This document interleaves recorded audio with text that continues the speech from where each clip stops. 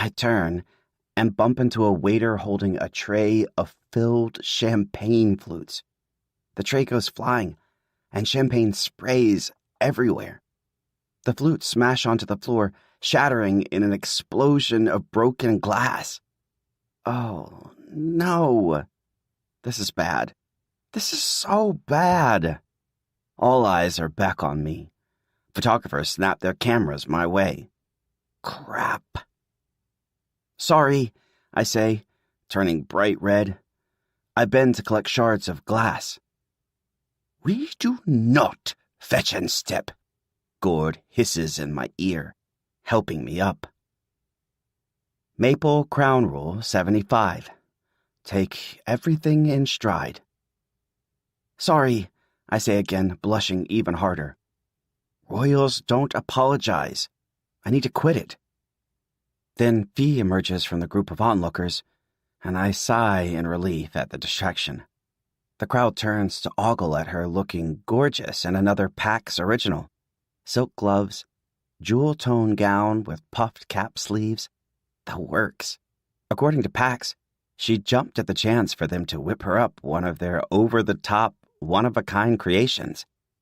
It's handy to have staff who can find whatever fabric you're looking for last minute, and it helped that Pax secretly repurposed outfits they designed from last year's class dance. Apparently, the luxurious fabrics they have access to now is worlds different from those from Little Timber General. And it shows. Edward extends his hand toward Fee, and she takes it. Next thing I know, they're twirling expertly on the dance floor. The partner who the firm assigned me is none other than Mac, who made lessons with our dance instructor very entertaining. But she's still buried in her admiring crowd, so I have to wait for her. I feel totally useless, just standing here in the circle of guests while my brother and Fee continue to waltz. Waiters are still scrambling to pick up the broken champagne flutes and wipe up the wet floor. I try to ignore them and gaze out at the crowd. Pax is dreamily watching Edward, their crystal flute tipping so far to the side that cider is practically spilling out. The outfit they designed for themselves is stunning. A double-breasted emerald coat that's encrusted with gems. Wow, he's so graceful, Pax breathes. You can tell he's had years of practice, I whisper. Pax sighs.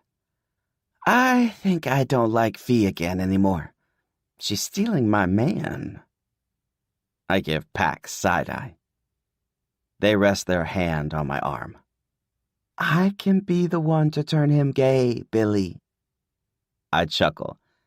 You know that's not how that works, right? I know, but a spirit can dream. I'm still stuck trying to move past knocking over the champagne. Just another cringy mess-up. Why am I so bad at this Prince thing? Edward is graceful. When did I become so clumsy? Pax keeps reminding me that my Met violin solo went over well, but I know that was a fluke, and I was warned to never attempt something like that again. It was also a fluke that I mixed up my hockey notes, though I could have sworn I jotted down everything Edward said word for word. Given how tired I am, I guess not. I need to step up my game. I've got a destiny to fulfill. Gazing back out at the crowd to see if Mac's ready to join me, and seeing she's leading a group of people in a TikTok dance, I spot a tall silhouette at the far end of the room, frozen in the doorway. For some reason, my palms begin to sweat. He takes a step inside, and I see a face that doesn't fit. That can't possibly be. The bottom of my stomach drops through the floor. Dustin? I whisper in total disbelief. Remembering the cameras are still on me, I smile. There he is, in an old-timey tuxedo with long coattails and a rounded top hat. He strides through the crowd as people move out of the way for him until he's on the dance floor. "Surprise," he says, grinning, waiting to see how I'll react, eyes alight. I forgot that his left iris has that brown freckle in the green. My mouth drops open in shock, and he slides his arm around my waist. Before I know it, we're dancing helter-skelter across the dance floor beside Edward and Fee.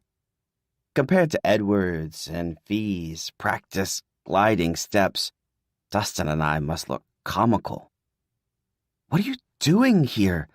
I hiss as he pulls me up from a scarily low dip. I think about how this is going to look to the firm. "I came to be your date." "I can see that." I let out a little laugh. We're spinning now, our feet moving in tighter and tighter circles, and I'm getting dizzier and dizzier. "I was hoping you'd be a bit more excited to see me," he breathes into my ear. "How did you even—" But before I can finish my thought, he twirls me, which is met by a smattering of applause. After what feels like an eternity, the music quiets as the song ends, and Dustin and I and Edward and Fee bow. Then I frantically welcome the other guests to join us on the dance floor. Dustin wraps his arm around my waist from behind and kisses my neck. I fight the urge to recoil at the touch of his lips. How did he even get into the Jubilee? What is he doing? Gord appears beside me. "Get him out of here," he whispers in my ear. Maple Crown Rule 59. No inappropriate displays of affection. I nod at Gord in agreement. Then I grab Dustin's hand. "Hey, come with me for a second." I lead him through the crowd, and we step out onto a veranda lit up by twinkle lights overlooking a garden. I catch Gord following us, but standing at the door, covering for us.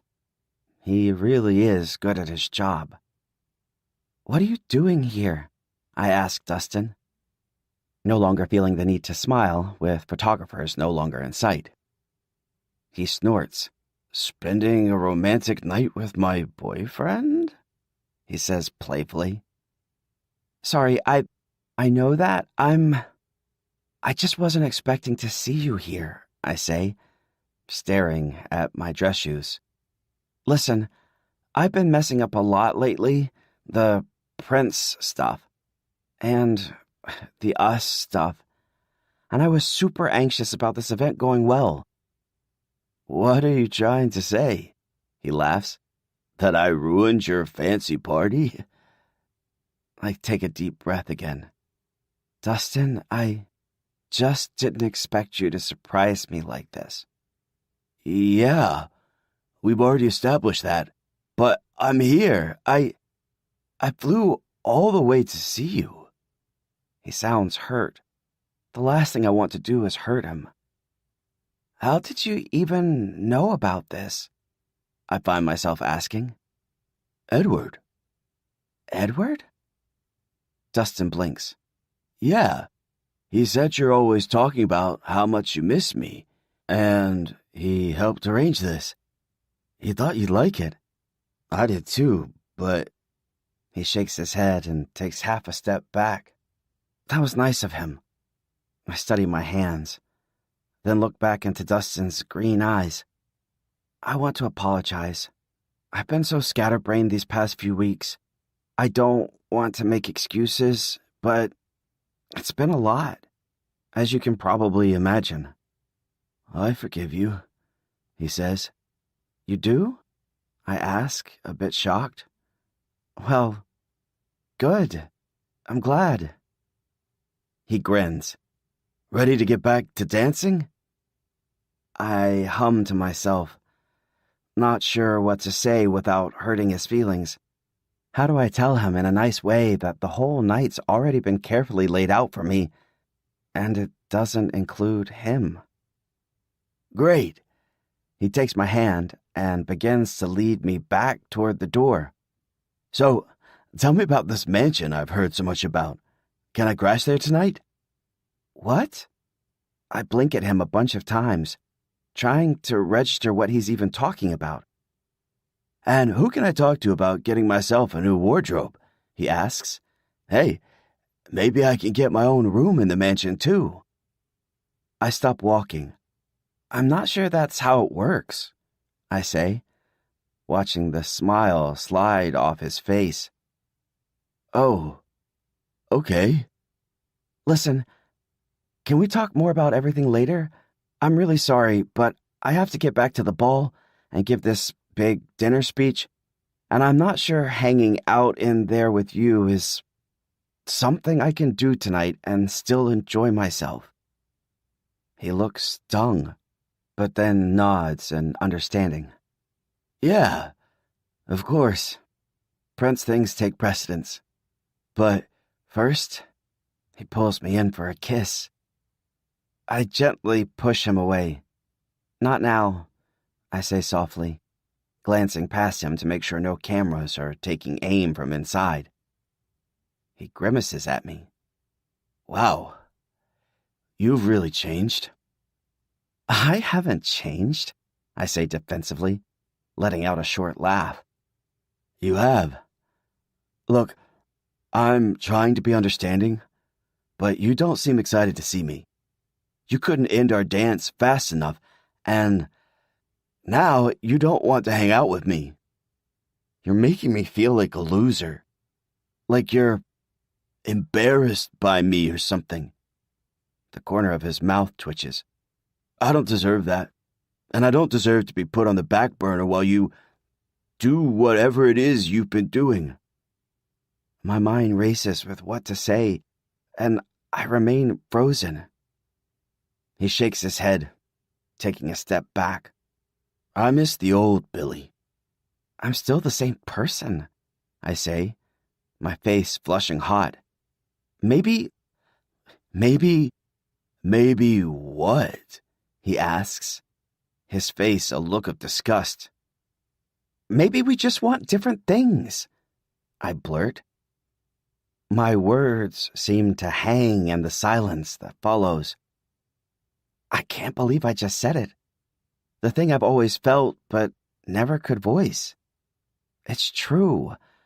I've known this deep down all along, but my love for Dustin and the desire to follow my parents' example made me push those thoughts aside and hold on to the familiar comfort. My parents met in high school and had the picture-perfect life. I wanted that with Dustin enough to ignore the feeling deep down that said otherwise. Maybe I have changed, but not in the way he thinks. I'm not afraid to speak my truth now. I'm not afraid to choose the unknown, whatever that may bring. Wow. Seriously? His expression becomes unrecognizable. I maintain eye contact and keep quiet, willing time to pass. You go off and become a prince and just leave me behind, Dustin says. You don't want to move back to Montana. You don't even want to be with me. His eyes swim with hurt. My heart catches in my chest. It's so much worse hearing him voice the truth than anything I could have ever imagined. It makes what's about to happen feel real, like we're on the edge of a knife. Dustin, it's not like that, I start. I've suspected for a while that he and I want different things. It pains me to my core, and suddenly I'm overcome with the urge to backtrack, to convince him that I'm just having an off night and that we'll be okay again. But I don't. My silence doesn't go unnoticed. In fact, it speaks volumes. Dustin runs his tongue idly over his teeth. I'm so ashamed of the person you've become, he says softly. I shudder, taken aback. What? Why would you say that? My whole body tenses up. How dare you judge me? You're a fancy prince who's too busy to return a peasant's phone calls. A peasant who was only ever good to you. His lip quivers. If I wasn't enough for you, no one ever will be. You'll never be happy. You did this to us. You. And I feel sorry for you. I fight back a sob, struggling to breathe. What? Where is this coming from? I'm sorry. Listen, maybe we can talk about this. It's over. Dustin bows mockingly. Your Royal Highness. He turns and goes. I don't chase after him. And I can't admit I'm heartbroken. Not yet. I still have half a ball to be seen at. I take a stealing breath, trying to compartmentalize what just happened with every fiber of my being. It had to happen. I just hate that it had to be like this. I pull myself together just as Neil sets foot onto the veranda. You okay, Bara? Who? What? Oh, I'm fine. I just need a minute. I stare at the stars, taking another slow and even breath. Was Dustin right? Will I ever be happy? Will I ever find someone who loves me like he did? You don't seem fine. Neil's standing closer to me now. The pressure of prince training is getting to me, I say. I don't know. I'm starting to reconsider accepting my birthright as the Crown Prince of Canada. I snipple. But I want it so badly. Anything new is hard, he says. This'll be fine. I wheel on him. How can you be so sure? He draws back. Listen, I was just trying to... Tears sting my eyes. I don't need a pep talk right now. I cut in, my voice hard. Neil raises his eyebrows. As you wish. And with that, he turns and stalks away. I wrap my arms around myself. What is happening to me? Who am I? Chapter 15. Edward. Hook, line, and sinker, I say, reading the tabloid headline about last night's delicious debacle. Billy's boy toy crashes ball. I lean toward Neil, who's seated across the cracked leather sofa from me in the student center. Thank you for arranging Dustin's trip here on the back end. Neil gives a casual shrug, browsing through five-star hotels in Tokyo on his tablet. It was all your idea, he says smugly. That's all you've got to say? I ask. How unlike you. Neil looks up. We knew Gord and the press would have a field day. And did they ever? I smile. That chump doesn't suspect a thing. I grit my teeth. But it still isn't moving the needle. I have to think of what to do that will be just enough to oust him while still keeping the monarchy intact and in good standing. Neil grins broadly, setting his tablet on his knee. What's with you lately? Your obsessive nature is scaring me. Hello, I say grumpily, pointing to myself. Still stripped of his title over here. Neil rubs his forefinger and thumb together. What in the world are you doing? Playing the world's tiniest violin, of course, he quips. Oh, shut it, I snap. Just the thought of the violin makes me want to smash things. That's his instrument, I shudder. Neil cocks his head. This is starting to go a wee bit overboard, wouldn't you say? Maybe the whole bringing his boyfriend here was crossing the line? What are you talking about? I flash, overcome with the sudden urge to ruffle and rumple Neil's thick, superbly moosed hair. I think we should cool it on the sabotage front is all, Neil says. He told me he's really struggling. It was tragic in the bad sense of the word. I laugh. You don't actually feel sorry for him, do you? Then I remember seeing Neil talking to Billy after Dustin stormed out of the ballroom. At the time, I thought he was playing his part, still nothing but a ruse. But now, I'm not so sure. Forget I said anything. Neil, I scoot to the edge of the sofa and gaze intently at him. You can't be serious right now. You're supposed to be helping me take him down. He's this close. I move my pointer finger toward my thumb, to being cancelled. Neil blinks, his shapely eyebrows arched. Edward, he's going through a lot. Oh, I see. I sink back. You've changed loyalties. Don't be ridiculous, Neil laughs. What's this sides game you're playing at anyway? I snort. I knew it. My blood begins to boil. You like him. I like a lot of people. Neil, this is different. He's my twinemy. I facepalm. Wow, Fee is really starting to rub off on me, I mutter. I try to get back on track. Don't you think it's weird that your crush looks exactly like your best friend? Listen, if you no longer want to help me get my title back, that's fine by me. I don't mean it, but I refuse to let Neil think abandoning me was his choice.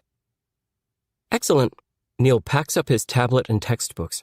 Well, I'm off to AP Lit. I'll catch you later then. Great. I pretend to stare at my phone until he's gone, acting like nothing's wrong. Why is everything so awful? What is wrong with me? Did I seriously just get irrationally irate at my best friend because he refused to help me sully Billy's good name? My thoughts are spinning a click a minute. I start out for fourth period on autopilot, making my way up the carpeted main staircase, when my phone dings. It's a text from Pax. A flutter of joy stirs in my stomach. It's as if they knew I was in a foul mood and in need of a pick-me-up. Pax. Thought you would enjoy this pic. It's a photo showing Pax and Fee making silly faces on the dance floor last night. So, not Pax checking in on me at all. The photo is accompanied by a link to an article. Pax Andrews becomes the new face of the fashion industry. I want to be happy for Pax. They're chasing their fashion design dream and making it happen in no time flat. But I admit that I really wish Pax had texted to ask how I'm doing. I'm feeling so sensitive right now. I know it doesn't make sense, but it upsets me more than I can admit. I trudge the rest of the way upstairs and slink into my desk for AP Calc. The least I could do is text them back. I pull my phone back out and reply, Edward, very cool. Next, I text Fee. Edward, hey, confirming dinner tonight with my parents. Fee is safe territory. I feel nothing for her, so there's no risk of her making me feel, well, irrationally irate. Tonight we're finally having the big dinner with my parents. They're ecstatic to see us. Fee, wouldn't miss it, my love bug. If I didn't know any better, I think she was actually falling for me. No, that's ridiculous. Am I really that full of myself? I'm seated in the formal sitting room with Mum and Dad on either side of our walnut coffee table, carved to resemble Le Chateau Frontenac. They're enjoying a pre-dinner glass of wine, like always, as I nurse my sparkling water, perched nervously on the edge of an overstuffed armchair. Oh, Edward, I'm so glad you thought to invite Fee over for dinner while we're in town, Mum says from her chair. I laugh awkwardly. It was more Fee's idea than mine. I think it's a great idea. What a fun end-of-the-week surprise. We've been hoping to all get together sometime, Dad says. It's been a while since we've seen her, and it'll be so nice to catch up. Wonderful. Tonight's delicious dinner wafts into my nostrils from the kitchen, wild pheasant in mushroom and wine sauce. I check my timepiece. I'm sure she'll be here any minute now. It's fine. Dad holds up his glass of wine. It's been nice catching up with our son. He takes a sip. Though I'm still not entirely convinced you're doing as swimmingly as you say you are, in light of Billy's arrival. I brush it aside. Oh, sure I am. I'm better than ever, I lie. Edward, Mum says, exchanging an eager look with Dad. Is it all right if we breach the topic of your romantic relationship with her? The doorbell rings. That must be Fee. I jump up. A footman will get it, darling, Mum calls after me. But I'm already down the corridor. I have to make sure that Fee understands that we're still pretending to be dating in front of my parents tonight, especially if they're going to be bringing up the whole romantic relationship topic. Fee arrives, trailed by a footman. She's wearing a polka dot dress with a matching clutch and bright red lipstick. Hello, my love. She wraps me in a hug, then kisses each cheek. I smirk. Don't you look radiant? It's dinner with your parents. Did I have a choice to look anything but? She gives me elevator eyes. You look good yourself. She tugs at the hem of my sleeve and twirls her skirts. Dare I say, kissable? I pull away. You needn't turn on the charms just yet, I whisper, leading her through the corridor. She pouts. But I like flirting with you, she says softly. Is she falling for me? I narrow my eyes. This is strictly pretend, remember? Right, she says, pulling herself together. Strictly pretend. She winks at me, and it strikes a jolt of unease in my stomach. Does she like me for real? Then she strides past me into the dining room. Your Royal Majesties. She bows, despite Mum and Dad cutting through the formalities with hugs. As I take my seat at the table, I realize how serious this meal is for everyone else around me. I think about how the original plan was for us to use each other, her using me for power, me using her for cover. But now that we've bonded as friends through our pranking of Billy, I've seen another side of her. I'm struggling to find ways to keep her at a platonic distance, including now, when she sits beside me and interlaces her fingers through mine beneath the table. I resist recoiling. She must really love seeing me squirm. Oh, Sophia, you look absolutely stunning, Mum says warmly. Thank you, Fee beams. As do you, ma'am. Well, let's eat, I say. Dad raises his water goblet. We're so glad you both could dine with us tonight. Everyone follows suit. I'm so glad you suggested it, I lie through my teeth. Leave it to my parents to be there at every turn, helping this fake romance along. I remind myself how I simply need to make it through this one meal for my parents to get off my case about dining with her. Fee looks over at me and smiles. It almost looks authentic. She squeezes my hand under the table and I squeeze back on instinct. Uh-oh. Not really helping matters in the realm of making Fee think we're not actually falling for each other. I'm starting to really feel bad for stringing her along, if that is indeed what's happening. Now, when exactly did you two start dating? Mum asks, moving her fork around her salad. Here it comes. We both reply at the same time. December. November? I laugh. Sometime between November and December. I shoot Fee a look. She tucks a strand of her ombre hair behind her ear. Wonderful. It's so nice to see young love. Mum smiles at Dad. Do you remember when we were their age, honey bunch? How could I ever forget, my love? Dad gazes fondly back at her. We're the definition of young love, Fee chimes in. Yes, my eyes dart. Well, you're hard not to love, I say, swallowing hard. Dad grins. You two are already using the L word, eh? Oh, yes, Fee says, laying it on thick. We're deeply in love. She pecks my cheek. I turn and kiss her back. This is truly mortifying. You two are so adorable, Mum smiles. The press actually has it right for once. You know, when I met your mother, Dad takes her hand. I instantly knew she was the one. I know just the feeling, Fee says, butting in. Who better to marry than your best friend? I nearly choke on a cherry tomato. This little game has officially gone too far. I feel lousy for faking out both Fee and my parents. People are going to get hurt. It's just a matter of time. But this train has already left the station. Sophia, Edward tells us you're also gearing up to attend the University of Ottawa in the fall, Mum says. Excellent school, Dad says. Oh, yes, Fee agrees.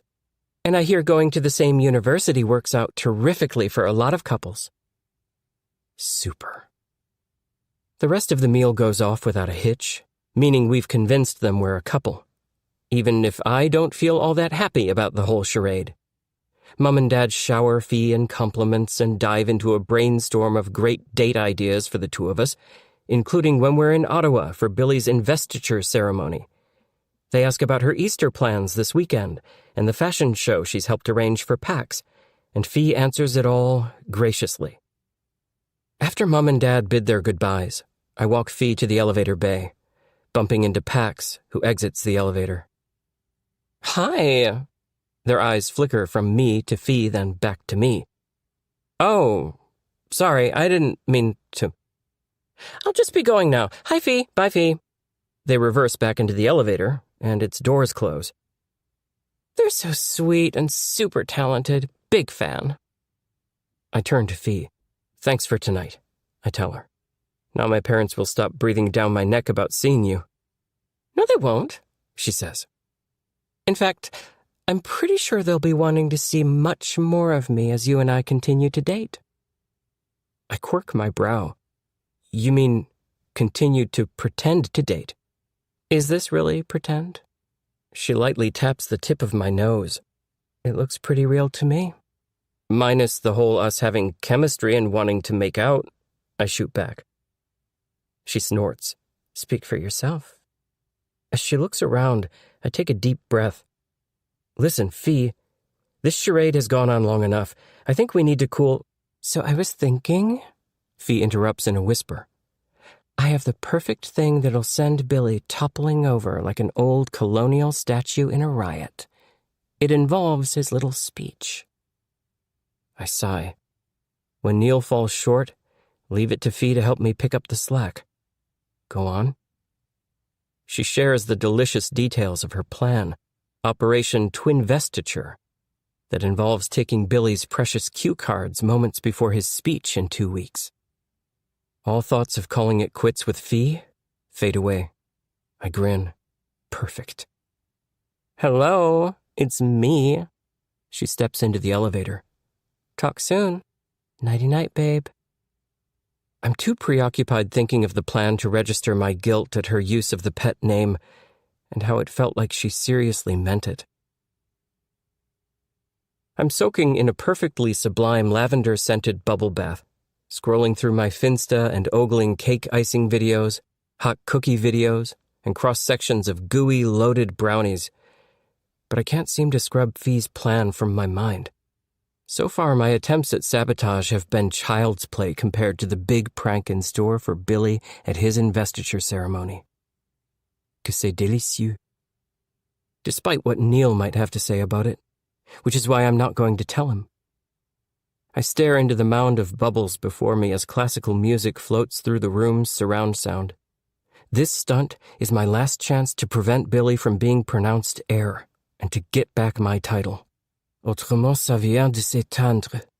I've been so listless and heavy-hearted these past few weeks. Taking a deep breath, I slide beneath the hot water. I once thrived off the Crown Prince hustle and bustle, being too busy to luxuriate in a fragrant bubble bath. All this downtime breeds too much time getting in my head about literally everything. So despite feeling hopeful about Operation Twinvestiture, I'm still queasy.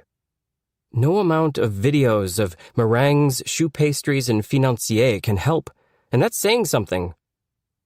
I dry off and slip into pajamas, then turn off the lights and music and try to sleep. It's useless. My thoughts are reeling in high definition. Sometimes when this happens, it helps to grab a tall glass of milk from the kitchen. Donning my housecoat and slippers, I travel on over to the East Wing, and am halfway to the kitchen when I overhear something. It's music. I strain to listen. It's a sad, beautiful song, being played on a violin. I follow it up the dark stairwell and to the 6th floor, and come to a halt outside the oak door to the portrait gallery. The classical song is melancholy and heartfelt.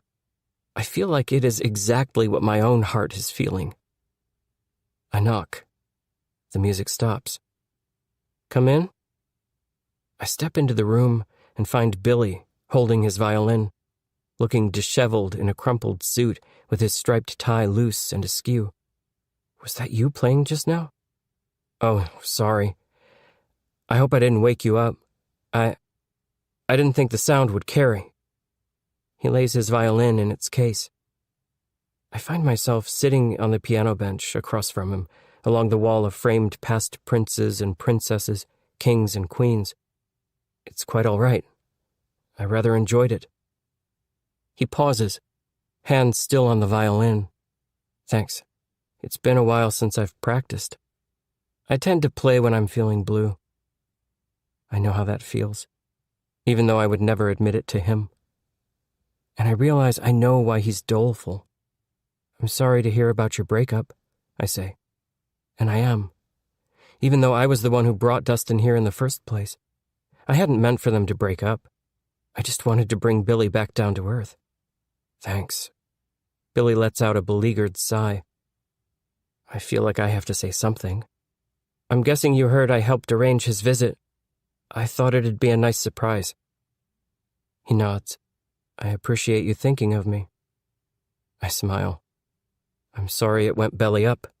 Why am I apologizing so much? How unbecoming. Do I actually feel guilty?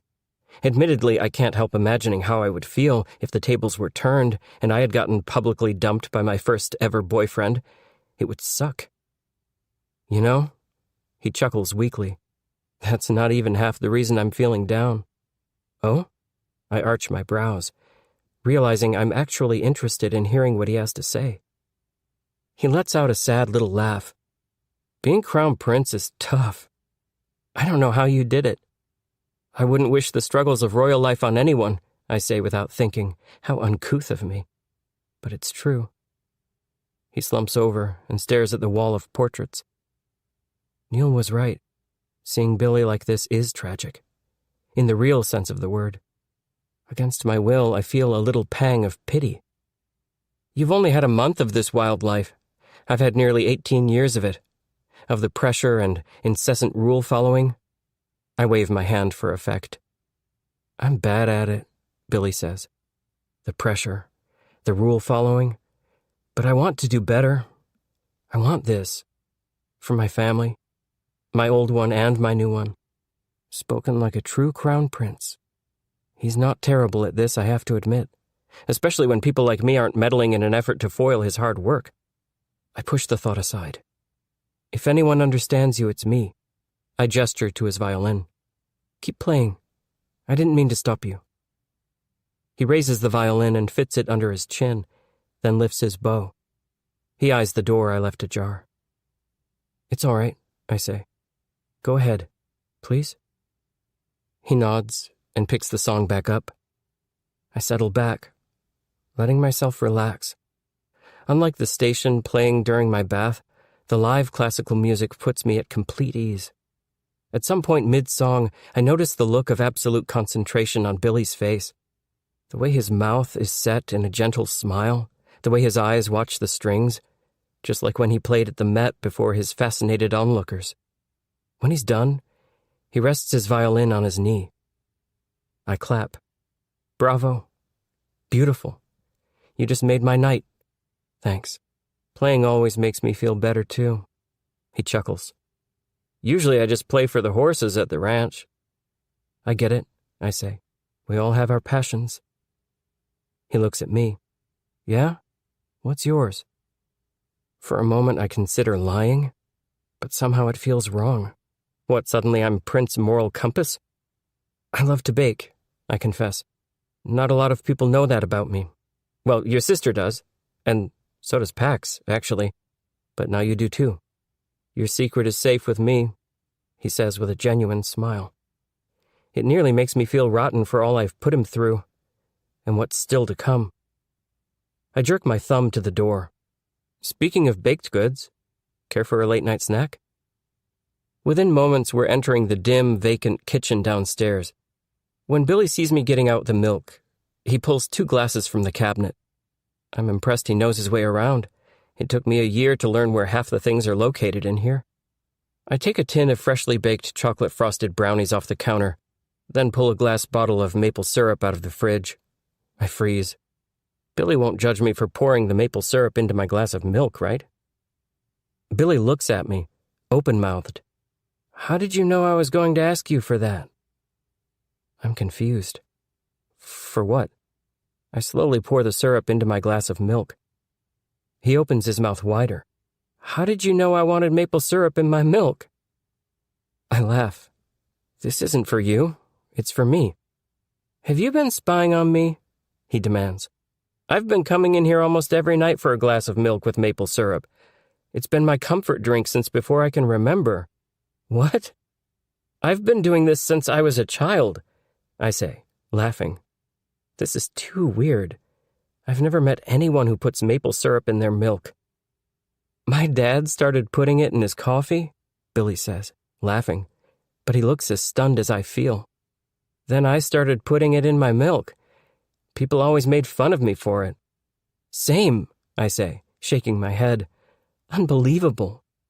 I want to know more about his dad, but it feels a bit too overreaching. I'm sure he'll share all in good time. We mix in the syrup with spindly silver spoons, give a toast, clinking our glasses of maple syrup milk together, then chug them. That hit the spot, I say, reaching for a brownie. Billy examines it. Are those frosted? I give a spirited smile. Brownies should always be frosted. Help yourself. I offer him the tin. So, how are things with Gord? Okay, I guess. He told me to work on my professionalism and that I don't want to become a caricature, whatever that means. He also told me the firm really wants me to stop pushing my gay agenda. Dustin's visit didn't help things. Billy takes a bite of brownie. This is amazing. What gay agenda? I ask, bewildered. Exactly. I'm not sure. Apparently they said gay stuff is inappropriate, especially as a role model for little kids. So they want me to ease off on the gay stuff. Oh, and apparently they think people in the Midwest don't accept gay people, which implies there aren't any there. Billy shrugs. I'm just being me. What? My blood boils. Am I actually growing defensive on his behalf? This kind of stuff is exactly why I hesitate. Then I realize that I'm about to say something out loud that I've never told anyone before. And I'm about to say it to my arch-nemesis. But Billy doesn't seem like my arch-nemesis anymore. Not after the last half hour. I look at him, and suddenly it hits me, really hits me. This is my brother. And that means I'm not alone. Neil may be my lifelong partner in crime, but if there's anyone who understands about life inside the gilded cage, it's Billy. I let out a deep breath, check the coast is clear, and look him in the eye. This is why I've never come out. Billy blinks. You're... I nod. Indeed. He keeps blinking. So, Fee? I grin. A cover. But... Billy's brow furrows, and then he nods. Well, I can see why you haven't come out. He gives a sympathetic smile. I feel bad. Here I am waving my rainbow flag while you... Don't worry about it. I'll be okay. I manage to smile back. Who knows? Maybe the firm will break their silence and finally speak up in support of you, or allow Mum and Dad to do so in their stead. Now, we've got to be strong. And, well, know that we're here for each other. As brothers. Billy's still staring hard at me. Before I realize it, he's embracing me. I let it happen, stunned, then take a staggering step back. Thanks for confiding in me, he says. I'm 100% here for you.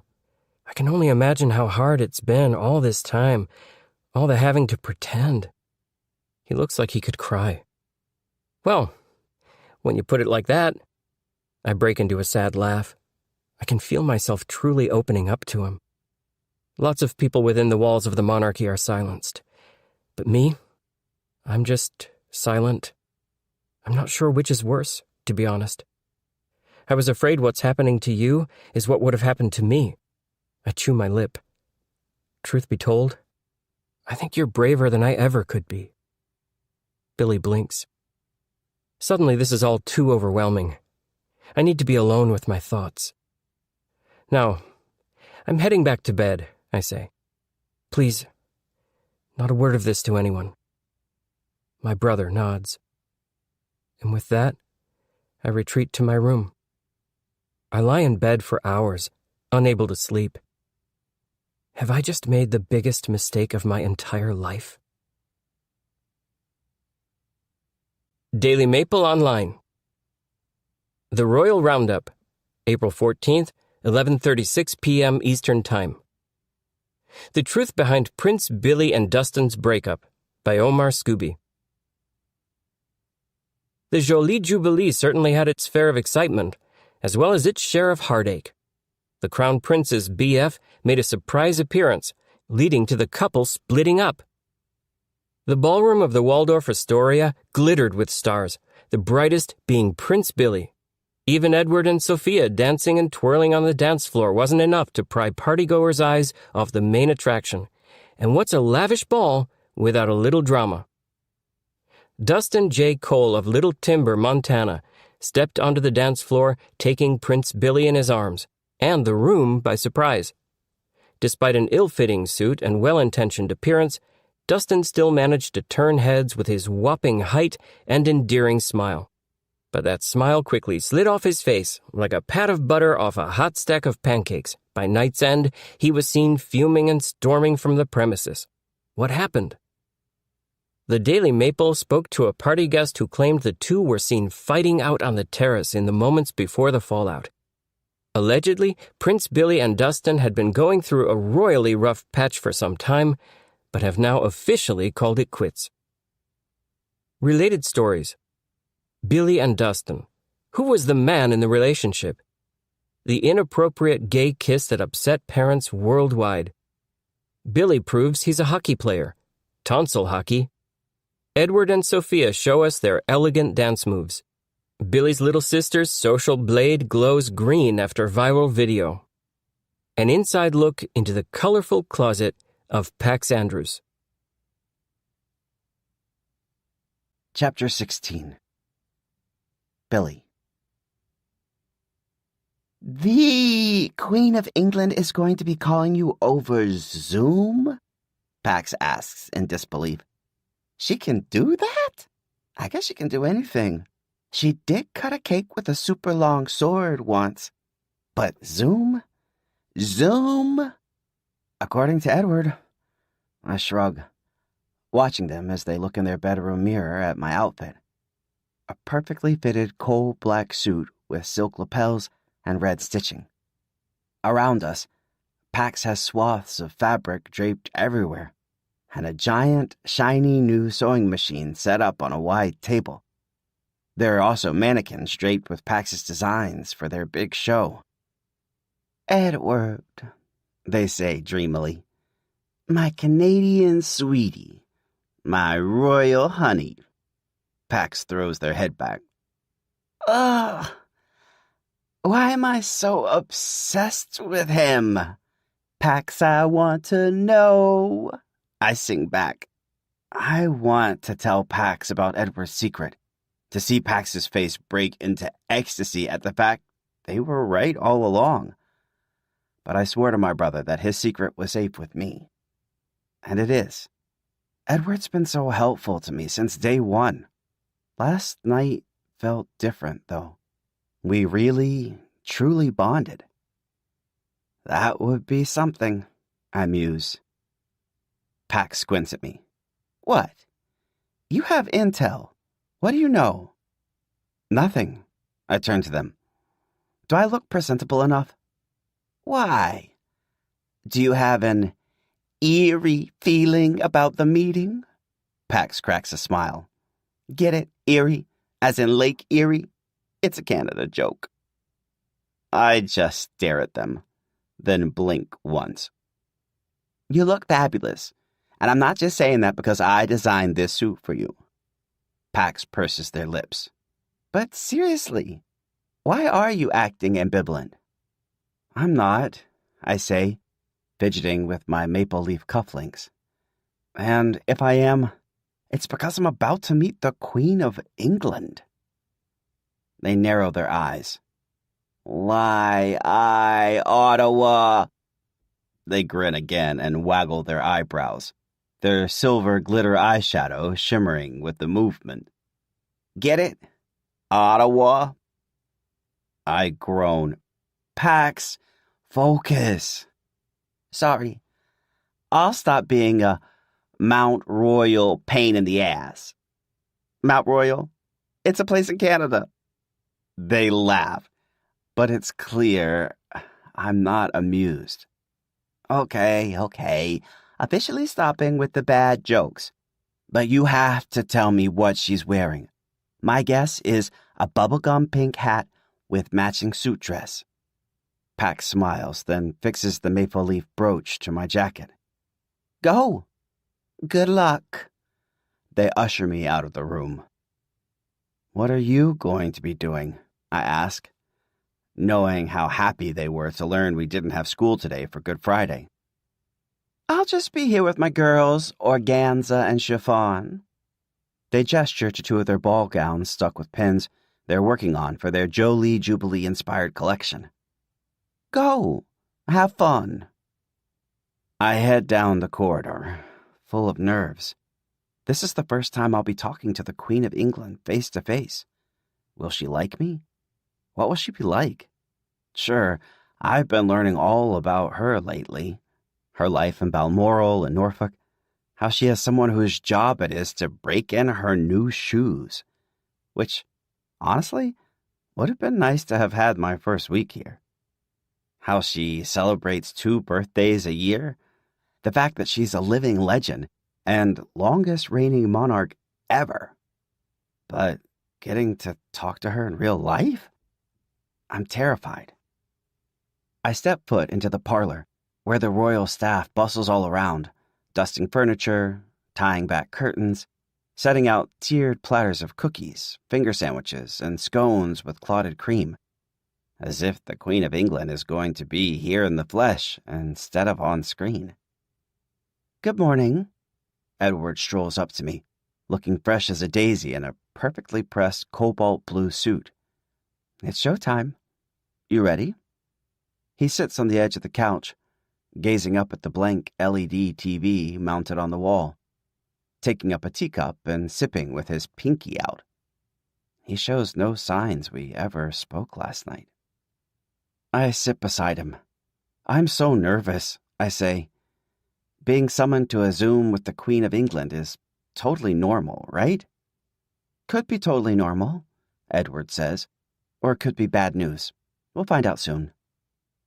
I fold my hands in my lap, hoping that it is nothing more than just a friendly call with our grandmother, who simply wants to say hello to her newly discovered grandson. The screen flickers to life, and the Queen of England's face appears. She's wearing a giant lavender hat and matching lavender suit dress, white gloves, pearls, and reading glasses. In front of her, tiny tea sandwiches, scones, and a fruitcake rest on a tiered tray. My mind races with all the Maple Crown rules that Gord's been drilling into my head when it comes to Her Royal Majesty the Queen of England. Like Maple Crown Rule 19. Read the room. Not to mention details like how even a second with her requires a ton of careful planning. Her face breaks into a warm smile when she sees us, which takes me off guard. Hello, dearies, she says. Oh, it's so lovely to see you again, Edward. And Billy, it is very nice to meet you. Edward stands and bows before sitting again, and I quickly follow suit. Maple Crown Rule 28, when in doubt, bow.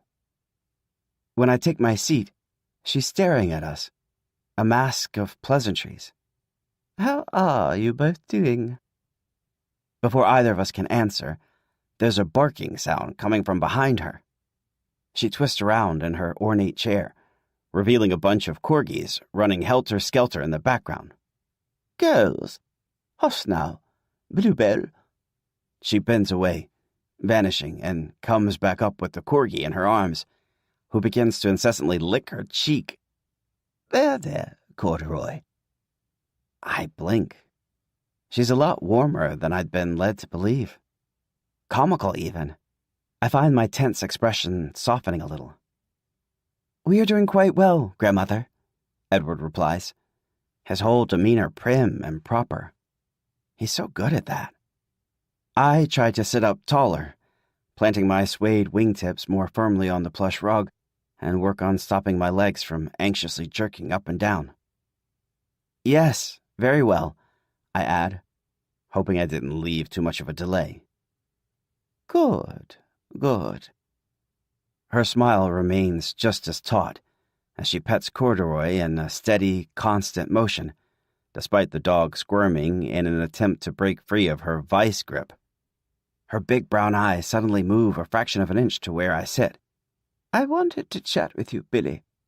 We haven't had a chance to talk since your discovery." I laugh. "Discovery? You make it sound like I'm a dinosaur fossil or something." I grin, hoping this will break the ice. Her face is absolutely unreadable. She stares silently at me. I can feel Edward's eyes boring into the side of my head. Oh no. Is dinosaur fossil one of her dreaded nicknames? Crap. I cough. I'm, glad we're finally getting to chat. It's apparent that your start as Canadian Crown Prince has been a bit rocky.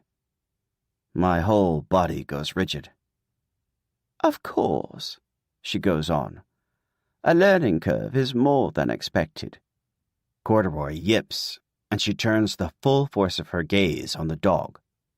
Knock it off, she growls. Then she smiles pleasantly again.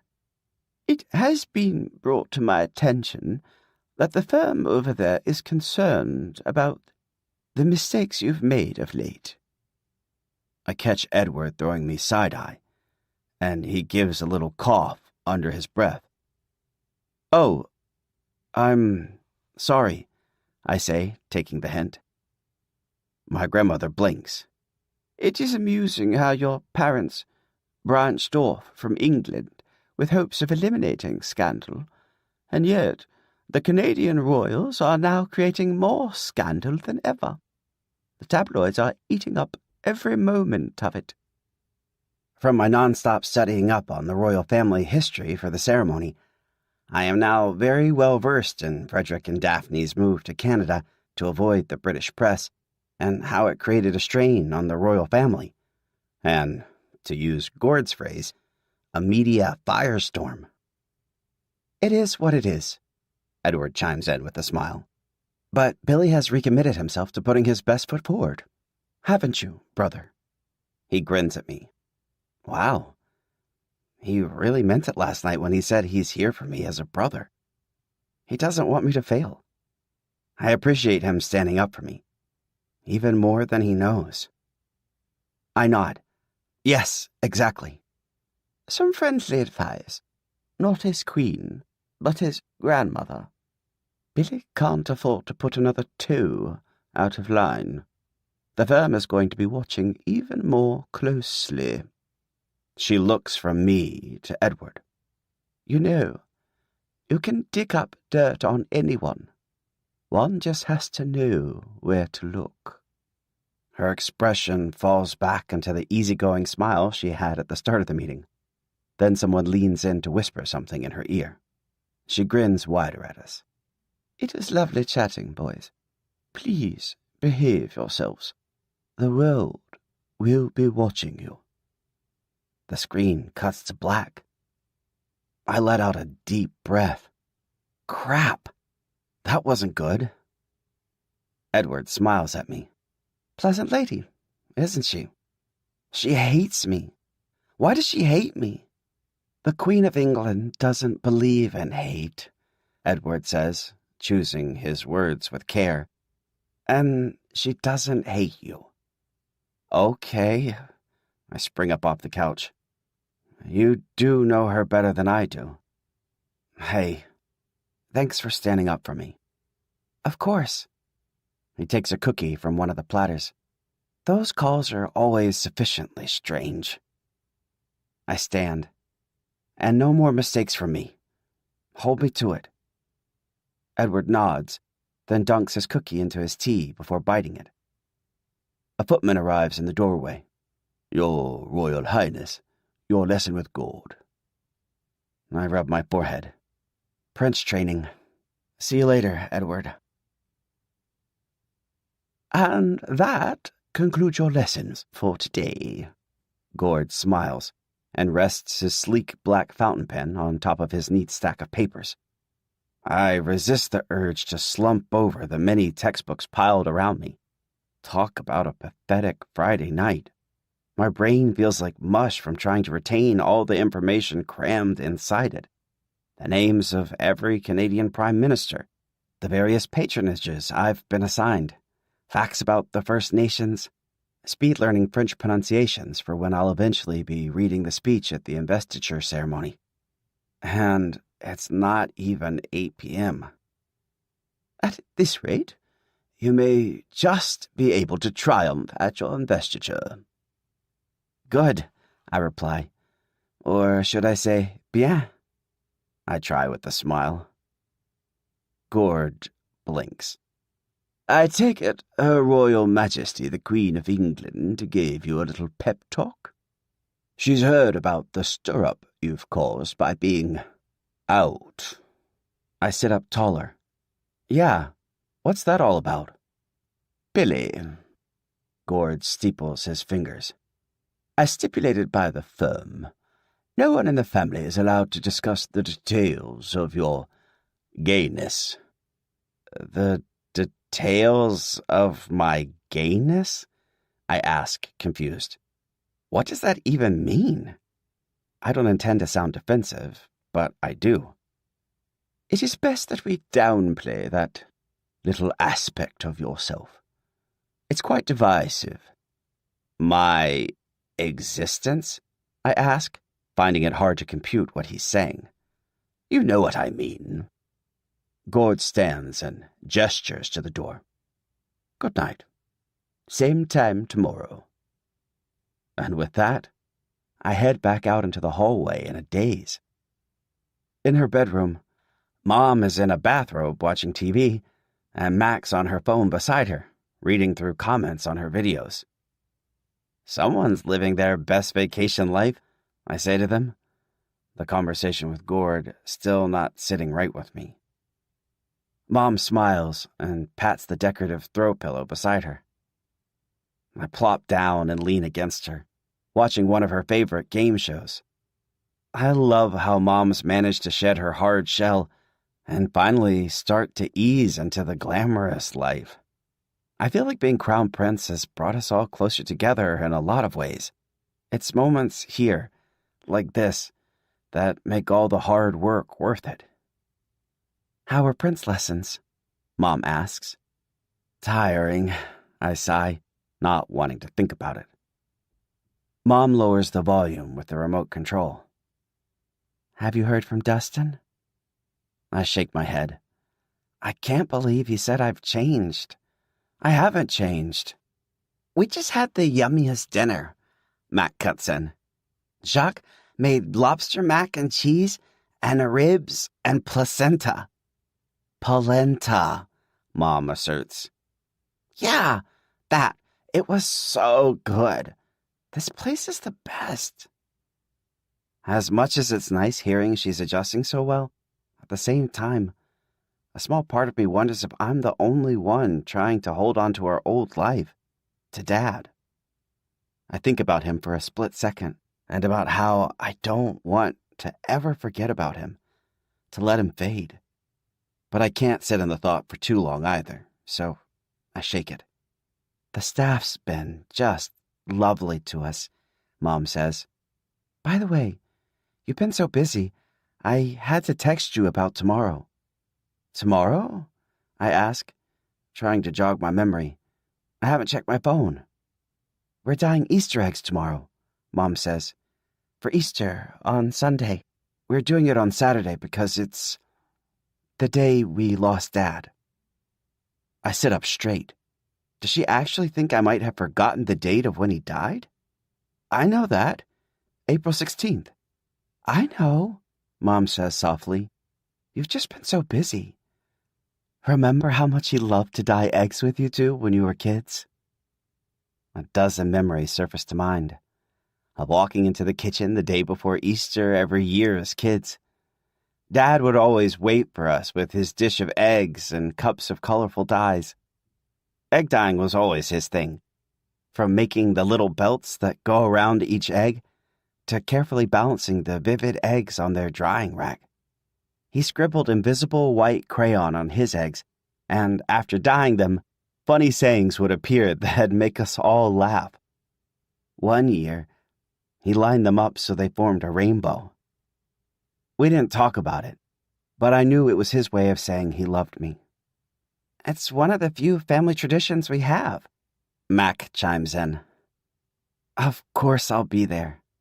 I give Mom a hug, comforted in remembering that we refuse to let him fade, that we'll continue honoring him, blasting his favorite songs while dyeing those eggs. I wouldn't miss it for the world. A loud yawn escapes me.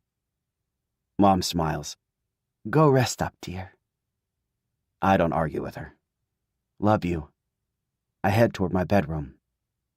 Love you too, she calls after me. See you in the morning for egg dyeing, 11 a.m. sharp, and we'll have lunch together afterward. I'll talk to Jacques about making you some of that delicious placenta. Within moments, I'm sprawled across my bed, thinking about how I have less time for all the things I love, like violin. It's a huge difference going from playing every day to playing once a week, if that.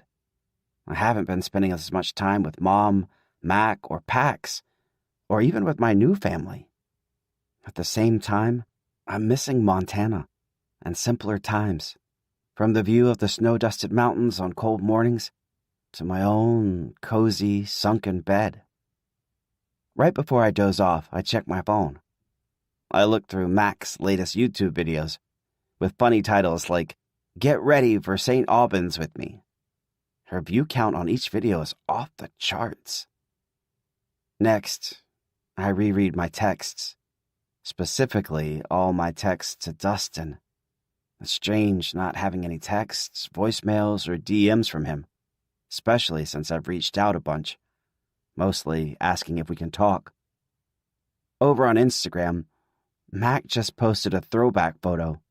Even though it's a day early, Mac's post is in honor of the anniversary of Dad's death. Seeing the photo makes my stomach lurch, wiping all thoughts of Dustin. It's the two of us, ages 5 and 9, with Dad in the kitchen, a basket of eggs on the table. He's in his soft flannel shirt, an arm around each of us. I can feel the warmth of his smile. Mac and I look so happy, too. I want to tell that little boy and girl in the photo that he won't be there forever, and to treasure the time they have with him. I regret not turning to him then, and a million other times to freeze the moment by telling him just how much I love him. I should have told him more often.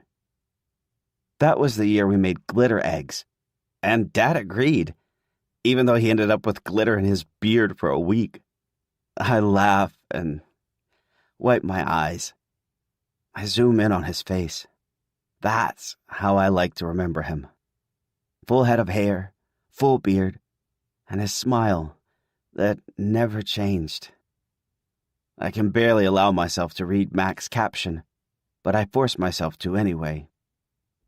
3 years without you, Daddy. I miss you so much it hurts.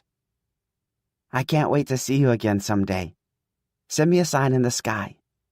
Send me a rainbow. I wipe my eyes, power off my phone, and try to go to sleep.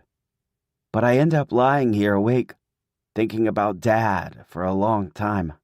Sometimes I wonder if he's actually dead, and ask myself if he could still be alive somehow. But the answer, like the period concluding a sentence, always follows. The radio blasts. Air rushes into the truck.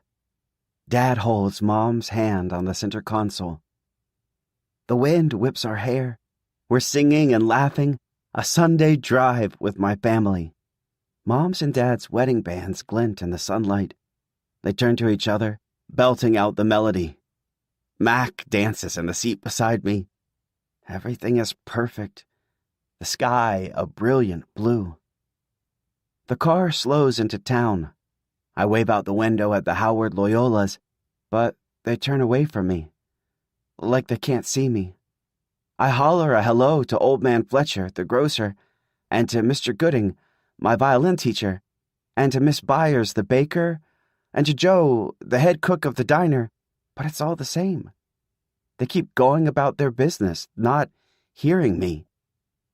Something's wrong. The sky darkens and it begins to drizzle. There's Dustin, walking along the sidewalk with his basketball under one arm. He's holding hands with someone. My heart breaks into 1,000 pieces, watching as they lock lips. How could he have moved on to someone else so soon? Had he been cheating on me? I grip Dad's shoulder for help. He turns around in the driver's seat, but it's Frederick's face. I begin to sob, unable to catch my breath. Where's Dad? I wake up, surprised to find my eyes are dry. Thoughts of Dad ebb back into the shadows of my mind.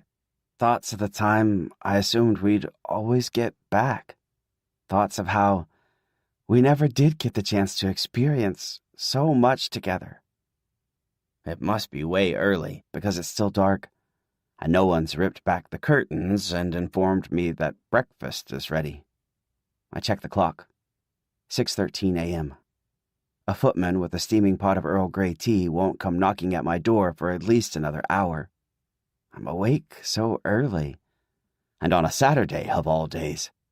Part of me blames the overall stress and anxiety of wanting to be the perfect prince.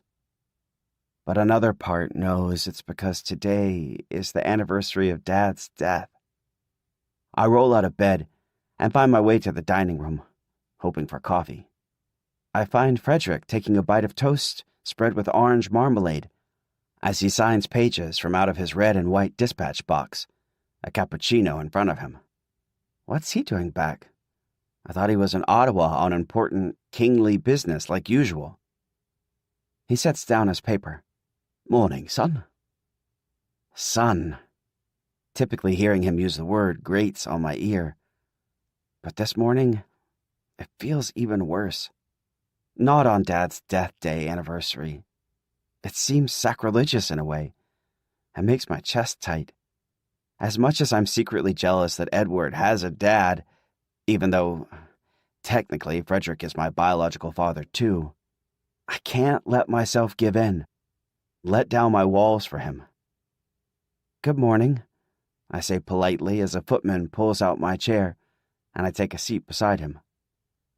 You must be wondering what I'm doing back, Frederick says. I nod. It's nice to see you, but it is a surprise. I dole fresh strawberries and blueberries into my bowl of oatmeal, and the footman pours me a freshly squeezed glass of orange juice. Your mother and I are here for Easter brunch tomorrow with you and your brother. We flew in a day early. Daphne is off meeting with the head of an NGO at their headquarters. He glances at his red and white box with paperwork sticking out the top, then at his tablet propped up showing a very full calendar. I have no morning engagements myself, which is rare. Only a meeting with a British bishop at 1. He smiles at me. You know, we haven't had a chance to do something fun together yet. Just the two of us. I feel rotten about not seeing to it. How about a horse and buggy ride through the park? I assume you're fond of horses, from your ranch life. What do you say?" I desperately want to say yes, for a chance to connect with him. But what about dying Easter eggs with Mom and Mac at 11 a.m.? I do some quick mental math. If Frederick and I left soon, we'd definitely be back by then. "I'm in," I say, through a mouthful of oatmeal, followed by an embarrassed chuckle. "Excellent." He stands. "You finish your meal. I'll see to it that everything is set for us." At 8 a.m., Frederick and I climb into the SUV taking us to Central Park. When we arrive, I see that the lake area of the park has been roped off in our honor, with security and police patrolling every inch of the perimeter. Frederick and I step out of his car, where we're met by paparazzi and journalists, along with fans and people protesting a gay crowned prince, and the monarchy in general. How did they find out we were going to be here on such short notice? But I have to say, it feels way less scary to face the haters with Frederick by my side. Still, my skin isn't thick enough for this yet. I feel slightly sick to my stomach. We climb into the horse and buggy waiting for us, and it begins clomping down an incline. The road takes us past bike paths and walkways carved into green, grassy hills.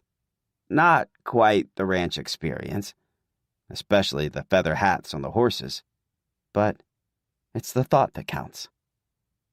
"Lovely spring day for a ride." Frederick closes his eyes in a serene way. I watch a squirrel run up a tree trunk and a lark sparrow alight on a branch.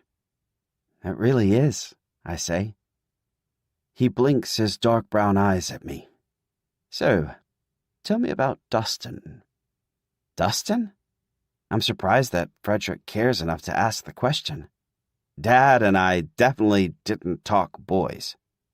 "Well, we broke up," I admit with a heavy heart. He nods. "I heard as much. From your brother. How are you doing?" "I guess I miss him more than I thought I would," I confess. "And why is that?" I gaze at my hands.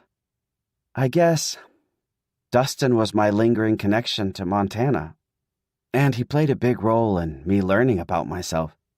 Part of me wants to apologize, or maybe try to win him back. I hadn't even admitted that to myself until now. But it's true. As flawed as Dustin might be, there's comfort in the familiarity I had with him. And for some reason, I can only seem to remember the good times with him. From the time he showed me a shoebox he kept full of mementos of all of our early dates, to the time he surprised me with tickets to my favorite local symphony orchestra. Then there's the pain of watching him walk away, discarding me so effortlessly, so easily, like trash. Does he see me as a villain now? A monster in his mind? Does he even care about me at all anymore? Did he ever truly? "If I may," Frederick says, cutting through my thoughts, "I might not have known you in Montana, but you have a good head on your shoulders, and an honest heart. That much is abundantly clear to me. I support you in whatever decision you want to make." "Thanks." I fidget with the seam of my jacket. My dad was also a connection to home. He died 3 years ago, to the day. Frederick nods. "I'm sorry, Billy. I understand wanting to feel a connection to home. I'm sure you've read a headline or two about this, but my dear brother and I still aren't on speaking terms, not since Daphne and I left England. I know how it feels to lose loved ones." I focus my attention on the clomping sound of the horse hooves on the pavement. I just miss him. I look away. I miss him wrangling sheep at the ranch and shaking mud out of his boots and making his famous buttered toast in the oven. He was so proud of that toast. It was just toast. I laugh a little, my eyes misting. Frederick rests a hand on my knee. "You'll always have a connection to Montana. and to your dad. And you'll always have your mother and Mac. I'm overcome by his understanding, and talking to him feels surprisingly normal, like I hoped it would deep down. But the mention of Mom and Mac snaps me back to the present. "Oh no! What time is it? I totally lost track," I yelp.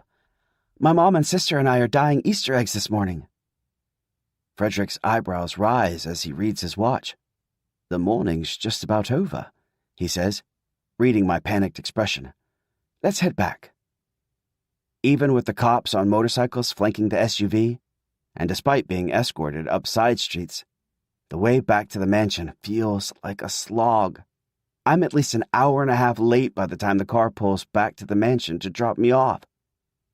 "I'm off to my meeting with the bishop," Frederick says from his seat. "Thank you for the chance to spend some time together." "Yeah, thanks." My mind is in an anxious spiral, thinking about Maple Crown Rule 73. Never neglect family nor friend. And how I broke it. Again. I race inside the mansion, bypassing the elevators and heading straight up the stairs, taking them two at a time. Breathlessly, I step into the kitchen and take in the colorful eggs sitting on a drying rack by a bouquet of fresh flowers. Oh, no. I have to find Mom and Mac and apologize. I spin around and step foot back into the parlor when Daphne walks in, looking as nice as ever in a beige coat, cream-colored sweater, and black slacks, carrying a simple brown bag with gold clasp. "Billy," she grins. "So happy to see you, darling." I stop short. "You too," I say with a put-on smile. It's not exactly the best time for friendly chit-chat. "Good news." She takes my hand in hers. "Your father and I agreed to let your friend Pax redesign your ceremonial outfit for the investiture," she says. "We think they'll do more than a fine job. Would you like the honor of letting them know?" I can't believe it. "Oh, thank you. Thank you. This is the best news ever." My face breaks into a real smile as I squeeze her hand. "Of course, I'd love to tell Pax the good news. They're going to flip." Past her, I notice Mom standing in the doorway. We lock eyes. "Mom!" "Oh, sorry to interrupt." She turns. I see Mac is with her. They disappear back around the corner. "We'll talk more about it later." Daphne grins and releases my hand. "I hate to cut our chat short, but I have to meet the Prime Minister for an off-the-record chat. Hi to Edward for me." She kisses my cheek before hanging a left into the hall. I hang a right and chase after Mom and Mac. "Wait up!" I quicken my steps and break into a run, catching up with them. "You forgot about egg dyeing, doofus," Mac says. "I know. I feel awful. I'm so sorry." My mom and sister keep walking. "It's okay," Mom says. "I understand you have a lot of new responsibilities." "Mom," I try to catch my breath. "I feel terrible. The king asked me to go to Central Park with him, and there was so much traffic coming back, and then the queen was just telling me, 'Billy, it's okay.'" But her voice is cold. She opens the door to Mac's room. "Come on, Mac." My sister scowls at me. "Dustin was right. You have changed." She turns and disappears into her room with Mom.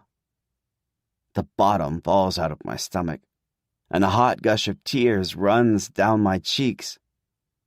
My mom has always been there for me, and now I've let her down completely. I feel like such a failure. Maybe Dustin was right. Dad would be so ashamed of the person I've become. Chapter 17. Edward. After an agreeable Easter brunch, the clothes fitting at Fee's mansion of our his and hers garments for the investiture ceremony leaves a lump in my throat. A reminder that I'm not the one undergoing the ceremony. a reminder of the life that once was mine. By the time we're back in our everyday garb and settling down to cram our homework on a sofa in her massive bedroom, we each can't stop staring at the mannequins. One in the start of a maple leaf printed gold gown, the other in a somewhat complete, fitted burgundy tux with a subtle matching pattern. When Pax learned they could design Billy's ceremonial outfit, they volunteered to do an outfit for each of us, too. Even with 2 weeks on the clock, can that even be done? Have you seen Assignment Catwalk? Apparemment, they spent all night stitching up these lovelies, with a little help from the staff. You've got to give it up to Pax, Fee says. Their garments are gorgeous. I'm totally excited for them to debut their Jolie Jubilee-inspired royal collection at the fashion runway show tomorrow. She purses her lips at me. They're obsessed with you, BTW. They are? I ask. Although it doesn't surprise me in the least. Her comment gives me a funny flutter in my stomach. It's replaced by a kick of guilt as her glance lingers on me. I get the sense they're royals obsessed in general, I assert. Too bad you're not playing for their team. She moves closer to me on the sofa and rubs her stockinged foot against mine. And too bad you're already taken. Her fingers climb up my arm as her lips form a coquettish smile. I want to tell her that I'm gay, to nip this whole thing in the bud. I'm sick of lying. It felt so good to tell Billy the truth that night, even though a small paranoid voice in my head screams he's going to tell someone, and before I know it, it'll be splashed across the Daily Maple with Mum and Dad calling my phone, wanting to chat. Fee keeps talking. You know, I loved having dinner with your parents, and Easter brunch was fab too. She inches closer to me. She smells like strawberry-scented perfume. It's a nice smell, but not one that makes me want to plant a kiss on her mouth. In fact, I'm inclined to ask her what it is so I can purchase it for myself. Fee, I avert my eyes to my carbon paper notebook, then look back up at her. This whole you and me thing, you know it can't actually work. And why's that? Her voice has a playful lilt to it, and her eyes smolder. I take a sharp breath. It just can't. I flash a smile. Okay? Oh, come on. Her hand lands on my notebook, forcing my eyes back up to hers. You can't be serious. Is Neil in your ear again? Neil? Please, she glares. He's had it out for me since day one. Truthfully, we haven't really spoken in a while. He's been flakier than phyllo crust. Probably too busy planning his rip-roaring gap year away and dancing on tabletops with that guy he's been seeing. I sigh. Plus, I think he's decided he'd rather be friends with Billy than with me. She frowns. That doesn't sound like Neil. I mean, his party year flying all around the world and taking cool photos, yes. But he's had your back literally since the day you two met. You must have really upset him if he's cozying up with Edward 2.0. Fee might have a point. I suppose I owe him an apology, I mutter. She laughs. I thought you didn't believe in apologies. I smirk back at her. I think that's you. Don't try and change the subject. She attempts lacing her fingers through mine, but I move my hand slowly away. Ouch, Eddie Bear. Aren't you having fun fake dating me? I've been looking forward to you being my real date for the investiture. She gestures to the impeccably coordinated mannequins. It's going to be a blast when we pull off our big prank on Billy. But come on.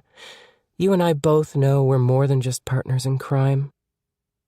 More than just partners in crime? Oh no. Fee has fallen. And I really don't want her to splat. But I don't have the heart to break hers. I should go. Fee looks stung. What's wrong with you? We're the perfect match. Her troubled expression gives way to a satisfied smile. Am I making this all too easy for you, Eddie Bear? Because I can play hard to get. I stash my notebook into my knapsack. I'll see myself out. I give her a prim smile. Later, Fee. She smiles. I see how it is. You're the one playing hard to get. Well, it's working. Later, babe. Happy Easter. They've just arrived, Your Royal Highness. Gord's matter-of-fact voice carries out into the corridor. I backtrack and pause in the open doorway to the study.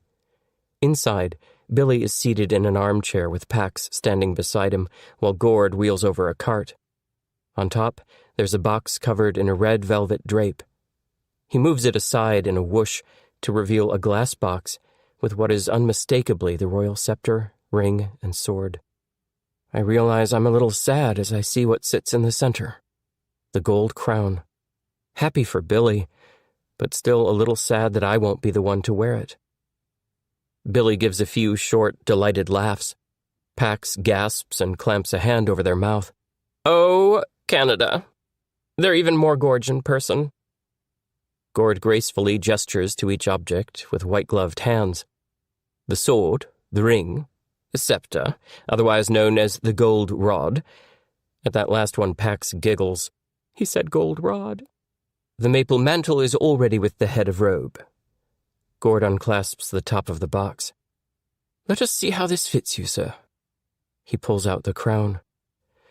The crown with the metalwork forming maple leaf peaks. The crown more sacred than the one used to coronate Dad. The crown fit for a future king. The maple crown. This new crown is just what the world has been waiting for. Gord lifts it over Billy's head, and Billy looks up at it, then gazes over at Pax, breaking into an enormous smile. As much as I've been dreaming about that crown since I was 2, I surprise myself by finding that I'm actually very happy seeing it lowering over Billy's head. He is going to make a good king one day. He's a natural. And in this moment, I realize something that I never would have expected. But as soon as the thought crosses my mind, I know it's true. Billy deserves that crown. I have to tell Fee that Operation Twin Vestiture is off and convince her to actually listen. Billy spots me in the doorway. Edward, he calls, grinning. Gord freezes, crown held aloft midair, and looks over at me. Prince Edward, he says curtly. I wave. Just passing through. Lovely crown. Looks great. Come in, Billy urges me. Yeah, get in here, Pax pipes up. I shake my head. I don't want to spoil the surprise for the ceremony. You enjoy. And with that, I smile and start off down the corridor before I have the chance to see Gord finish crowning him. I'm restless for the remainder of the afternoon. I finish my homework, anxiety pace around my room, and flick through TV shows and movies, changing the channel again and again, not even stopping to settle on a feel-good rom-com or reruns of Canada's Next Great Baker. My mind reels with interminable questions that I've been repressing ever since Billy showed up on the scene. What does my future have in store? What will my life be like as brother to the Prince Royal? What will my fate become? I still have no idea. I find myself padding through the corridor toward the kitchen, knowing nothing makes me feel better than baking something delicious. A part of me wonders if this is what my entire life will be from now on. Aimlessly wandering about, bathing, baking, breathing space. Maybe that wouldn't be so bad, I realize. It's been nice to have more time to work on my recipes and baking techniques. I'm working on a recipe for the next Canadian classic. I call it the Queen Daphne cake, a twist on the Queen Eliza cake. But instead of shredded coconut on top, I detest coconut flakes, I use marshmallow, plus a maple syrup base for the icing. In honor of Easter brunch this morning, I made a fig and almond brioche, and I've been itching to try adding more strawberries to my pink champagne cake recipe. There are so many tasty options, none of which come from dear Britain, in my humble opinion. Every time I see Granny with her jam pennies and Dundee fruitcake, a small part of me dies inside. I definitely didn't inherit my refined palate from her. As I pass through the parlor, I spot someone standing out on the veranda. Pax. I open the door and step out into the cool evening, the sun sinking into the city horizon. Enjoying the sights? Pax whips around. Sweet baby Jesus. Prince Edward. You scared me. Hi. They're wearing a lime green housecoat and slippers. The housecoat had slipped open a little when they turned, revealing a sliver of smooth, bare chest. They're obsessed with you, BTW. Thanks, Fee. What are you up to? They ask. I thought maybe I'd whip up some millefeuille. Pax blinks hard and fast. Who's she? I chuckle. It's a puff pastry with cream and chocolate. Yum. I gaze past them at the orange skyline. Bit different from Montana, isn't it? Pax cocks an eyebrow. Yeah. They smile. Being here is still surreal, by the way. You'll get used to it, I'm sure. You know one of the best things about being here? Pax casts their eyes down, sending their single geometric hoop earring twirling. I'm still managing to stand out. I was the only gay in Little Timber walking around in a muumuu singing Mariah Carey. She's my muse. I absolutely love her music. Word vomit again. Hey, breathe, I say. It's cool. Pax takes a deep breath. My sights flicker to their full lips, then back up to their intelligent eyes. Is that a knowing look? Dare I say, amoureux? All of the garments you've designed are incredible. They give a silent gasp and grin. Thank you. And I'm not just saying it, I tell them. They really are. And it's true. I've had clothes custom designed for me since before I can remember, but these are some of the most unique ones I've ever seen. Well, good. Pax laughs. I pause for a moment, then dive ahead. I have a question, if I may. Pax nods enthusiastically. Oh, go ahead. I'm an open book. Totally acquiescent. And listen, I just want you to know that you can totally be your unvarnished self with me. Pax smiles. Unbidden, I find myself staring again at their lips. This time I let my eyes linger. It won't hurt, will it? And they don't seem to notice. What was it like growing up in the middle of cowboy country? I'm genuinely curious. Pretty despondent, if I'm being honest. I figured out early on that people will always judge you for some reason or another, especially if you're femme. But might as well let them judge your truth and not give a damn. As for dating, well, it sucked. But maybe New York will be different. At least I hope it will. The vulnerable sadness in their eyes vanishes as quickly as it came, replaced by a bold smile. I nod while thrumming my fingers against the balcony banister. I get that. There's something so appealing about how Pax always seems fully themselves. Before I let myself think about what I'm doing, I step up to stand right next to them. Their bare arm is so close to mine, I can feel the heat radiating off it. Pax rests a hand on top of mine. To answer you, I'd say it's probably not so different than being a gay royal prince, right? I pull my hand away and instantly look around to make sure no one is watching. I can't help it. I've spent my whole life being afraid. I shake my head slowly, like I'm recalling a good joke. I'm not... I smile as broadly as I can. I'm not gay. Pax gasps. Oh my gosh! No, I was talking about Billy. Oh, right, of course. I feel my temperature spike. There you two are, Mac exclaims from the door. Come with me. She vanishes back into the parlor. I look at Pax, whose mouth is agape, and nod, indicating we should follow her. Inside, we find that Mac and Connie are seated at the table with steaming porcelain cups of tea. They've pushed aside the vases of Easter lilies to make room for the Settlers of Catan game board. Connie gives a friendly smile. How are you, Edward? I'm well, thank you. Mac jangles an empty chair by its back. Play with us. Where's Billy? I ask. We're mad at Billy. Apparently he's too busy for us now. He's doing important prince things, Connie interjects, shooting Mac a miffed look. Meaning we need more people. Mac jabs a finger toward Pax. Sit. Don't have to tell me twice. I could use a break from sewing. Pax sidles in between Mac and Connie. Edward? Truth be told, now I'm not in a social mood. I'm terribly sorry, I say. I must step out for a brief moment. I'll be back very soon, I promise. Flashing a smile, I dash from the parlor and take the stairs to the dingy west wing. Mid-step, I hear Pax shouting, "Hey, wait!" I spin around. Oui? I'm sorry. I shouldn't have brought it up. Pax pants. My heart melts.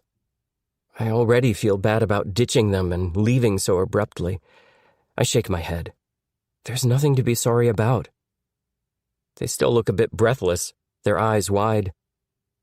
They also look kind of beautiful. I'm not sure I'm going to regret what I say next, which is why the words flow out easily. You weren't wrong. I'm careful about how I word it. If someone were to record it on their phone, it'd mean nothing at all. But it's still more honest than I thought I could ever be with a person as magnificent as Pax. I gaze into the depths of their clear chestnut brown eyes. I hope they understand the courage it took. Oh, and Billy knows, I add. Please, don't tell anyone. Pax stares intensely back at me for a split second, understanding swimming in their eyes, locking in that unspoken promise of confidentiality. My stomach is suddenly spinning with butterflies. Are we actually about to kiss? Then Pax nods. Your secret's safe with me. They turn away, heading back down the steps. I watch them go. What was I thinking? Me and Pax? Even though I'm no longer Crown Prince, I'm still Edward, closeted and miserable. And then there's the whole labels thing. If I'm gay, doesn't that mean I should be attracted to someone who goes by he, him, his? Maybe gay, like anything else, is a label, and while labels can oftentimes be helpful, I'm much more than a label, and similarly can be with someone who uses different labels than my own. Before I can think about seriously being with someone else, I have to figure out how to be happy with myself, the way Pax is truly happy with themselves. I can't hide in the closet any longer. In the student center the next day, I find Fee busily studying. Listen, Operation Twinvestiture is off, I whisper. I mean it. What? She asks. Boo, you're no fun. I was looking forward to seeing Billy's face when he reaches into his pocket and realizes his cue cards are gone. No, it's too far. I can't do it. Fine, Fee snaps. What if we swap them out with dud cards so that he ends up reciting all sorts of offensive and silly expressions in French? She tugs at the hem of my jacket and looks up at me with doe eyes. Come on. Why the change of heart, Eddie? Believe it or not, I've grown to care about him. I can't stand the thought of seeing him humiliated any further, especially since the firm continues to keep quiet when they should be coming to his defense.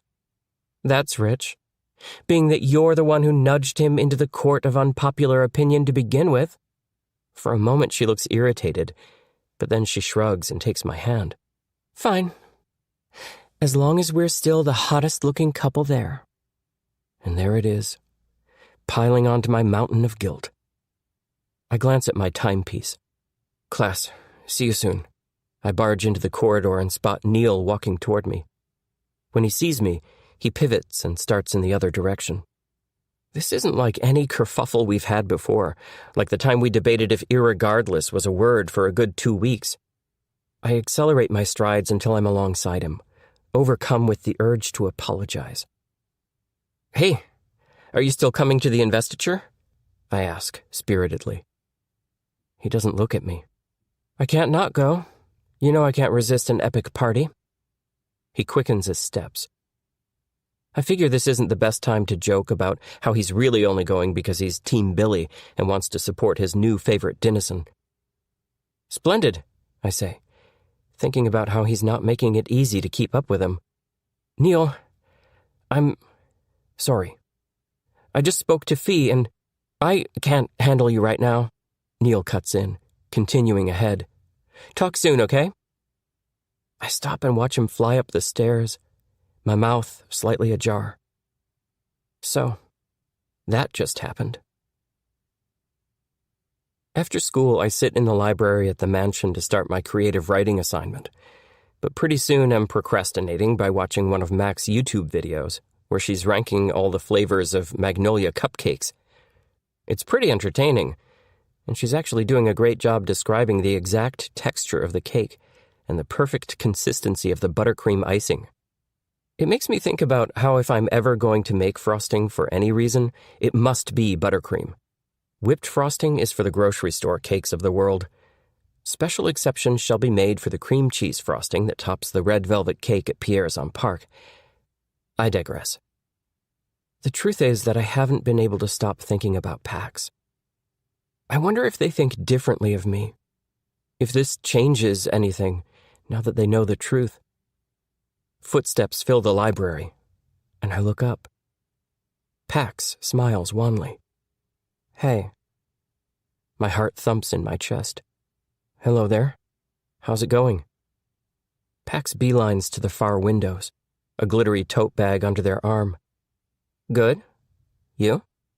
They say without so much as looking at me. I sit up tall. Everything okay?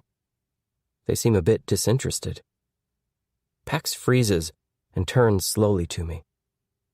Sorry, Can we talk? I pat the cushion on the cracked leather armchair beside me. I would like that. Pax plops down, and I catch a whiff of a wonderful, musky yet flowery perfume that makes me want to move closer to them. So, I have to tell you something. I blink at them. I really want to tell them how gorgeous their eyes are, but I resist the urge. Go on.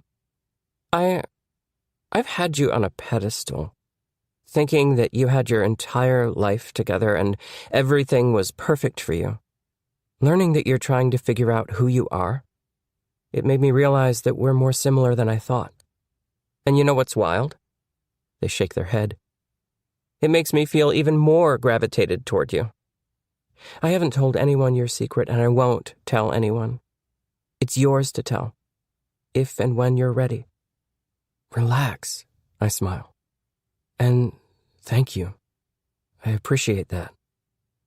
They give a nervous laugh. Oh my gosh, of course. Well, I'll just be going now. They begin to stand, and I gently grip their hand. I have to tell you something too, I say. I really admire you. I gulp. Am I going to say more? But I stop there. Oh, they blush. Thanks. They fumble with their tote bag, obviously trying to change the subject. Hey, so you said you liked my designs? Do you want to see my design for Billy's new investiture ceremony outfit? Sure, I say with a laugh. Their tablet screen flashes to life, and I'm looking at a smart black suit with epaulettes. Oh, this is just his entrance look. He's borrowing the suit your dad wore at his investiture. You know that already. Pax swipes to the next image. Here's what I designed, and what Billy will change into right before the ceremony starts. I'm looking at a slim, metallic white suit with red epaulettes and gold tassels, a red brocade vest, and sash with golden clasps. Incredible. I'm sure it will perfectly complement his crown. Not to mention it's sure to capture the public's affection. Thanks. I still have a few things to iron out with the pants for the ceremony, literally, and I may have made them a little too small, but other than that, I'm really happy with both looks. Excellent. Heart pattering. I decide to take the plunge. Could I come to your fashion show tonight? Seriously? Of course. Pax grins. I just assumed you... Of course you can. I'm excited, I say. And I mean it. Pax nods. Yay! So, I should get to work. See you later. After they leave, I sit, thinking about their lips. And what would have happened if I'd been brave enough to lean in and kiss them. Chapter 18. Billy. You knew and didn't tell me? Pax stops combing through my walk-in closet to stare wide-eyed at me. This is why you were acting all cagey whenever I spoke about Edward.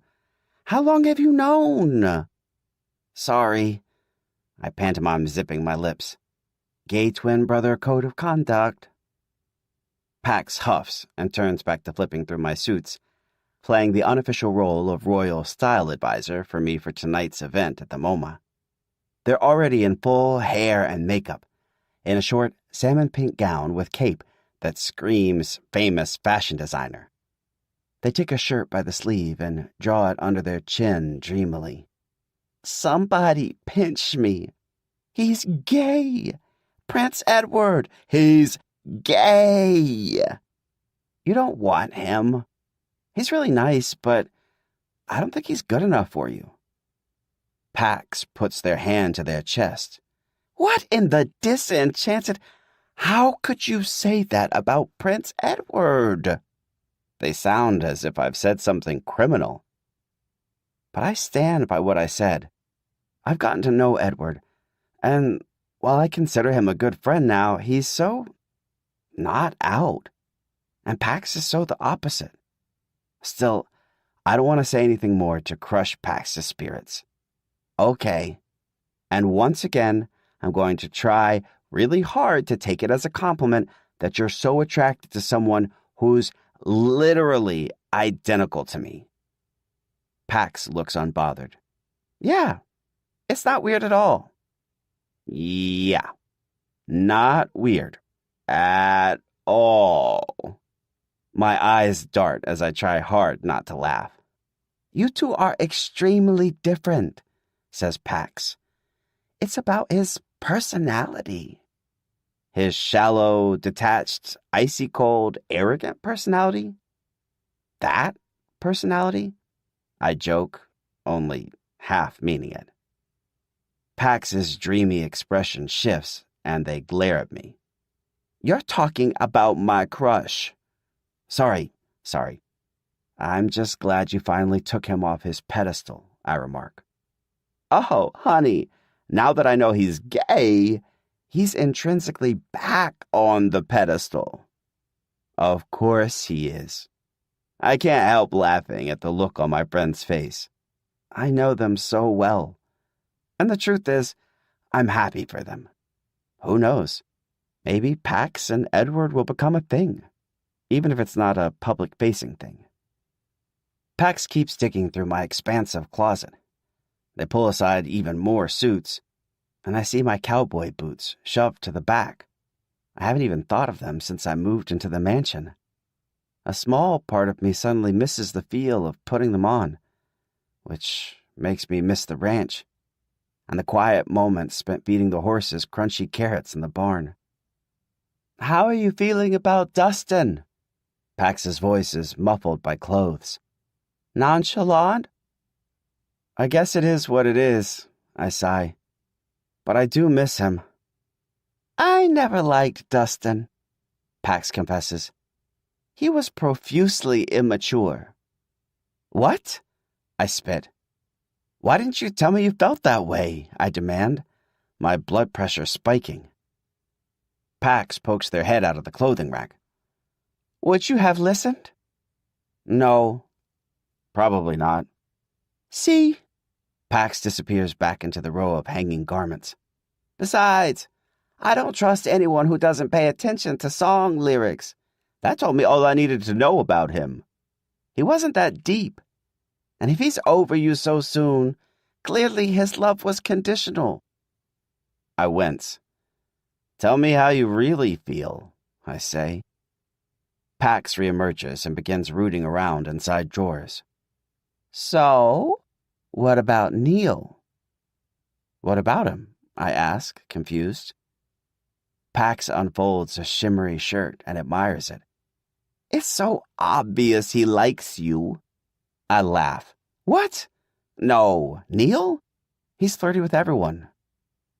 Pax cocks their head. Here's the part where you listen to your bestie, remember? Maybe. I mean, he's nice and all, but I don't know him that well. Besides, when you asked him to walk the catwalk for you, Didn't he tell you he was too busy whining and dining the eligible bachelors in New York or something like that? I think he's actually avoiding Edward, who is coming tonight. At least that's my theory. I haven't seen them hanging out much. Let's say Neil's reason is legit. What says he can't like more than one eligible bachelor in this big old city? Pax winks. I find myself blushing. You're ridiculous. Even if that's true, he's leaving on a world vacation in a few months, so it's moot. But he will be going to the investiture ceremony to cheer you on. Pax pulls out a crimson suit. This is what you're going to wear to my fashion show tonight. I nod. Looks great. Pax puts a hand on their hip.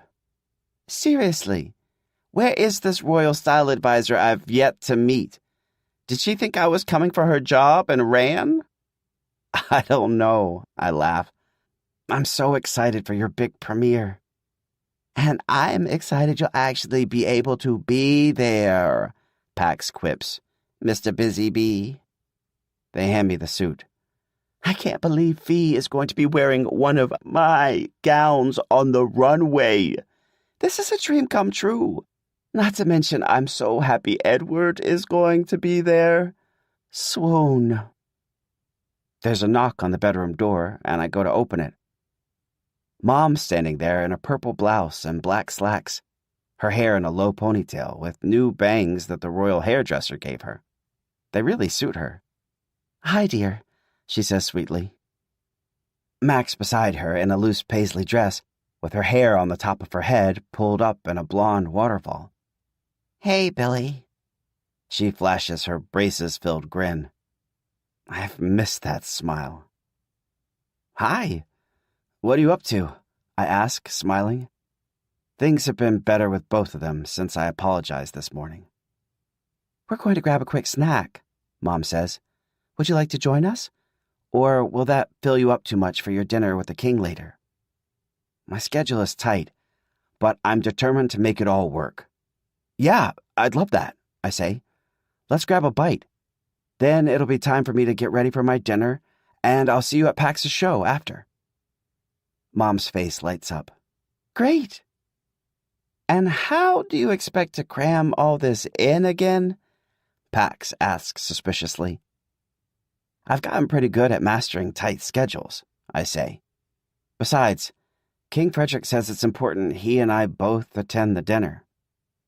More important than my show, I get it. No, I didn't mean it like that. Okay, Pax says, relenting. You know this means the world to me. I've got it all figured out. You're biting off more than you can chew, Billy. No, I'm not biting any of this off. I didn't choose this. If I had it my way, I'd skip the dinner entirely. My stomach knots with guilt at how excited I am for this dinner. I'd be willing to skip it for Pax's event if it really came down to it. Wouldn't I? A footman appears beside Mom and Mac.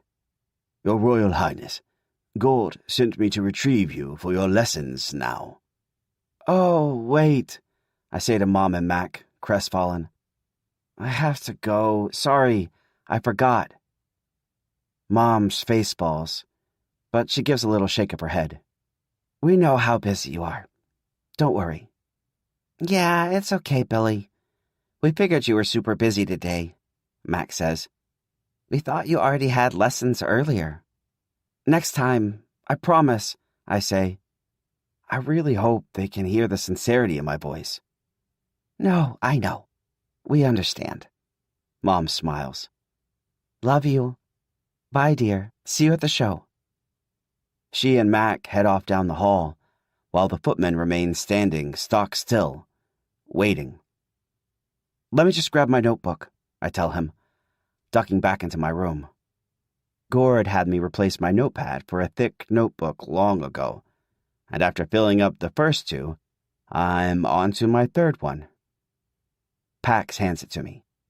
See you tonight. My first ever fashion show. And you promise me you won't miss it? I give Pax a quick hug, careful not to crush the shape of their sequined gown, and smile. As Mariah would say, I'll be there. They let out a jubilant whoop.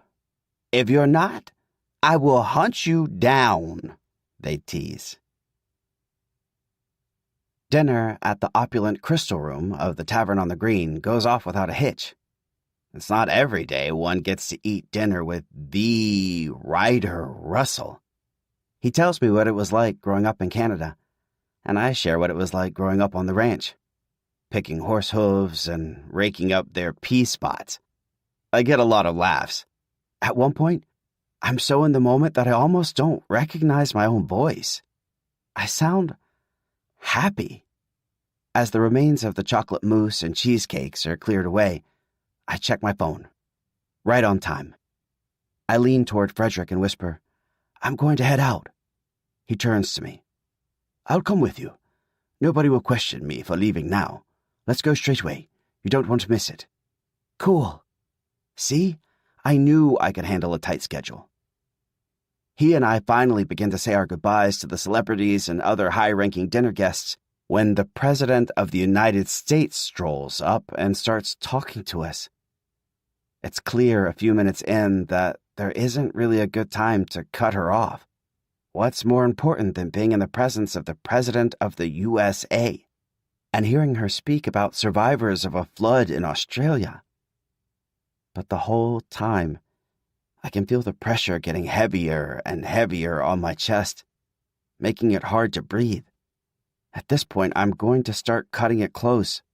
I appreciate Frederick's efforts, and I feel helpless myself.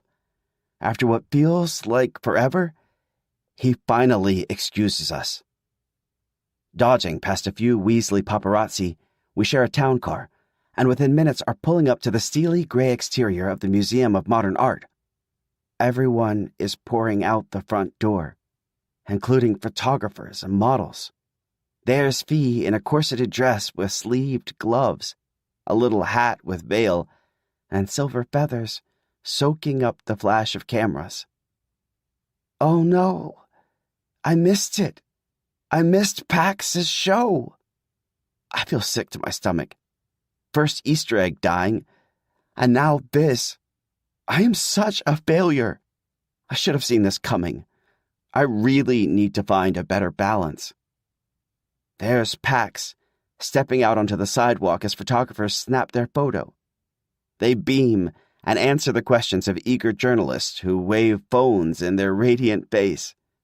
They turn to another reporter's mic, their gown shining like shimmering rainbow scales. Frederick looks back at me. Do you want to get out and congratulate them? I shake my head. I'm too heartbroken. But more than that, I'm ashamed. Take us back to the mansion, please, Frederick tells our driver. The whole ride home, I contemplate what to tell Pax and how to make it up to them. I finally just made amends with Mom and Mac. Now I have to try to do the same with Pax. I can't bear the thought that I hurt them. They must be devastated that I didn't show. I know I am. I lean my head on the cold window. I suddenly miss being back in Montana again, driving Dad's rusty 1988 Dodge Ram home late at night after working at the general store. The night was always full of stars. Here in New York City, they're masked by all the light pollution, and the buildings are closing in around us, making me miss the wide, open roads and skies. How do I keep breaking Maple Crown Rule 73? Never neglect family or friend. The car pulls up outside the mansion, but I don't move. Neither does Frederick. We just sit in silence, facing forward. Luckily, there aren't paparazzi lying in wait for us beneath the awning. Finally, he looks over at me. I remember being your age and struggling to balance my schedule with my friendships. He reaches out and pats me on the knee. Your true friends will understand. I let out a deep breath. Thanks, Dad. My smile vanishes as I realize what I just called him.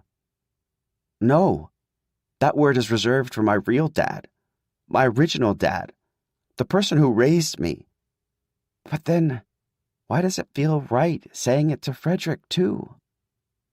He blinks, not missing a beat, and a warm smile washes across his face. I smile back. Maybe it's okay. Maybe, I think for the first time since Dad died, it's all going to be okay. I have to do something to take my mind off what a mess I've made of tonight. So I head to the study to practice my French for the ceremony. But I keep getting distracted every time I glance at my phone. Pax still hasn't replied to any of my texts, and I have no idea what time they're planning to get home. I think I remember them telling me they would be going to an after-party, but I don't even know if that's accurate, which only causes the guilt eating away at me to intensify. Maple Crown Rule 25. Remain tranquil in times of tension. Sometime after midnight, when I'm finally surrendering to sleep over the stack of French textbooks, the doors to the study fly open. There's Pax, covered in glitter and looking exhausted. You missed my show. Hey. Gulping, I straighten up, ready to tell them what happened, the same way that I always tell Pax everything. Then I realize that telling them I missed the most important day of their life because I was having too much fun hanging out with Ryder Russell paints me as an even worse best friend. You know, I had a really important dinner with... I mumble. I find I can't look Pax in the eye. Pax crosses their arms. Celebrities? Really, Billy? Last I checked, you don't even care about celebrities. I feel my face flame. Wow. Pax shakes their head. That's really uncool. Pax, I am so sorry. I had to go. I didn't have a choice. You're still lying. You just wanted to enjoy the perks of being a prince. This isn't about supporting your new royal family. This is about you just caring about your fabulous new identity as Prince Billy. I wince. I've never had Pax this upset at me. That's not true, I say defensively, although hearing an echo of what Dustin told me, now from my best friend's mouth, makes my rebuttal sound shaky. Is so. There are tears shining in Pax's eyes. I feel like I don't even know what's going on with you anymore. You've always been there for me. Now you're flaking and being super shady about it. I'm sorry, but if you don't hear it from me, then who else around here is going to say something? Oh, I don't know. Maybe Dustin? I quip. Maybe he was onto something, they shoot back. That's not fair. Billy, you are so selfish and superficial now. My face heats, but this time it's due to a flash of anger. I couldn't turn down the King of Canada to go to some fashion show. Now that's superficial. Pax looks like they've been slapped. I instantly want to eat my words. Pax, I didn't mean... Pax's expression hardens. You have changed. I always knew there was a risk this could happen, that it would all go to your head and we'd lose the Billy we love. And with that, they turn on their heel and go.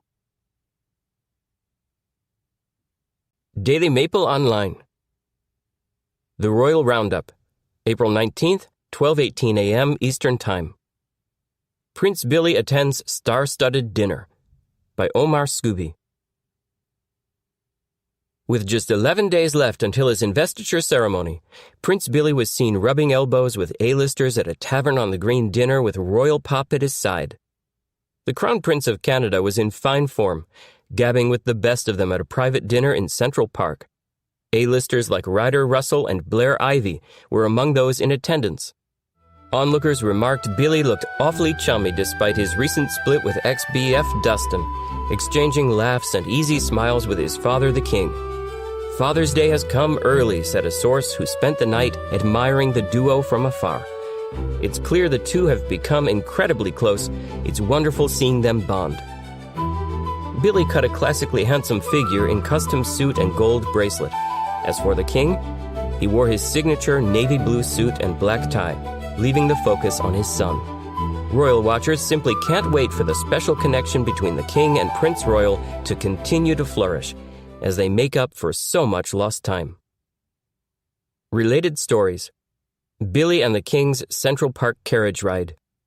Pax Andrews, fresh face of fashion industry. Edward and Sophia engagement rumors. Breaking, Billy under royal surveillance. Crown Prince orders seafood and talks politics. Twinses, what their handwriting says about them. Royal twinvasion. Are two princes better than one? Mackie Montana vows to free Central Park horses. Chapter 19. Edward. After the thrilling fashion show, I try my best to finish my abysmal AP Calc homework without completely nodding off or letting my thoughts continue to drift.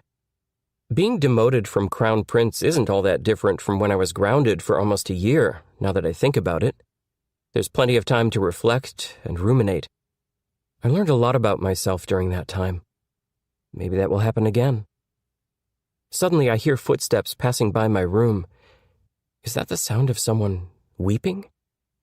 I stop trying to interpret the definite integral and tiptoe through the dim corridor until I find the source of the noise. Pax, crying in a cushioned hallway nook under the portrait of King George VI in his purple cape and white stockings. I approach slowly, tentatively. "Hello?"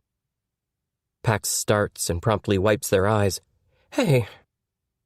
"Are you okay? What's wrong?" Last I saw them only a few hours ago, they were all smiles on the catwalk, absorbing fervent applause amid their lineup of models and taking a bow. "Oh, nothing. Never been better. Other than fighting with my best friend and telling him he's become a terrible human being. No big deal." Pax tries to grin, but it's clear their heart's not in it. "Okay. Breathe," I instruct them softly. Pax takes a shuddering breath, tears running down their face. "I'm fine. Really." I fight the urge to crack a joke. "You're clearly not fine," I assure them in a slow, even tone. Without thinking, I take their hand. What am I doing? Somehow I can't move my hand away. Their perfect buttercup yellow nail polish is the tiniest bit chipped. What happened? Sorry. Tears are clinging to their lashes. "I hate how you're seeing me like this. I'm not usually such a hot mess." Their laugh fades back into the quiet of the corridor. Then their grip in mine tightens just the smallest amount. "How have you been?" I chuckle. "I've been better." A slight smile forms on Pax's face. I smile back, feeling their fingers tense in mine. "Why is royal life so hard?" "Isn't that the question of the millennium?" I quip. "Billy's been so busy doing Prince things that he missed my fashion show." I thought it odd I didn't see him there. In any case, I'm sorry. I realize that Pax still doesn't truly grasp how much pressure Billy's under to fulfill his royal duties. It's common for the crown to take precedence. "But he was just at some celebrity dinner." "Sometimes those happen," I say. "I'm still sorry that he missed your show." Pax nods. "I should probably try being more understanding." They say it slowly and grudgingly, but I can tell they're really making an effort. "I wouldn't beat yourself up about it, though." They tug my hand bashfully. "As you say, Your Royal Highness." We sit quietly. Even with their eyes puffy from crying, they still look handsomely beautiful. I seriously can't stop staring at them. So much for Maple Crown Rule 44. Staring bouts are unbecoming. "I'm glad I got to see your show," I say quietly. "It was stupendous." Pax looks my way. And suddenly I feel like every Maple Crown rule is out the window. It's just me sitting here, no rules, no inner monologue telling me what I should or should not do. No voice telling me to check that we're not being watched by any of the mansion's inhabitants, let alone a nosy staff member. I feel totally out in the open. It's terrifying. I want to look anywhere but their face, but I can't take my eyes off them. I gaze at their long lashes and wide, tear-filled eyes, and their lips. There's the slightest trace of clear lip gloss left over from the night. I'm overcome by the overwhelming urge to kiss them. Pax's eyes flicker to my lips, too. A tiny smile lights their face. I really like you, I say, finally listening to my pounding, protesting heart. Pax's eyes go wide, and they clear their throat. They never take their eyes off mine. And I realize I've always known I liked them, even if there was a small part that didn't know what to think at first. But now, I'm finally, truly letting myself be who I've been afraid to be for my entire life. We lean toward each other, closing the infinitesimal gap between us. Their lips are soft against mine. I close my eyes. I feel my sorrow leach away, feel years of pent-up self-loathing evaporate like the spell I've placed on myself is finally lifted. My heart is thumping in my chest, and I'm wondering if they can hear it, if they can feel it, and if I'm doing this correctly. Their hand finds its way to the back of my neck, and their fingers slowly but firmly run through my hair. The way our lips press against each other feels so right. I'm lost in the darkness, walking on air, high in the clouds, my whole body tingling. Edward, stop. Someone will see. Oh, femme ta gueule. After losing track of time, we finally pull apart. I open my eyes again, dizzy and disoriented. That was nice, they say quietly, averting their gaze as a blush creeps across their face. My lips are practically buzzing. I nod. It was, especially for my first kiss. Pax breaks into an elated smile. I am so honored. I grin. I couldn't have thought of a better person to share it with. They squeeze my hands, and I can tell they feel the same way. It wasn't just a kiss for them either. Does this mean... are we a thing? They ask. I consider. I don't know, I reply. I've never thought a thing would be possible for me. At least, not back when I was Crown Prince. But now, we intertwine our fingers together. It hits me how right this feels and how wrong it felt when Fee laced her fingers in mine. You don't need to be out, you know, Pax says. Do whatever's best for you. What's best for me is probably not hiding anymore. But it's harder than it sounds. The firm isn't exactly the warm and fuzzy land of love and acceptance. I do want to do something. I'm just not sure what or how. You do you, Pax says. It just feels impossible, I say. I can feel the Maple Crown rules threatening to rise back up inside me, like hot, rising bile. Maple Crown Rule 15. Follow the plan. Is that your fear talking? I laugh. Quite possibly. I lightly graze my fingers up and down theirs. Hey, you're good at this stuff. They blink. What stuff? Being authentic. You live and breathe authenticity. You're like this radiant beacon of sunshine. You don't let anything get you down. Pax points to himself. Hello? Still upset about the whole Billy thing over here? Well, for the most part, I amend. It's what I like about you. Pax does a little shoulder dance. Well, what I like about you is who you are when you're being just you. Like right now. They smile, but then look down, unable to meet my eyes, and sigh. What's the matter? To be honest, it's not always easy. Sometimes I have to remind myself that it's okay to not be smiling 24/7. It's just this thing I do, trying to see the world in the best light because of all the terrible things I've gone through.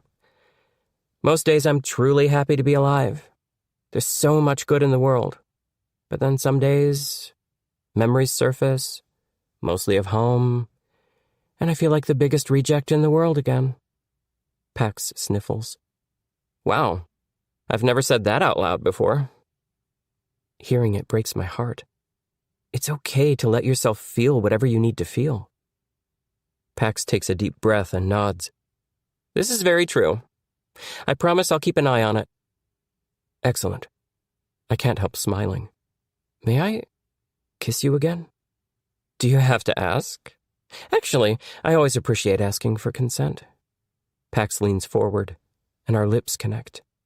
This time it's short and sweet, but still absolutely perfect. And you don't think I'm too extra? Pax asks. I shake my head. Someone's too extra is someone else's just right. OMG! Pax bites their lip and breaks into a laugh, clearly smitten. I like that, they say. I'm glad. Well, I should head to bed, I say.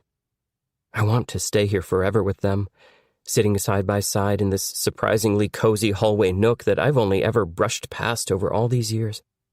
But it's late, and I'm starting to realize just how frightfully exhausted I am.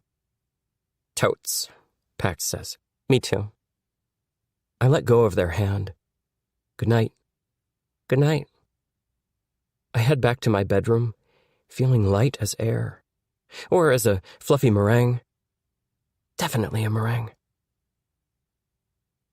I rise with the sun and take a few laps in the indoor pool to help wake myself up after such a late and exhilarating night. Afterward, I pass the home gym when I hear activity coming from inside. I hover in the doorway, watching Billy walking to his mark, 2 blue pieces of tape crisscrossed on the floor. Then he pivots with the exacting movement and perfect posture of a foot guard in the Canadian Armed Forces. He's kneeling on a bench when I step into the room. Très bien fait, I say. Billy starts, nearly falling over. Then he stands up straight and turns to me. Merci. I'm just rehearsing before school. I can see that, I smile. Let me see. Take it from the top. Billy crosses the room, then begins the long walk toward the bench. Try not swinging your arms so much. Billy adjusts without breaking stride. Try holding your head up a smidge higher, I add. Billy complies. Relax your mouth. It's too tense, I instruct. Billy stops mid-room and buries his head in his hands. I can't do this. I approach his side. You can. You've got this. How many people will be watching again? He asks shakily. Oh, well, figure that over 2 billion tuned in for Auntie Caroline's royal wedding. I try to do the mental math.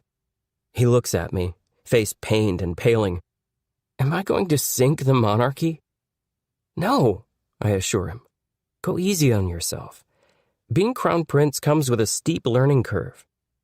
A feeling of guilt washes over me as I remember I was responsible for what brought on his recent public blunders. Thank goodness I told Fee that Operation Twinvestiture is canceled. I'm just so worried the firm will want to strip me of my title, and I don't want that to happen. If it does, trust me, you'll survive, I say good-naturedly. I didn't... Billy tenses up. Sorry, things can't go back to the way they used to be. As stressed out as I am, I'm finally happy again, for the first time in a long time, even with the public knocking me every chance they get. This isn't about that. The corners of his mouth pinch down as if he's on the precipice of tears, and his voice quivers. This is about me, my family, and bringing positive change in the world one day. I won't be able to do that as a rancher in a barn back in Montana. I won't. You're worrying far too much, I say in an attempt to calm him. The only thing you should be worried about is meeting your cousins, aunts, and uncles at the ceremony. They're a dull lot. Billy's expression goes blank. I haven't even thought of that. I've honestly been too busy panicking about being closely monitored by the powers that be. Why, you don't have any giant secret, do you? Billy gives a relieved sigh. No. Good. It would have to be really bad to strip you of your title, especially if the ceremony goes swimmingly, which it will. I think I'm just panicking about everything, Billy confesses. I think so too. Gord says the ceremony has to be perfect. Billy hangs his head. I don't know if I'll ever feel ready enough. I rest a hand on his shoulder. You will. You have more than a week to prepare. And what could go wrong in a week? Daily Maple Online. The Royal Roundup. April 27th, 10:46 p.m. Eastern Time. The Boone Family's Giant Secret by Omar Scooby. Meanwhile, back at the ranch, juicy details emerge revealing that the Boone family has been hiding dark secrets, namely hiding Prince Billy's true identity for the last 3 years, and we've got receipts. Everyone has skeletons in their closet, but Prince Billy's are by far the meatiest. Just over 6 weeks after entering the world stage, a photo surfaced of Billy posing with his mom, Connie Boone. In the pic, which was confirmed to not have been altered, there is a People magazine in the background with Prince Edward on the cover. According to an insider, Connie knew all along that Billy was secretly a prince. How could she not know? I mean, look at that photo. There's no way she couldn't have noticed her son looked exactly like the Canadian prince. Sources tell us that Connie Boone had been paid off by the royal family to keep quiet for the past 3 years, which means the Canadian royals had been trying to keep the truth about Billy being a prince from the public for a while now. Oops. But why? And why come clean with the dirty little secret now? I bet the ranch the Boones knew they'd have the Canadian royal family over a barrel and could exact whatever they wanted from them, our royal insider shares. Those fame-seeking clout chasers were likely waiting for just the right time, right before the investiture ceremony. Things don't bode well for Canada's newest royal family member. Poor Billy can't seem to do anything right these days. Now, after such a negative public reaction toward him and the Boones, can this cowboy ever get back up on the horse? Related stories. Connie looking to marry into upper echelons. Connie, the secret social climber. Connie all along. Chapter 20. Billy. After debating whether to confront Pax about what they had said, I thought better of it, and chose to spend the following week and change going over my lines for the ceremony. Besides, every time I've passed by their room, they've been busy either snipping swaths of fabric or pinning them up. I'd also gotten swept up in royal treatment prep, getting primped and pampered with my first eyebrow waxing and mani-pedi, and a facial using LED light therapy that left me feeling like a fresh-faced baby. This morning, however, I wake up with a pit in my stomach. I don't know if it's because the ceremony is in 2 days, or because I had such a bad fight with my best friend in the world, and over a week later, we still haven't made up. And what did they mean by, we'd lose the Billy we love? Were they really worried that would happen? Have I really changed that much? It's been weird not speaking to Pax at school. It's even weirder seeing them in the halls with an obvious spring in their step and not being able to ask why. Maybe there's more good fashion news. Evenings, I've been attending my training with Gord. I spent hours rehearsing for Saturday. I even managed to have high tea with Mom and Mac, who pointed out the light from her crystal cup sent a rainbow sparkling on the tablecloth. She's always saying it's Dad sending a rainbow, his way of saying hi and I love you. Over the past week, there's been no time left for violin, or for me. I feel like a shell, worn thin, and anxious about flying to Canada tomorrow. But duty to the crown above all else. At least things with Edward are solid. He just about cheered when I told him that I invited Chef Pierre to the ceremony. I know how bummed my brother had been after canceling his plan with the chef the night of our failed twin swap. It was my small way of making sure Edward feels seen. Call it twintuition. It's also kind of a birthday present, too, since the chef is secretly baking him a cake. "Can you please pass the orange juice, dear?" Mom smiles at me from across the table on the veranda.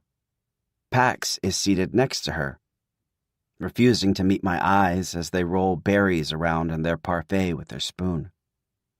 "Sure." I hand her the carafe, then continue buttering my toast. I can't look at Pax either. I just need to get through breakfast, and then I'll be off with Gord, rehearsing my steps and lines. "Somebody's nervous," Mac says in a sing-song voice beside me.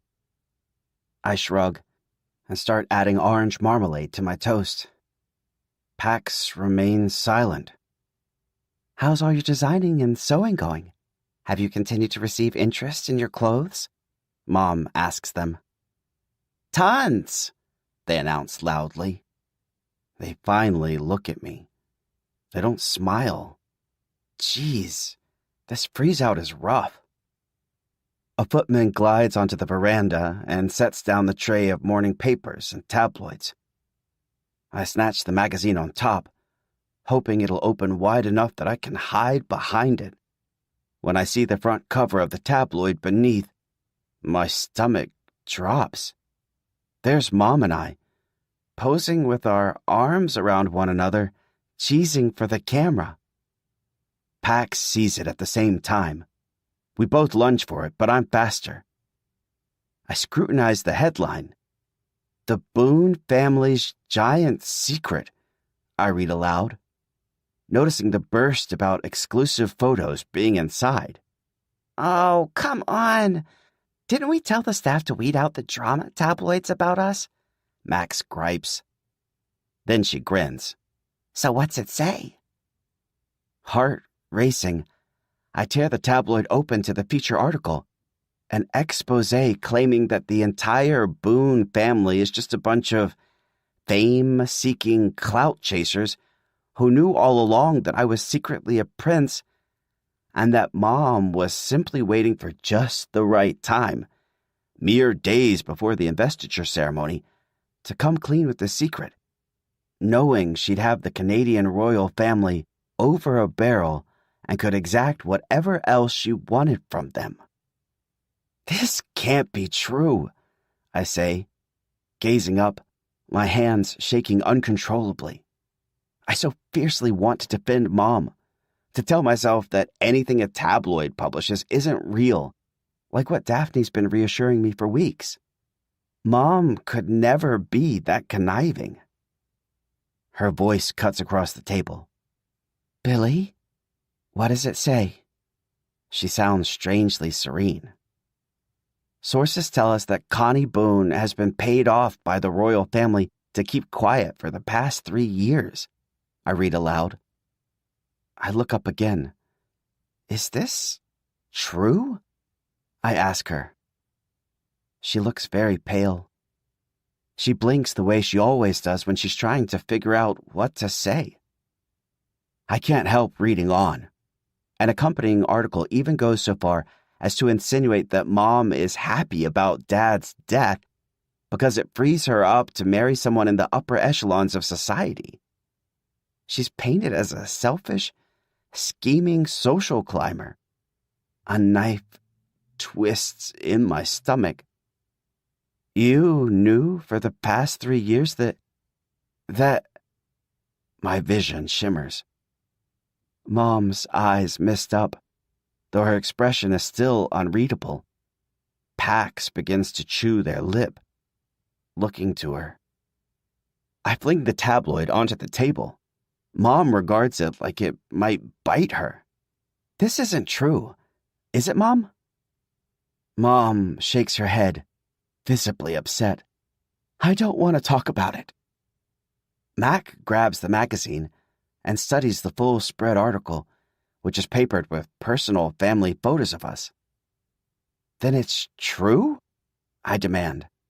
My whole body is shaking. It feels like someone is sitting on my chest.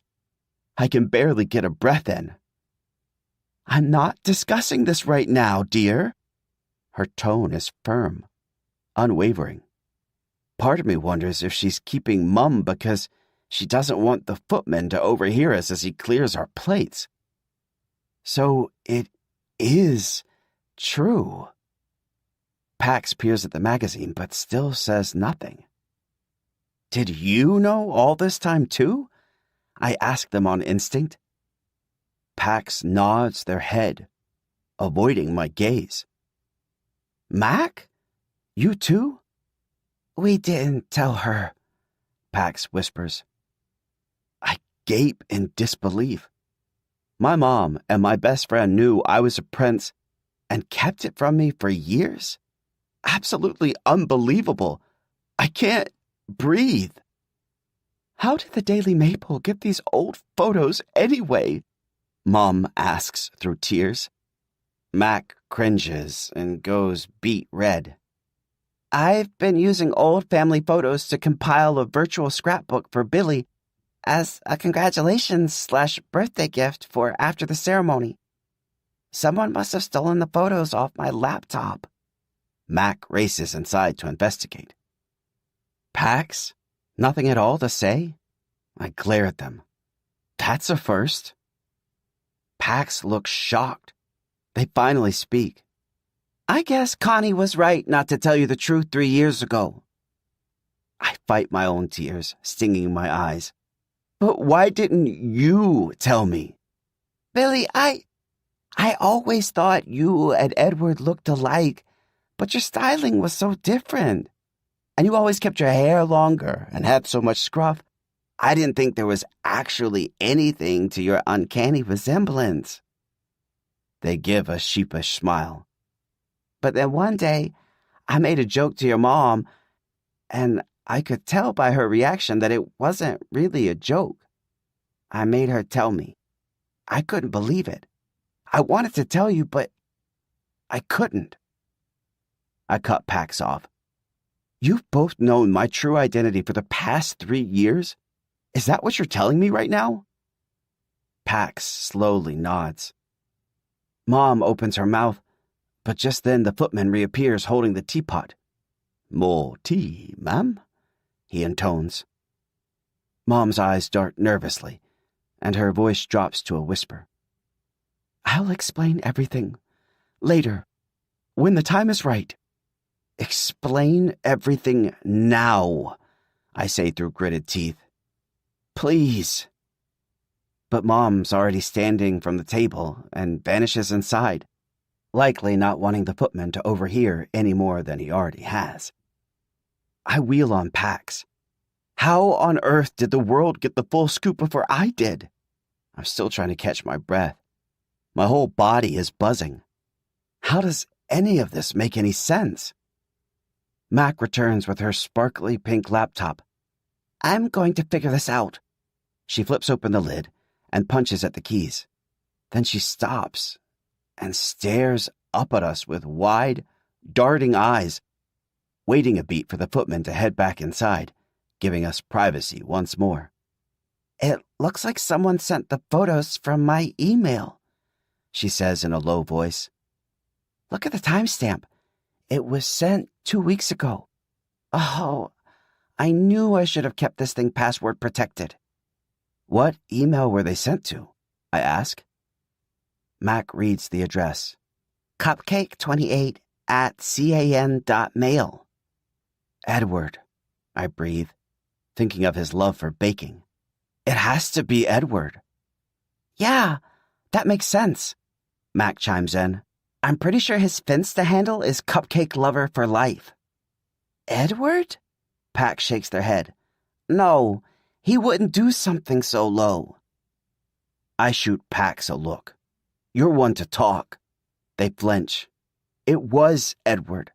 I'd bet anything. My thoughts start racing. Granny told Edward you can dig up dirt on anyone. That must have been her insinuation that Edward should find dirt on me. But why would he do that? Mac demands. Why would he do that? I think hard. And suddenly Edward's voice sounds in my thoughts. You don't have any giant secret, do you? It would have to be really bad to strip you of your title. To justify removing me from the throne, I say, and I can feel it's true, deep in my bones. He wouldn't do that, Billy, Pax says softly. The footman reappears in the doorway and extends a phone to me on a platter. Your Royal Highness, His Royal Majesty, the King. Ignoring Pax's sudden flip-flop to defending Edward's character, I pick it up. Hello? My voice sounds weak and ragged. I'm guessing you've seen the Daily Maple. His voice is somber. Hi, I sigh. Yeah, it's bad. My eyes lock with Pax's. They look like a deer in the headlights. Daphne's voice sounds in my ear. We don't want to alarm you, but you should know that the story is getting picked up everywhere. Is it true? I ask, sounding suspicious. Has the Canadian monarchy been paying my mom to keep my true identity a secret? Frederick and I knew nothing about this arrangement, Daphne says. That is, if there even was one. We're looking into it to see how valid the claims are. But I'm sure it's just the tabloids doing what they do best. I sigh, allowing myself to believe her. So, what are people saying? The tide of public opinion is turning against you, Daphne says, as gently as she can. In a very significant way. My stomach clenches. Here I was, worried about single-handedly sinking the monarchy with a slip-up during the ceremony. The fact this wasn't my fault feels that much worse. Will I be okay? Will the Canadian monarchy be okay? The heat we're taking will cool off, Frederick replies. We've sent a request to the firm to see if they can deny these claims, or if the Prime Minister will be intent on stripping you of your titles and patronages. My jaw drops. This may not come as a surprise, Daphne adds, but we have yet to hear back. What happened? Pax mouths, but I ignore them. I search for the words. Are they going to take away my titles and patronages? I think about how they might be gone before I even have the chance to memorize what all of them are. There's a chance, Daphne says, but it's too soon to know. Okay, what can I do? I ask shakily. The show must go on, and the ceremony is still a go. After all, there are always rumors and tabloids. Just focus on the ceremony, Frederick says. We'll handle the rest. That's right. We refuse to let the rumor mill stop us. Even if there's validity to the rumors, we'll find the person or people responsible for it. Keep your spirits up, Daphne adds. Please don't worry. Sending so much love your way, Billy. They hang up, and I stare at Pax. You all ruined everything, I croak in disbelief. They stare back, stunned. They've never seen me like this. What about Edward? Mac pipes in. Good question. I'm going to go find out. I stand and stride from the veranda and through the hall, the tabloid crumpled up in my fist. In the west wing, I knock on Edward's bedroom door. Edward? I knock again. Edward, it's me. Open up. When no one answers, I push the door aside and peer into the empty room. Hello? Silence. I pull my phone from my pocket and call Edward, but no one answers. Surprise, surprise. I decide to FaceTime Neil next. Hey, he says. face filling the screen. There's a lot of background noise with bumping music and people passing behind him with trays of food. Who parties at this time of day? Where is he? I demand. Well, hello to you too, Neil yells over the noise. I assume you mean your brother. And how exactly should I know? I think you'd be headed to school right about. Have you seen this? I raise the tabloid in my hand like it's a decapitated head. He peers into the screen. Nope, can't say I have. Does that headline say... I cut Neil off. Seriously, where is he? With his girlfriend, I'd imagine, Neil offers. Ha, I snort. He does love to lie, doesn't he? Oh, he told you, Neil says. Why are you looking for him? You think Edward has something to do with that story? No, dearie. I clench my jaw. How can you be so sure? All signs point to him. No, he says, despite his cheeks flaming. My words come out fast. Mac traced the leaked photos back to Edward's email. Fine. Maybe it was him. It wouldn't surprise me these days. Why wouldn't it surprise you? I demand, narrowing my eyes. Neil grimaces. He may have tasked me with spying on you. He pauses, and I stare at the screen, not understanding. He and Fee may have been sabotaging you this whole time. What? I gawk. No, that's... He wouldn't. Then I think about it for a moment. The Hall of Musical Instruments, where he told me to play the violin. He wanted that to go badly, didn't he? The photo taken of me sleeping at the cathedral? He'd planned that too somehow, didn't he? And the false facts for that hockey interview, all those mishaps and near misses were Edward's doing. I shouldn't have said anything, Neil says hastily. Listen, I told him to stop. This is unbelievable. I shake my head. My blood is boiling. I didn't think I could possibly feel this angry. And you spied on me too? I thought we were friends. I'm sorry. It started off as spying, but I genuinely began to care for you as a friend. I was kind of in a tight spot, what with Edward breathing down my neck.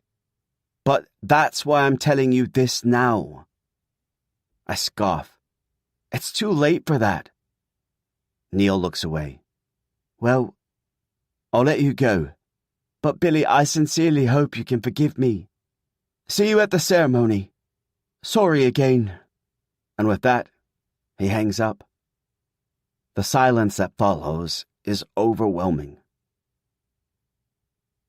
After my last day of school, before taking tomorrow and the whole of next week off, I retreat into my room and sink onto the bed, barely registering the staff bustling around, filling my bath, carefully packing outfits for tomorrow's flight in my color-coded, monogrammed royal luggage. I can barely look at the tabloid tossed face up on my bedside table. My friends at school ignored me all day, along with Pax and Neil, and Edward was nowhere to be found. He must have chosen to play hooky after the news broke. I still can't believe this. I thought I was actually starting to bond with my brother, even though I've only known him for a couple of weeks.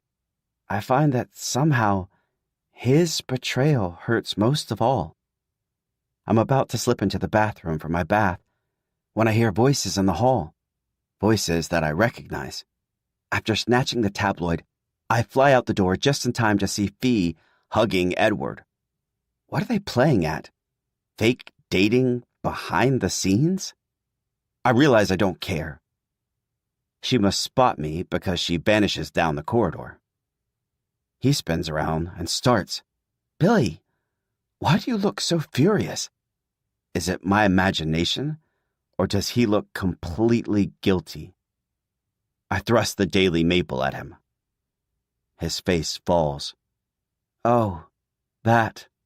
I heard. Fine, you win. Take your shiny crown. I'm done. Edward shakes his head. It wasn't me. Yeah, right, I say, despite some part of me wanting desperately to believe him. The rage building inside me is winning out. The crown going back to you is a total waste. You're not even worthy. He scoffs. What's that supposed to mean? You're a total fake person. There's not one real thing about you. The Edward that people know is a lie. I shake my head. Well, that's rich coming from you, he retorts, voice dripping venom. Your family's been lying to you for years about who you are. You may want to look at them when you're calling out frauds. And thanks to you, everyone found out before I did. I said it wasn't me, he snaps. How else do you explain the leaked photos and story? No clue. You emailed them to yourself from Mac's laptop. What makes you think she didn't email them to me? He asks. Oh, please, I say, exasperated. Fine.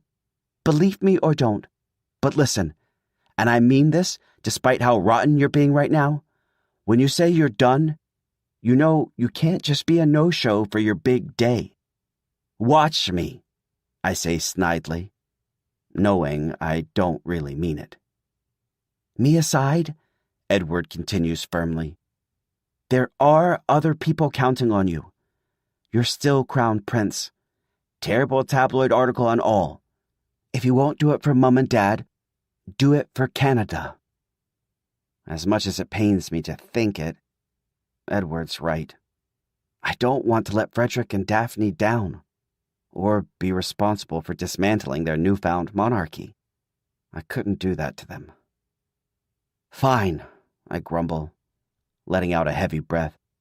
But I'm not talking to you until I don't know when. I turn on my heel and stride back into my room, slamming the door hard behind me. I wish flying on a private jet was more enjoyable. I know how it may sound. How hard can it be to enjoy a cabin with shiny wood paneling and cushy seats with a Canadian Royal crest embroidered in gold on the headrests? Full-service kitchen? Widescreen TVs?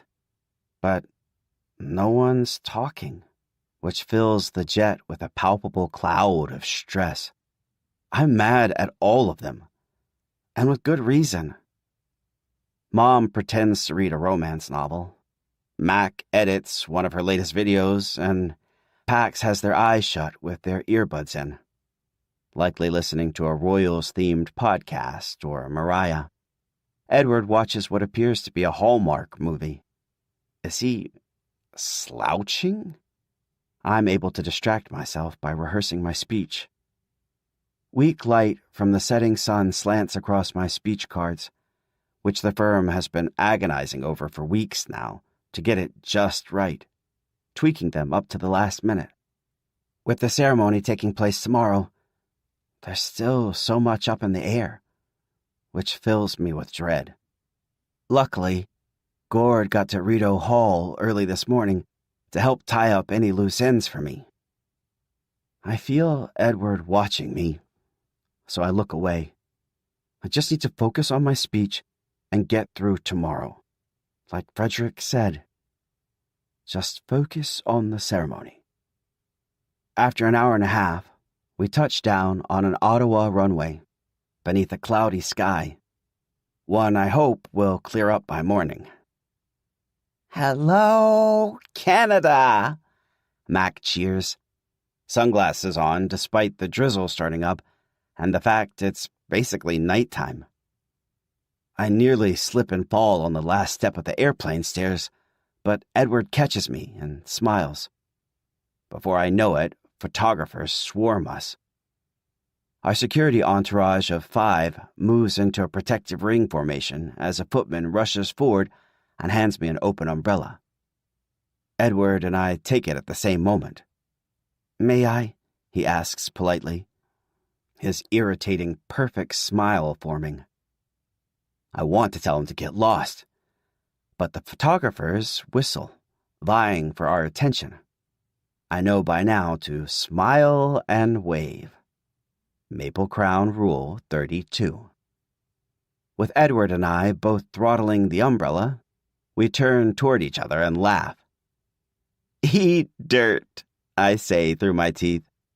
"You're a pro at this," he retorts through his smile. I fake another laugh. Learned from the best. We duck into the car and slam the rain out. I stare at the rain-spattered window as the car bumps down one street before careening onto the next. Edward leans over to tell Pax about Ottawa for some unknown reason, and Pax giggles at every little thing he says.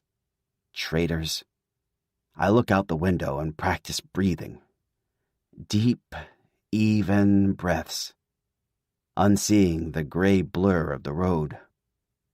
Mac excitedly connects her phone to the car stereo and plays a jazzy, upbeat French song, but it does little to lift my mood. Eventually, we cross a bridge over a sluggish river, followed by another bridge soon after. A monument of Granny on horseback greets us before we take a narrow drive that winds through wet, green lawns dotted with maple trees, and her last message flares to mind.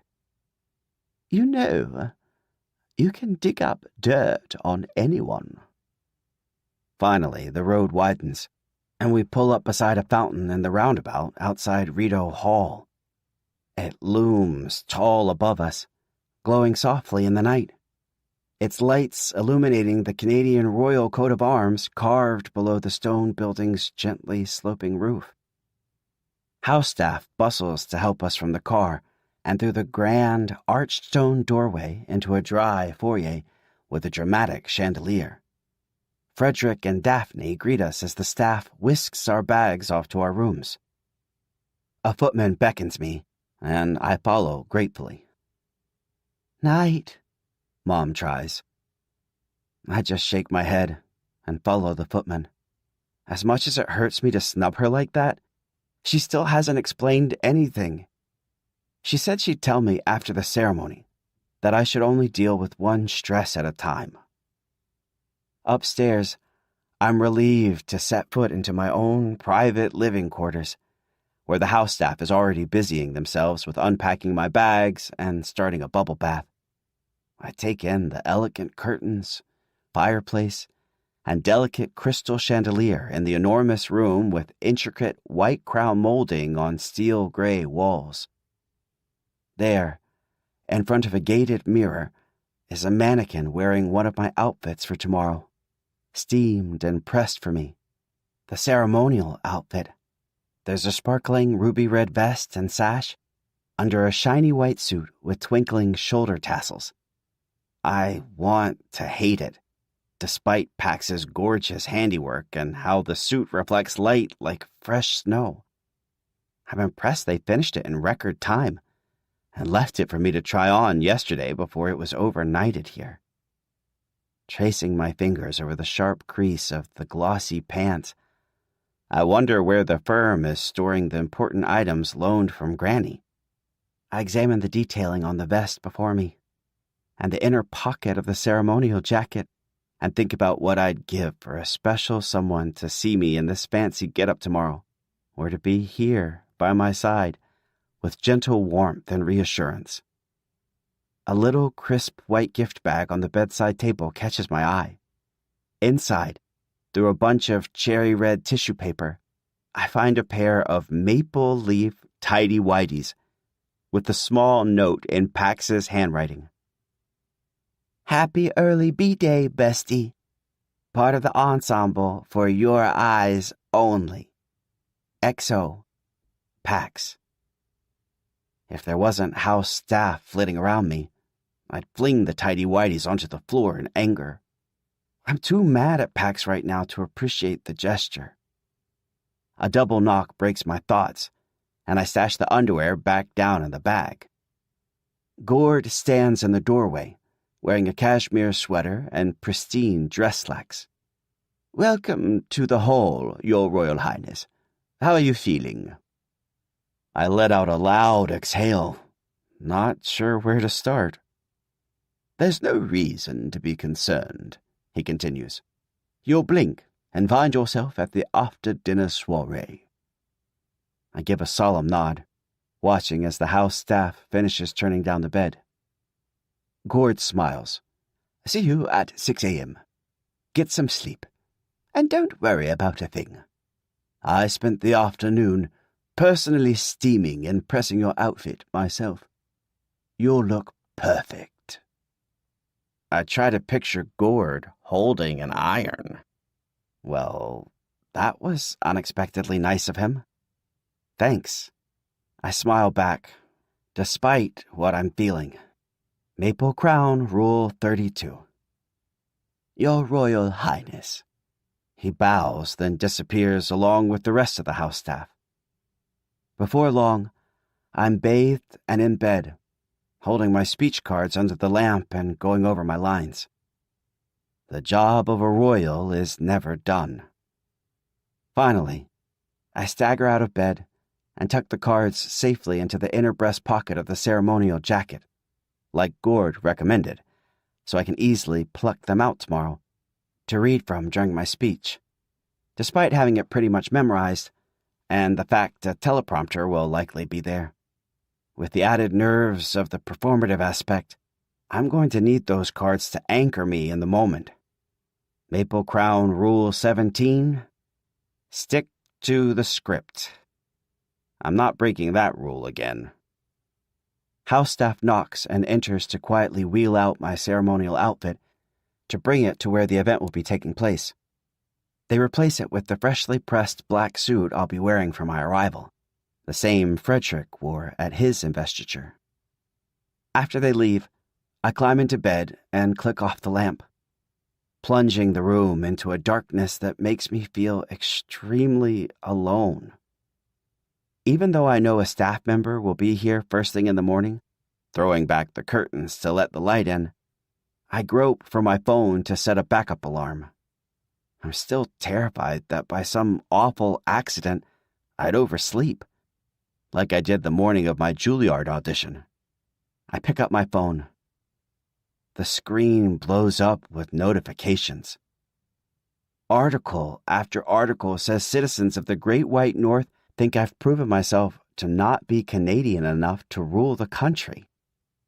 The homophobic bigots who have been lurking on message boards are coming out of the woodwork, even stooping so low as to leave hateful comments on a happy birthday post on the @CanadianRoyals Instagram showing a photo of me at age 3. I shouldn't be reading this. Not now. If Pax were here, they'd smack the phone right out of my hand.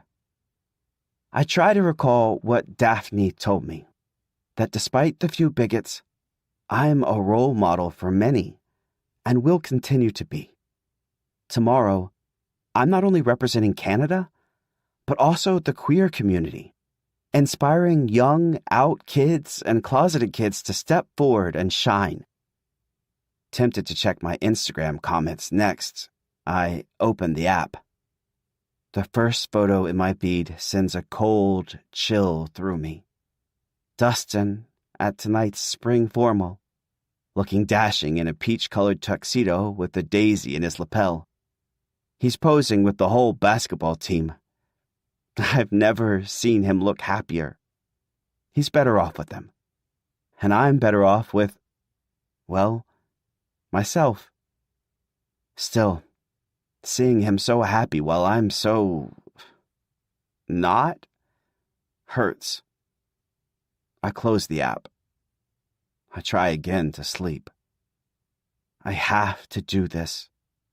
I can't let Canada down. Tomorrow will be here in a heartbeat, and I'll be ready. Dad walks into my bedroom in the Park Avenue mansion, marveling at all the glitz and grandeur. He sees me, and it's clear I'm the best thing in the room. He breaks into a chipper smile, that dip in his chin, those bushy eyebrows, that full head of sandy blonde hair.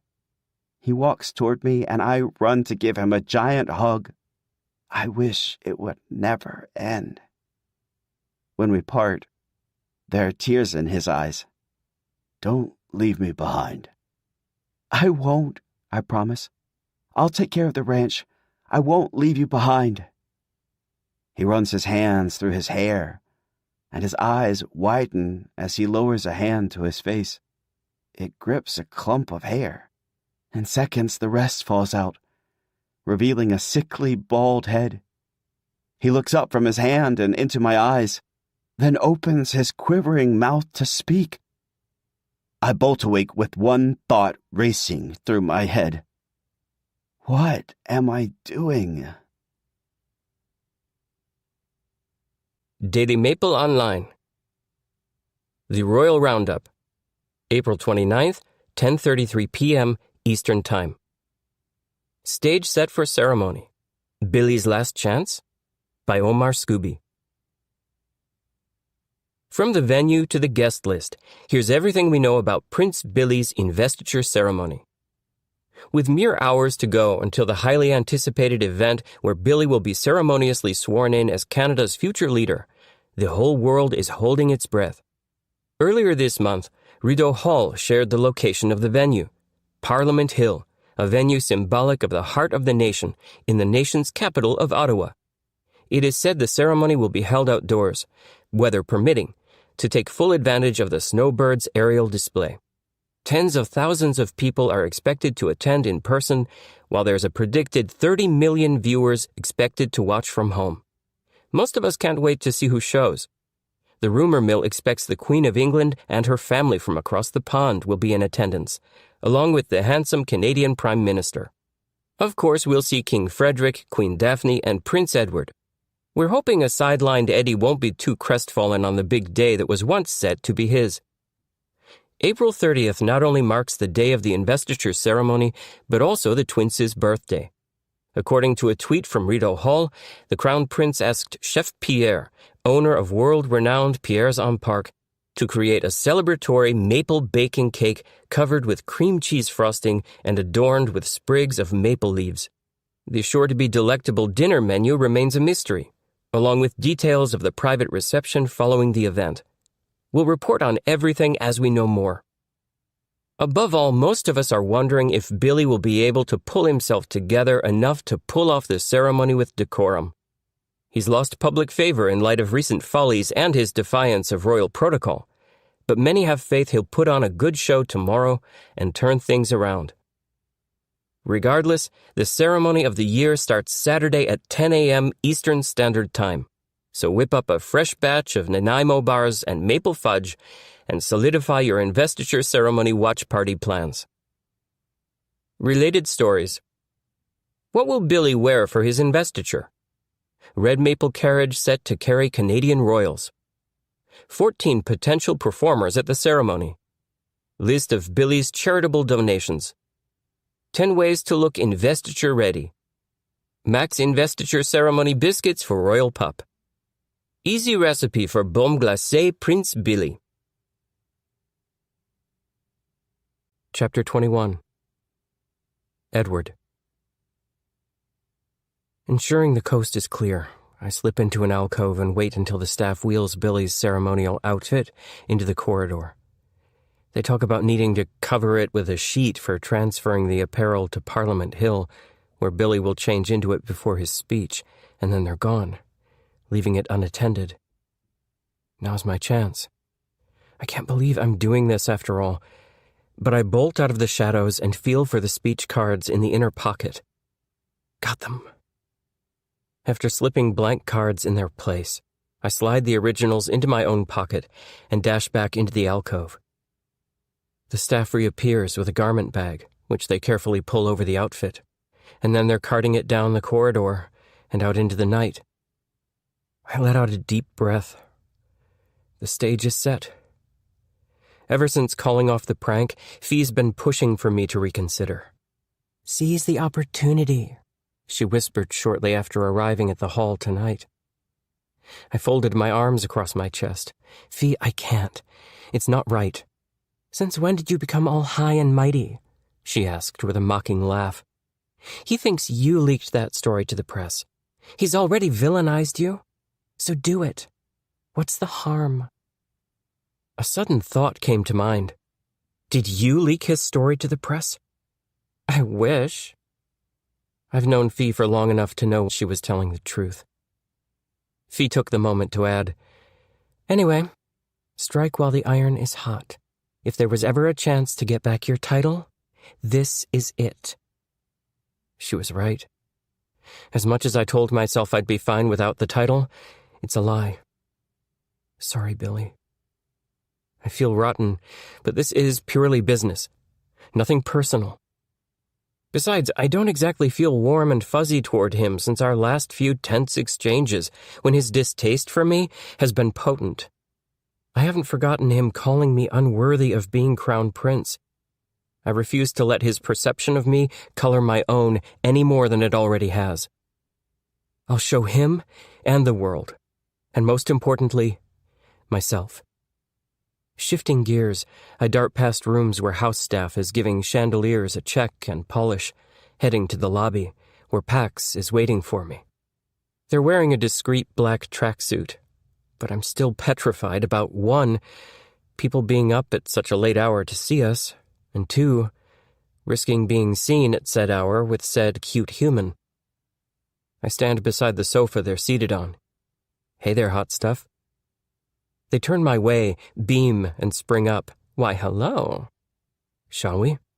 I gesture toward the doors. Within moments, we're skirting past the doorman and out into the cool night. A security detail discreetly tails us. Lucky for me, all of our guards here can be trusted to keep their mouths shut, and the few out-of-town paparazzi have all gone home for the night. One of the many wonderful things about Canada is that the pool of paparazzi here is quite small, due to its very strict privacy laws. Clin d'œil. We wander lazily through the grounds of Rideau Hall, admiring the neoclassical architecture and sharing childhood stories, like how my family and I once snuck out of the house in costumes on Halloween for one anonymous night of trick-or-treating. Halfway across the bridge over the Rideau River, I stop to lean against the thick stone banister overlooking the dark eddies of water, light from the buildings and lampposts reflecting off its wind-blown waves. Pax stands beside me, so close we're practically touching. Look! They point skyward. A shooting star is shimmering across the sky like magic. She's beautiful, Pax breathes. Then they bite their lip. What's wrong? Is this about that god-awful tabloid? I swear I had nothing to do with that. No, I know that. It's just, me and Billy got into a thing. About me keeping his identity a secret for a while. It'll be okay. I just need to talk to him and explain some things in more detail. Believe it or not, I'm not the biggest fan of secrets. Me neither, Pax agrees. They laugh. But here we are. Secret keeping can also be a good thing, I say. Why did you keep the fact that you knew Billy's real identity a secret from him? Pax sighs. Honestly, it wasn't my secret to share. I grin. Fair. Well, I hope you two can salvage what you had. I hope so too. Pax turns to me, eyes widening. Speaking of secret keeping, can I tell him about us? I'm starting to feel real sketchy keeping it from him, especially after, keeping his true identity from him. The thought of us being an us, and of someone else knowing about us, unnerves me. Yes, but can it wait till after tomorrow? I ask, not sure why the thought of telling him, or anyone for that matter, terrifies me. It hits me. It's because it would make this real. Sure. Pax's smile flags. How are you feeling? Happy, I confess, closing the space between us so that our shoulders rest against one another. The air smells wonderful, like sweet honeysuckle, and I'm uncertain whether it's Pax or the river. Pax blushes. I meant about tomorrow. Unease ripples through me at the thought of still planning to move forward with Operation Twin Vestiture, and Maple Crown Rule 2 comes to mind. Royal blood is thicker than maple syrup. The 10 stolen speech cards weigh heavy in my pants pocket. I'll be fine, I reply. And yourself? Excited to see everyone wearing a Pax original? Yes! Eee! Pax exclaims. It's wild to think that just a few months ago I was sewing silk gowns for baby goats. They laugh. You're serious, aren't you? I ask, deadpan. Pax nods, stifling another burst of laughter. You've come a long way, I nod. I'm proud of you. Pax's eyes mist up. Wow. Thank you. No one's ever told me that before. First time for everything. I gently take their hand in mine. Their fingers are ice cold, but within moments I can feel them start to thaw. So, I know I'm technically a day early, says Pax, reaching into their bag, but I couldn't give Billy a little gift without giving one to you too. So, this is for you. Happy birthday, honey.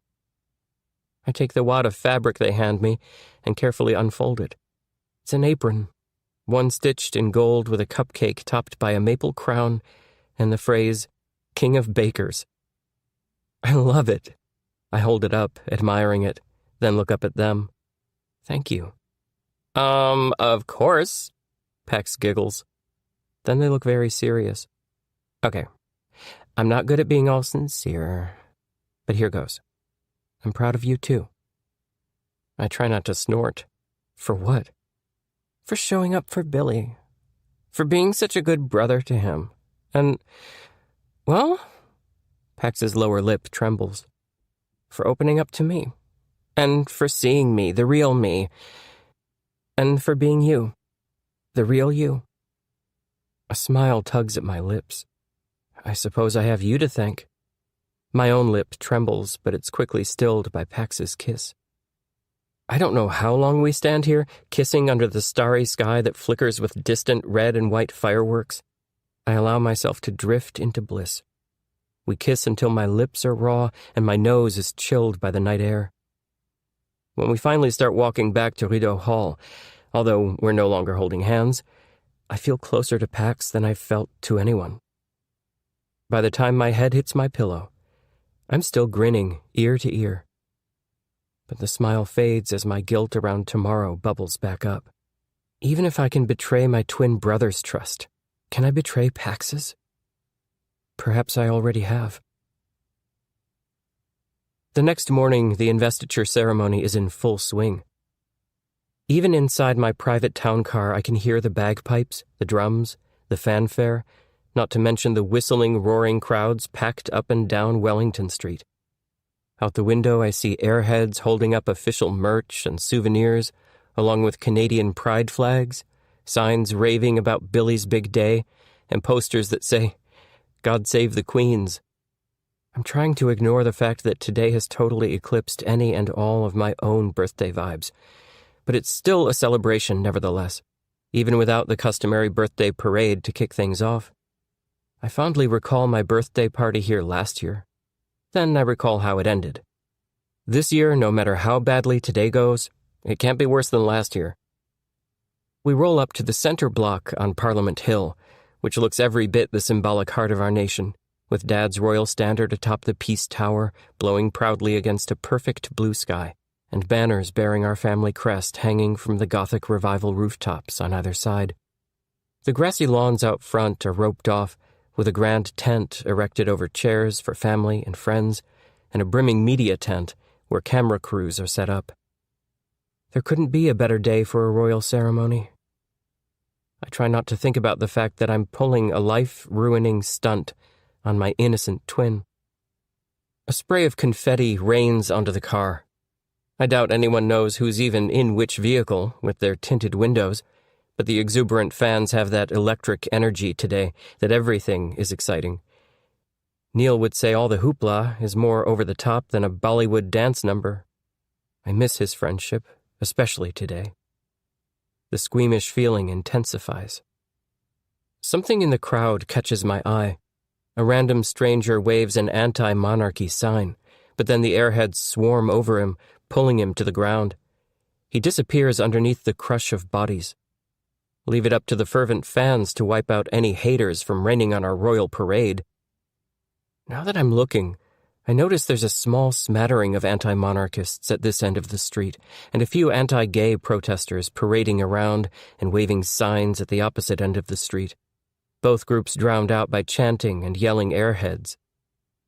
Hopefully the fans continue their crowd control.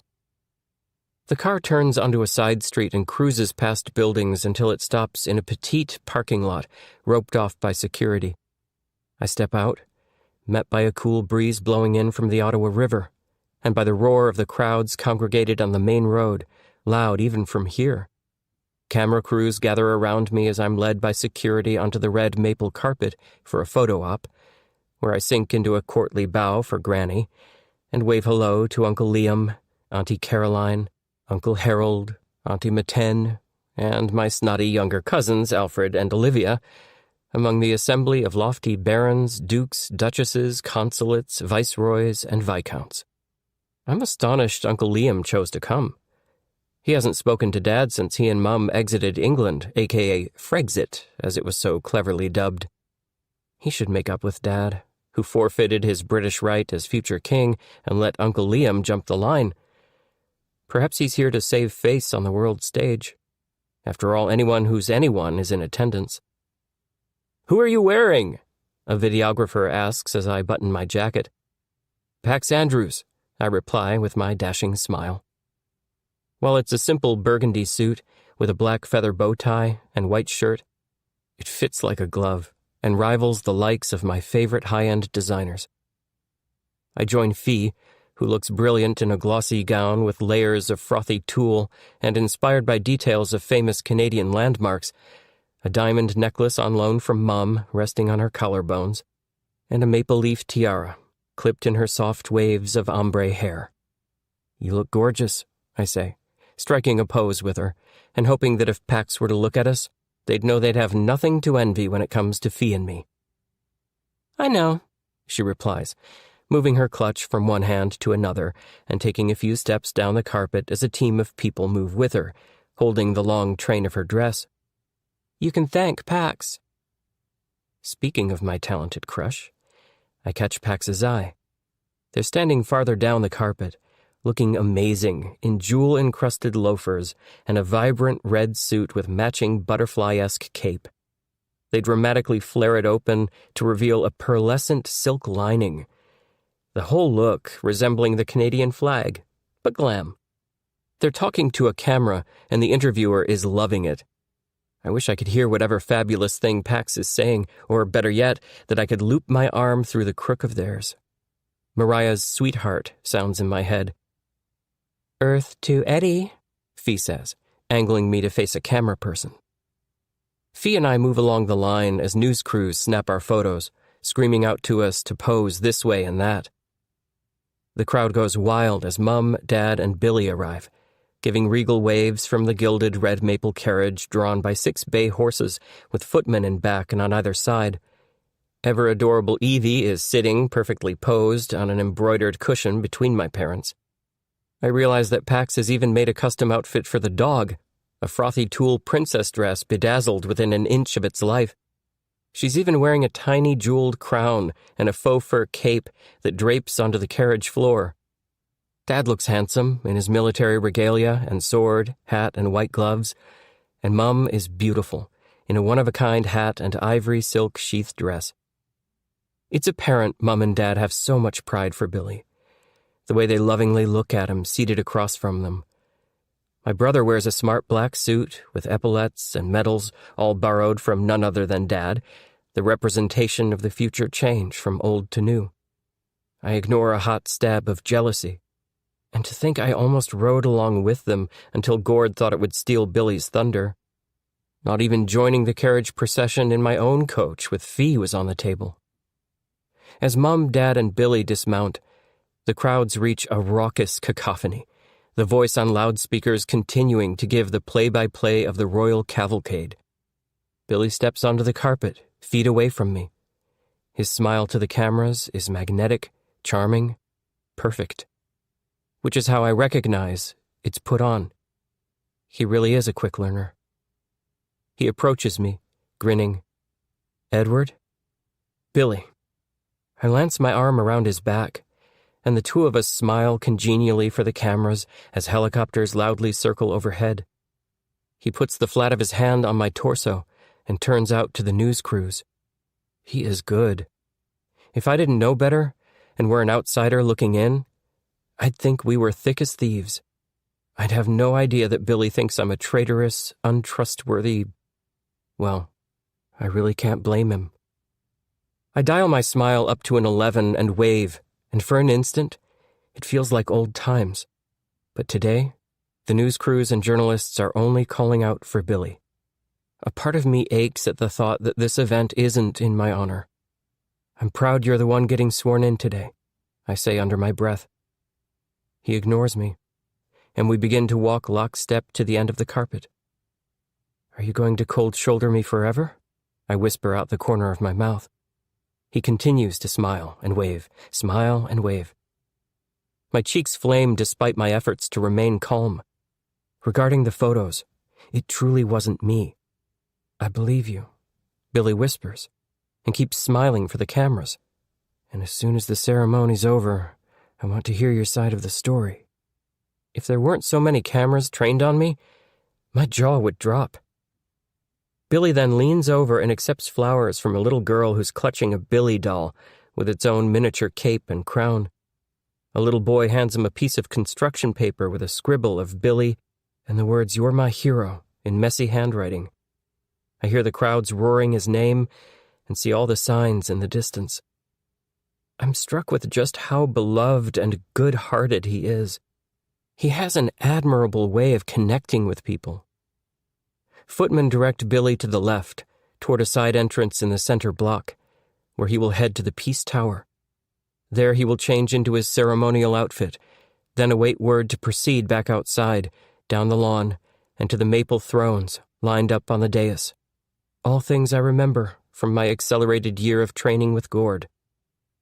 Speaking of which, Gord appears in the doorway, beckoning to Billy, my twin brother.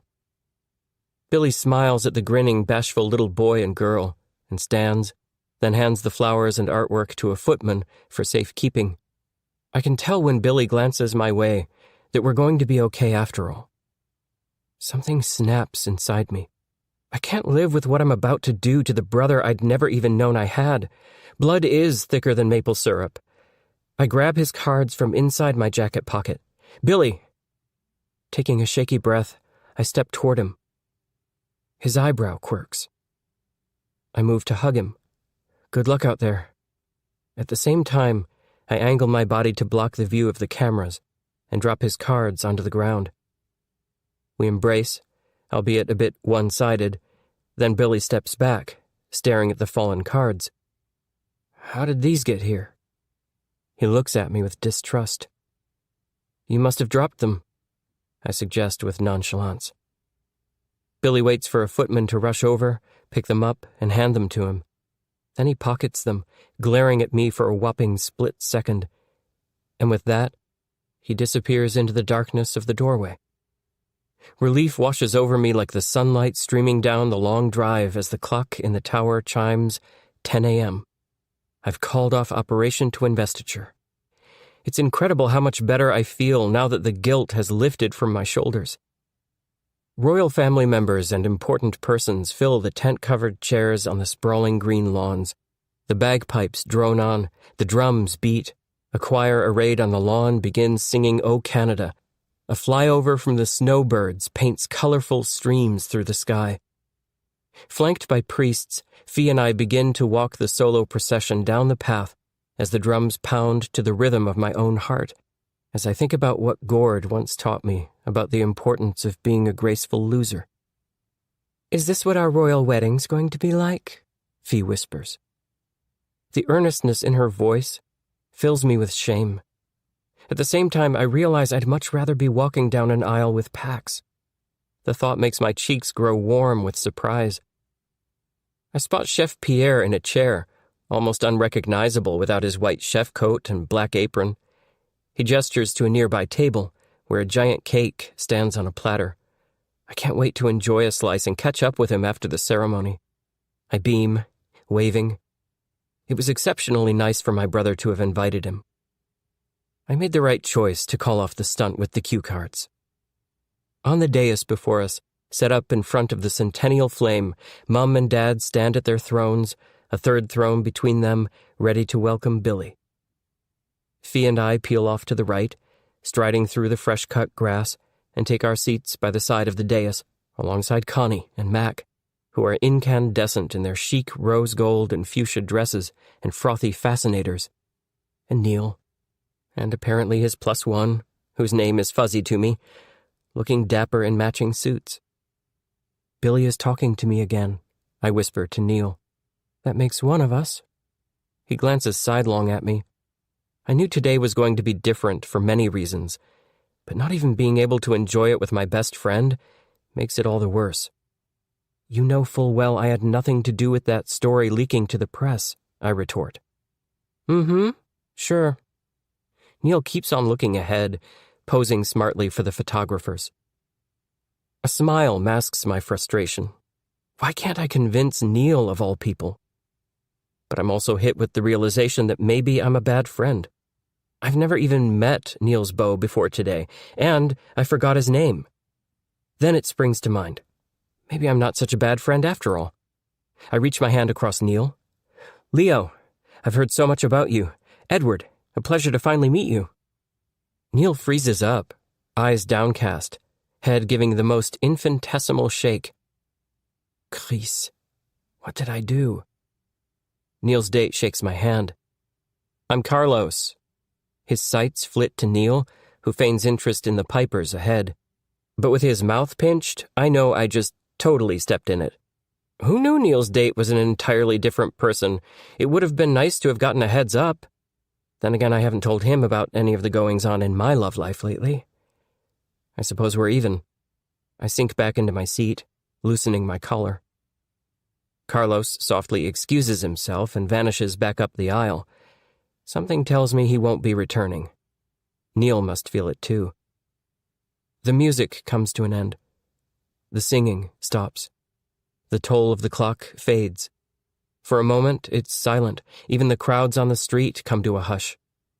Fee takes the opportunity to slip her hand into mine. There's no pulling away this time. Not with all the eyes on us, as the hottest-looking couple here. I keep facing forward, watching as Dad commands the Earl Marshal to summon Billy from the Parliament building, and the fanfare starts up again. This time around, the brass instruments are joined by the beautiful sound of strings. Nice touch. Now Billy's ceremony can go off without a hitch, like it was always destined to. Daily Maple Online. The Royal Roundup, April 30th, 10:08 a.m. Eastern Time. Investiture Ceremony, live from event, by Omar Scooby. We're mere seconds away from watching Prince Billy get sworn in as official heir to the throne of Canada. Grab a sweet slice of tarte au sucre and your hot chocolate and settle in, folks. The investiture ceremony held at the nation's capital is well underway. Marching bands with bagpipes and the Canadian Grenadier Guards fill the sunny grounds of Parliament Hill outside the centre block, with guests bearing witness to the famous occasion that will symbolically mark Billy as official crown prince to the Maple Throne. Crowds of well-wishers line the streets and pack the town, erupting in applause and waving in enthusiasm as they bear witness to a historic occasion. Long live Prince Billy, people roared as his carriage trundled into view. After the pomp and pageantry of getting wheeled onto the grounds in the red maple carriage with his parents, the Prince of the Blood, or rather, Prince of the Maple Syrup, is out of sight, awaiting word to begin the ceremony.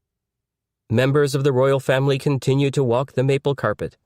Outfits are bright and vibrant, fitting for a ceremony full of hope and promise, blending centuries of British customs with a distinguished Canadian sensibility. We look forward to seeing Prince Billy re-emerge from the Peace Tower to proceed to the dais, where the King and Queen Consort of Canada will usher him as their devoted next in line. Stay tuned. Related stories. How to watch Prince Billy's investiture ceremony. Investiture live updates as it happens. Happy tidings from the Prime Minister. Wishing His Royal Highness the Prince Royal a happy birthday. Royal arrivals and celebrity sightings. How the investiture ceremony will unfold. Mac Boons rise to stardom.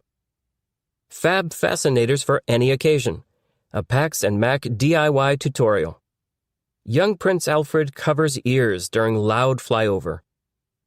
Freddie and estranged British brother patch things up. Chapter 22. Billy. My heart feels like it's going to pound right out of my chest. No amount of training with Gord could have prepared me for the intense panic setting in as I pace around the cavernous rotunda. I try to focus on what I've learned about which flags are to be flown, which designs of armorial insignia have been approved for souvenirs, which badge of Canadian Herald Extraordinary is decorating the ramparts. I try not to think of all the ways the ceremony about to take place outside these doors could go wrong, or the multitude of PR nightmare possibilities, and what those could lead to. Around me, the robed officials making up my procession stand in formation, their red and white robes bearing my insignia. I catch glimpses of the sword, scepter, ring, and crown resting on velvet pillows in their hands. One of the lords holds a Canadian flag. Another wields my personal flag, granted by royal warrant of the King of Canada, featuring grizzlies in blue and yellow squares, and a shield with the maple crown and purple bitterroot flowers. I anxiously rub my thumb over my birthmark, tracing the raised edge. To calm myself, I peer into what must be the Hall of Honor with its Gothic Revival architecture, and notice the symbols and coats of arms of provinces and territories carved into the room's high arches. I stop when I start feeling dizzy. Do I have vertigo? I steady myself on the column rising from the center of the room, then smooth the ceremonial outfit the royal style advisor helped me change into immediately after entering the building. The Pax Andrews elegant snow-white suit, plus ruby loafers with silver maple leaf clasps, maple leaf cufflinks, and silver maple leaf brooch. I think of the custom tidy-whities I've got on, and find myself smiling. I put them on last minute. Even if things with Pax and I are weird right now, I still love them and know we'll somehow get past this rough patch. I pull out my speech cards that Edward gave me with trembling hands. Votre discours m'a profondément touché. Je promets de me consacrer entièrement au grand pays du Canada. Gord's voice breaks through my thoughts. It'll be a meteor firestorm if you butcher your French pronunciations. I can't afford to be so nervous. And besides, people are on my side. Minus a demonstration or two we passed by on the street, holding signs reading, "Stop sinning," and "God hates you." Why are those few voices always the loudest? Truly, I just want the ceremony to be over. Suddenly, Gord's words comfort me. You blink and find yourself at the after-dinner soiree. A ruddy-faced man wearing a feathered hat and brocaded jacket with epaulettes, with a curved sword in hand, enters the hall. Everyone straightens up as he approaches. I recognize him from my lessons as Canada's first Garter King of Arms.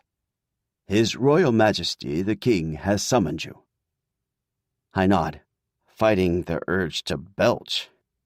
Is that a nervousness thing? Everything happens in quick succession. The lords and equerry shift into formation behind me. The Canadian Heralds of Arms officers, standing at the front of the procession, begin to walk down the flight of stairs and pass through the sets of double doors. The Minister of Foreign Affairs for Canada strides ahead next, followed by the Garter King of Arms, bearing the letters patent in a long, cream-colored scroll of parchment. And now, it's my turn. Nothing could have prepared me for the adrenaline coursing through my body. Out of nowhere, I think of when I was a kid and Dad would take me to breakfast at the Little Timber Diner as a special treat. He always looked over the top of his coffee mug at me as he waited for it to cool. "I'm so lucky to have a good son like you," he would say, in that no-nonsense way, his big blue eyes boring right into my soul. Boy, if he could see me now. Pressing my eyelids shut and quickly wiping away the tears, I lift my chest and chin high and, with a trembling breath, begin to walk. An unsettling calmness falls over me as my body accepts there's no turning back. Before I know it, I'm past the flight of steps and through the grand archway of the Peace Tower, leading outside. It's a perfect, warm, and bright day. The sun hits me straight in the face, and I resist the overwhelming urge to flinch and shield my eyes. Maple Crown Rule 13: have a royal presence. I'm suddenly hyper-aware of how my arms swing, how my feet fall on the pavement. I need to keep my strides even, keep up with the rest of the robed figures ahead and behind of me. I hardly register the blaring fanfare and the shrieks and whistles from fans. This is so much more intense than rehearsals in the home gym. Maple Crown Rule 25. Remain tranquil in times of tension. Drawing closer, it's hard to ignore the sea of guests filling the giant green lawns on either side of the path, but I can't let it pull my focus. The Canadian ceremonial guards, in their red uniforms with fuzzy hats, rifles, and flags, salute as we pass. Media crews take aim from under tents. Ahead, past the thrones on the dais, and beyond the divide, the street bristles with hundreds of foaming, cheering, poster-wielding fans. But it's nothing compared to the millions, billions, of people watching me worldwide. Eyes forward, sights level, fill your lungs with air. After descending another flight of steps, I start walking a long drive. I'm in the home stretch. Everyone stands from their chairs as I pass. It sounds silly, but I look for Dad in the audience. I remember how he came to every middle school showing of The Sound of Music, even though I only played the priest who married Maria and Captain Von Trapp. There he was, front row, a fresh bouquet of flowers ready to hand me after every curtain, night after night after night. I never in a million years would have thought I'd be the one presenting him with a bouquet every April on the anniversary of his death. I know if he were here today, he'd have the biggest bouquet of flowers waiting for me. I let the thought disappear, like I always do, but I know it's never truly gone. Frederick and Daphne are tiny at the other end of the drive, where they stand on the dais, joined by the Prime Minister and people dressed in all black, most likely the members of the firm. Even from here, I can see the high-backed, walnut-wood thrones with crimson upholstery, the fire of the centennial flame rearing up before them. My legs feel like they're going to give out on me. Mom, Mac, and Pax smile proudly at me from the side of the dais. It's hard not to smile back. I'm glad everyone, including myself, seemed to put aside the drama, at least for today. Next to them, Edward nods with his sly smile. Fee blows a kiss, and Neil looks at me in awe. I can't help the corner of my mouth from upturning. After what feels like a lifetime, I approach the dais and stop, like I rehearsed. My face blushes as I notice a huge camera on a crane homing in on me. Just keep breathing. The Garter King of Arms hands the scroll of parchment off to Frederick, who hands it off to the Minister of Foreign Affairs. Frederick takes a seat on his own high-backed wood throne beside Daphne. I'm close enough now to make out the little maple leaf pattern of the crimson upholstery of my throne, empty and waiting. I kneel on a cushioned stool facing them, my head bowed low. So far, so good. The Minister of Foreign Affairs, in his black suit with gray hair and glasses, starts to read the letters patent into a microphone at the podium. His Royal Highness Billy Benjamin Dennison, Prince of Canada, by the glory of God of the country of Canada, Prince Royal, member of the Commonwealth. I sneak a peek up at Mom and Mac. Despite everything that's happened in the last 48 hours, I'm happy to see they're still smiling. The Minister of Foreign Affairs continues. By putting a sword on his waist, a coronet on his head, a gold ring on his finger, a scepter in his hand, and also by transferring a mantle onto his shoulders, that he may one day govern there, and may conduct and contend those parts. We have produced these our letters to be made patent. Observe ourselves at Parliament Hill, the 13th day of April, in the 18th year of our reign. I hear him rolling up the scroll. My flushed face is actually starting to cool, although now I have my aching knees to deal with. Who knew kneeling for so long would be this painful? Marking the halfway point of the ceremony, the Minister of Foreign Affairs reads the same letters patent, but this time in French. Son Altesse Royale Billy, Prince du Canada, par la gloire de Dieu du pays du Canada. Although my heartbeat is somewhat back to its normal rate, I desperately need to stand. I just need to get through the rest of the ceremony. Maple Crown Rule 37. Patience is gracious. I tune out the Minister of Foreign Affairs and study the intricate details of the empty throne before me, from its upholstery's white stitchwork to its pale, polished wood with a decadent royal crown carved onto the high headboard. I go over the rest of the run of the ceremony in my head. After I'm sworn in, I'll stand, bend into a low bow, the bow of reverence, and take my throne beside Frederick. Then I'll step up to the microphone and read the first half of my speech in English and the rest in French. This will follow with fanfare and the procession back into the tower with Frederick and Daphne. The snowbirds will rip through the sky once more. The town cars will take all of us back to Rideau Hall, and I will be so relieved. Maybe even get my appetite back in time for the reception. And now the prince will receive the symbols of the royal office.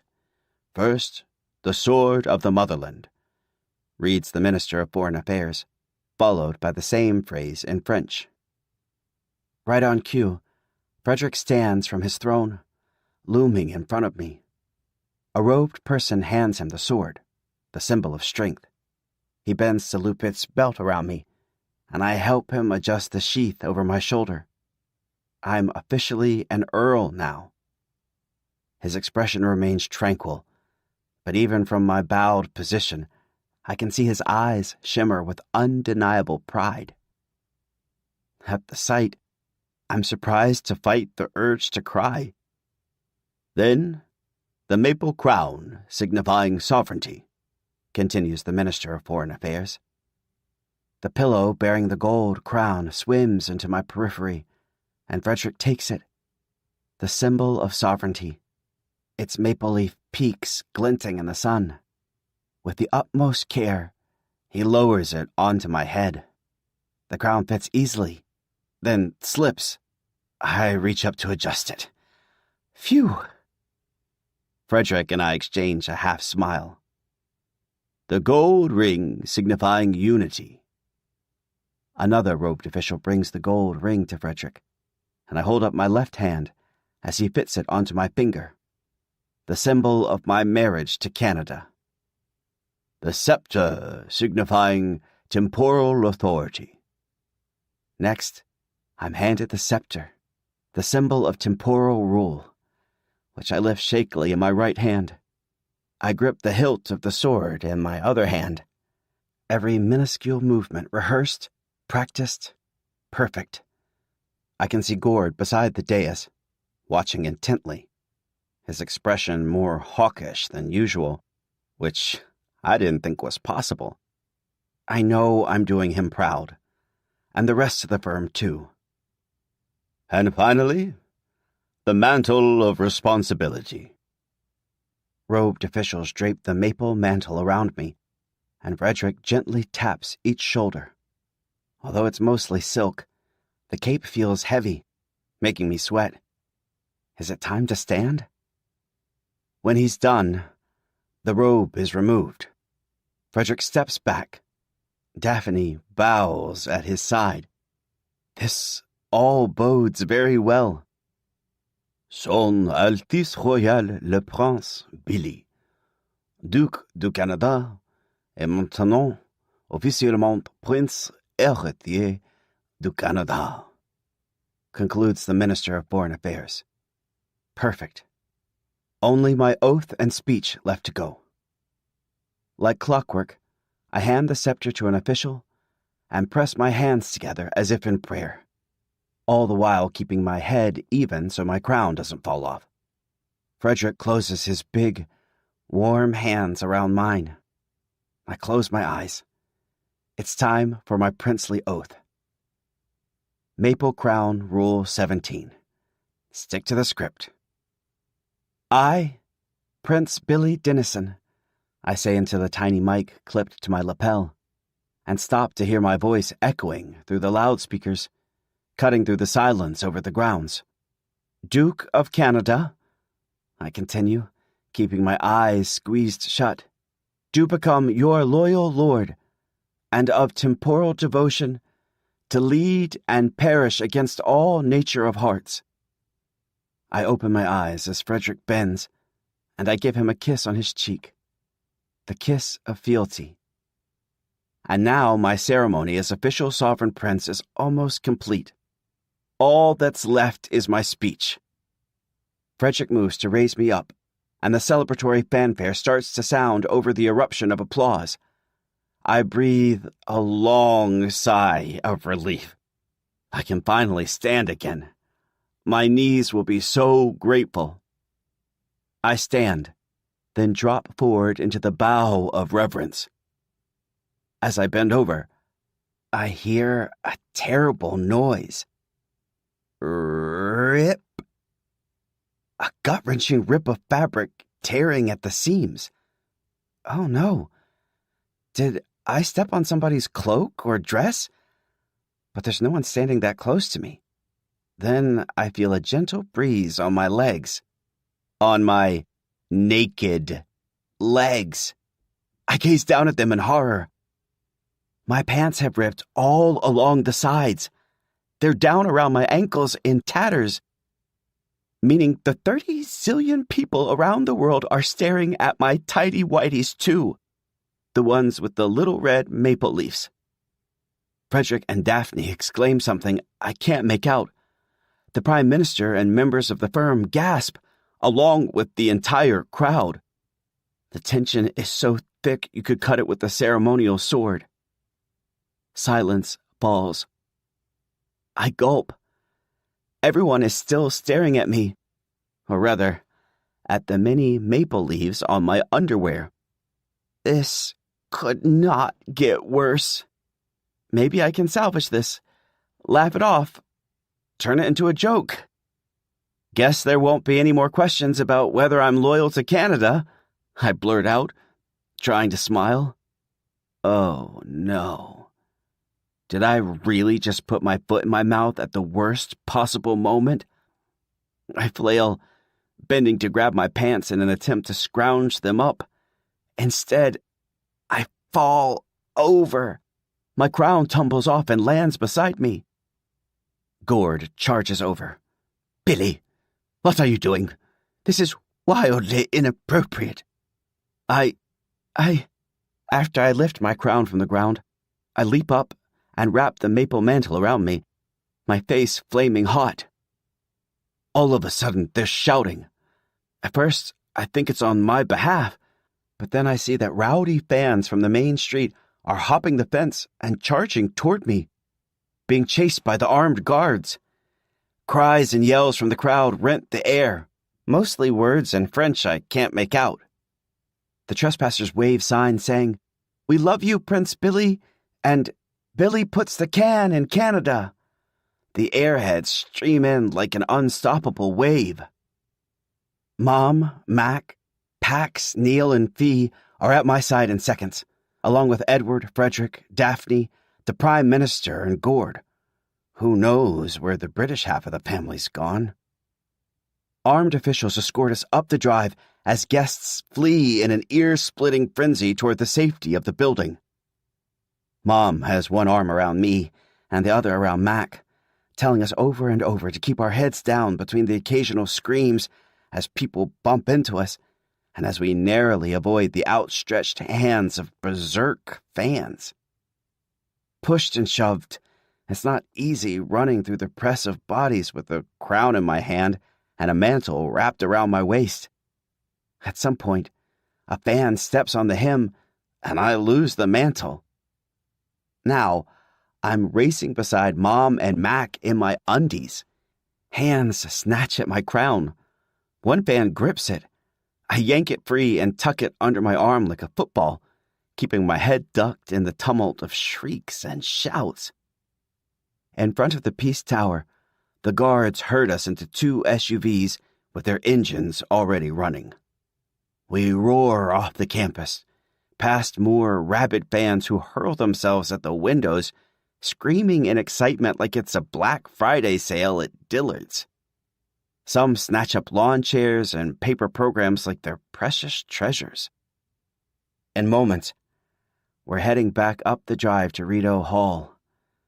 All that matters right now is that we're safe.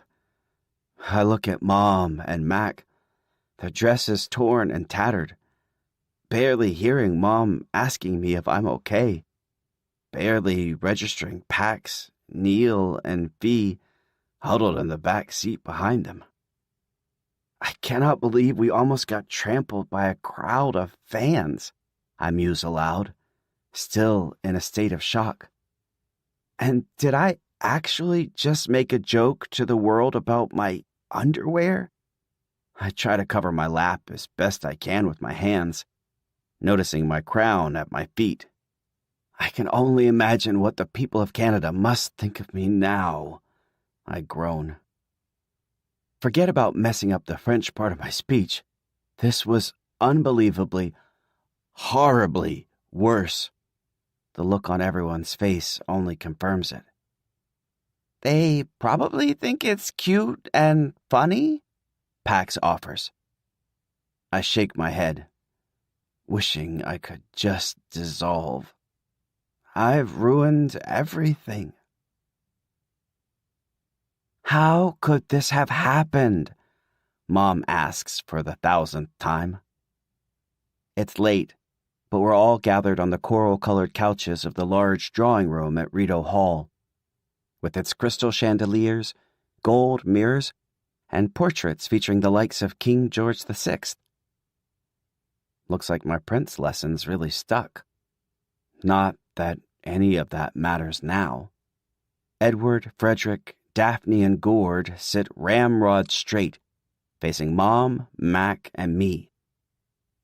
It feels like a terrible recreation of that first meeting back in New York, after they had told me who I really was. Now, I wish I'd never learned the truth. It was Pax's design, Daphne says delicately. They must not have sewn it right. We should have never agreed to that, Gord adds quietly. Mom shakes her head. Pax wouldn't have left all those stitches loose. No one's blaming Pax. Frederick looks pointedly at me. What's done is done. People think I planned it? I croak. What's going to happen? Frederick wrings his hands. Hopefully we'll find out soon. The door bursts open, and men in black uniforms, a mark of the firm, step into the room. The frontmost man strides up to Frederick and bows, then offers him a little scroll of paper tied with a thin red ribbon. "Your Royal Majesty, a decree from the firm." Frederick takes it from his gloved hand, unrolls the paper, and scans it. "The firm, along with the Prime Minister, has determined that Prince Billy is not fit to rule, and will be stripped of his titles, patronages, security, and funds," he says, his voice dull. "Non-compliance will result in the Canadian monarchy as a whole being dissolved. Finally, something giant enough to get me the boot. It's fair to say today is in the running for worst birthday ever. The Prime Minister has called for a Section 41 amendment vote at the House of Commons to push through this change in law so that HRH Prince Edward will be heir to the Crown of Canada." The official salutes, turns on his heel, and vanishes back through the door, his comrades wordlessly following suit. Daphne bolts up, as if she's about to give chase, but thinks better of it, while Mom clamps a hand to her mouth and looks from the door to me. Frederick slowly turns to us, the letter gripped loosely in his hand, which has fallen by his side. His expression fills me with icy dread. I've never seen him look so drained, so defeated. What have I done? Chapter 23. Edward. Our Rideau Hall residence is a good place to get lost, with its endless corridors plastered with portraits and art pieces of famous Canadians. It's also great for its sprawling grounds and all they have to offer. Growing up, I roamed the gardens and played cricket with Neil in the summers and skated on the rink with Fee in the winters. But tonight, I'm not wandering aimlessly. Tonight, I know precisely where I'm headed. I tread through the central corridor where I cartwheeled as a child, past the door where I added my own crayon embellishments over Queen Jolie's daughter's paintings of tulips, and slink up the stairs to the sleeping quarters until I come to a stop outside Billy's room. I knock lightly on the door. All evening I haven't been able to shake the eerie feeling that settled over my heart. I'm getting back the title of Crown Prince. I should be overjoyed, but the fact the victory was at my brother's expense has made it a hollow one. I need to talk to him. When no one answers, I try once more, louder this time. It's late, and he perfectly well could already be asleep after such a long and arduous day. I wouldn't blame him. After what the world bore witness to, I also wouldn't blame him if he never wants to show his face again. After a lengthy stretch of silence, I move back downstairs, striding through the high-ceilinged corridors with their pale yellow walls and ornate antique rugs over hard wood. I don't know what I planned on saying, but I was certain he could do with more support. The only other people out and about at such a late hour seem to be the house staff as they pack away food and decor, a dreary reminder that all the festivities have been called off. There is nothing to celebrate, admittedly, not even for me. To think I was finally starting to figure out who I was without the high title. A baker, living a more relaxed life, dateable, maybe even lovable. I pause under an old black and white photo of Granny, thinking about what she, the firm, and the planet must have thought of the whole debacle. I have to admit that it seemed undeniably conspired. From Billy's out-of-pocket comment to his perfectly themed, presumably planned-out ceremonial underwear, although I still can't believe that he would have done such a thing on purpose. "Your Royal Highness," says a staff member, slowing to give me a courteous bob. I nod. Good evening. The house staff here is always lovely. I watch her continue down the corridor. I'm glad it wasn't Fee, coming to find me to canoodle in the billiard room. A part of me wishes it had been Pax. As for Fee, I know perfectly well why she hasn't gone back to her house yet. She's hoping for a few more chances of being photographed strolling the lawns with me, wherever she is right now. I keep drifting, no longer sure where I'm headed. I just need to walk. Outside the long gallery, there's the portrait of Mum and Dad square dancing, and the painting of me as a toddler, along with one of the former Governor General looking a bit miffed, and one of Lord Stanley of Stanley Cup fame. I pause, wondering if Billy's royal portraits have already been cancelled, if he's no longer the appointed sponsor of the HMCS Vancouver. If not, then it's only a matter of time. The sound of clattering plates and clinking silverware draws me into the tent room, a vast space with pink and white striped walls adorned with gilded portraits.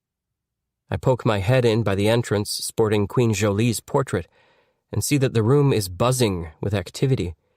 The staff is packing up the new china and wheeling out vases of flowers and a woodcut beaver statue.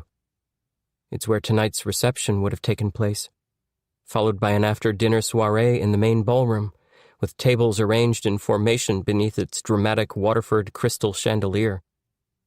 At least the food didn't go to waste. Mum had the good grace to send it to the homeless shelter. A real shame. I was so looking forward to the reception. Neil's voice startles me, and I spin around. I have the urge to hug him, to ask him if he wants to cross the river for a drink. But he folds his arms across his silk housecoat, and what he said sinks in like chocolate chips falling to the bottom of a too-thin batter. This wasn't how I imagined our time together here going. Is this what you wanted?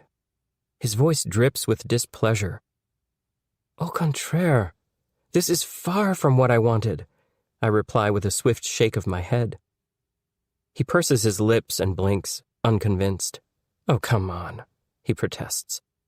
You've wanted this since the day you found out you had an older twin brother. A curious smile tugs at the corner of his mouth. So how'd you do it? I can't say I'm not impressed. What a spectacle. I didn't have anything to do with Billy's unfortunate wardrobe malfunction. His pants literally came apart at the seams. So what, you cozied up to Pax and had them do it then? Sacrement, I blurt, and a few staff members momentarily freeze and glance our way before resuming packing. In any case, congratulations on getting your crown back. What's your deal?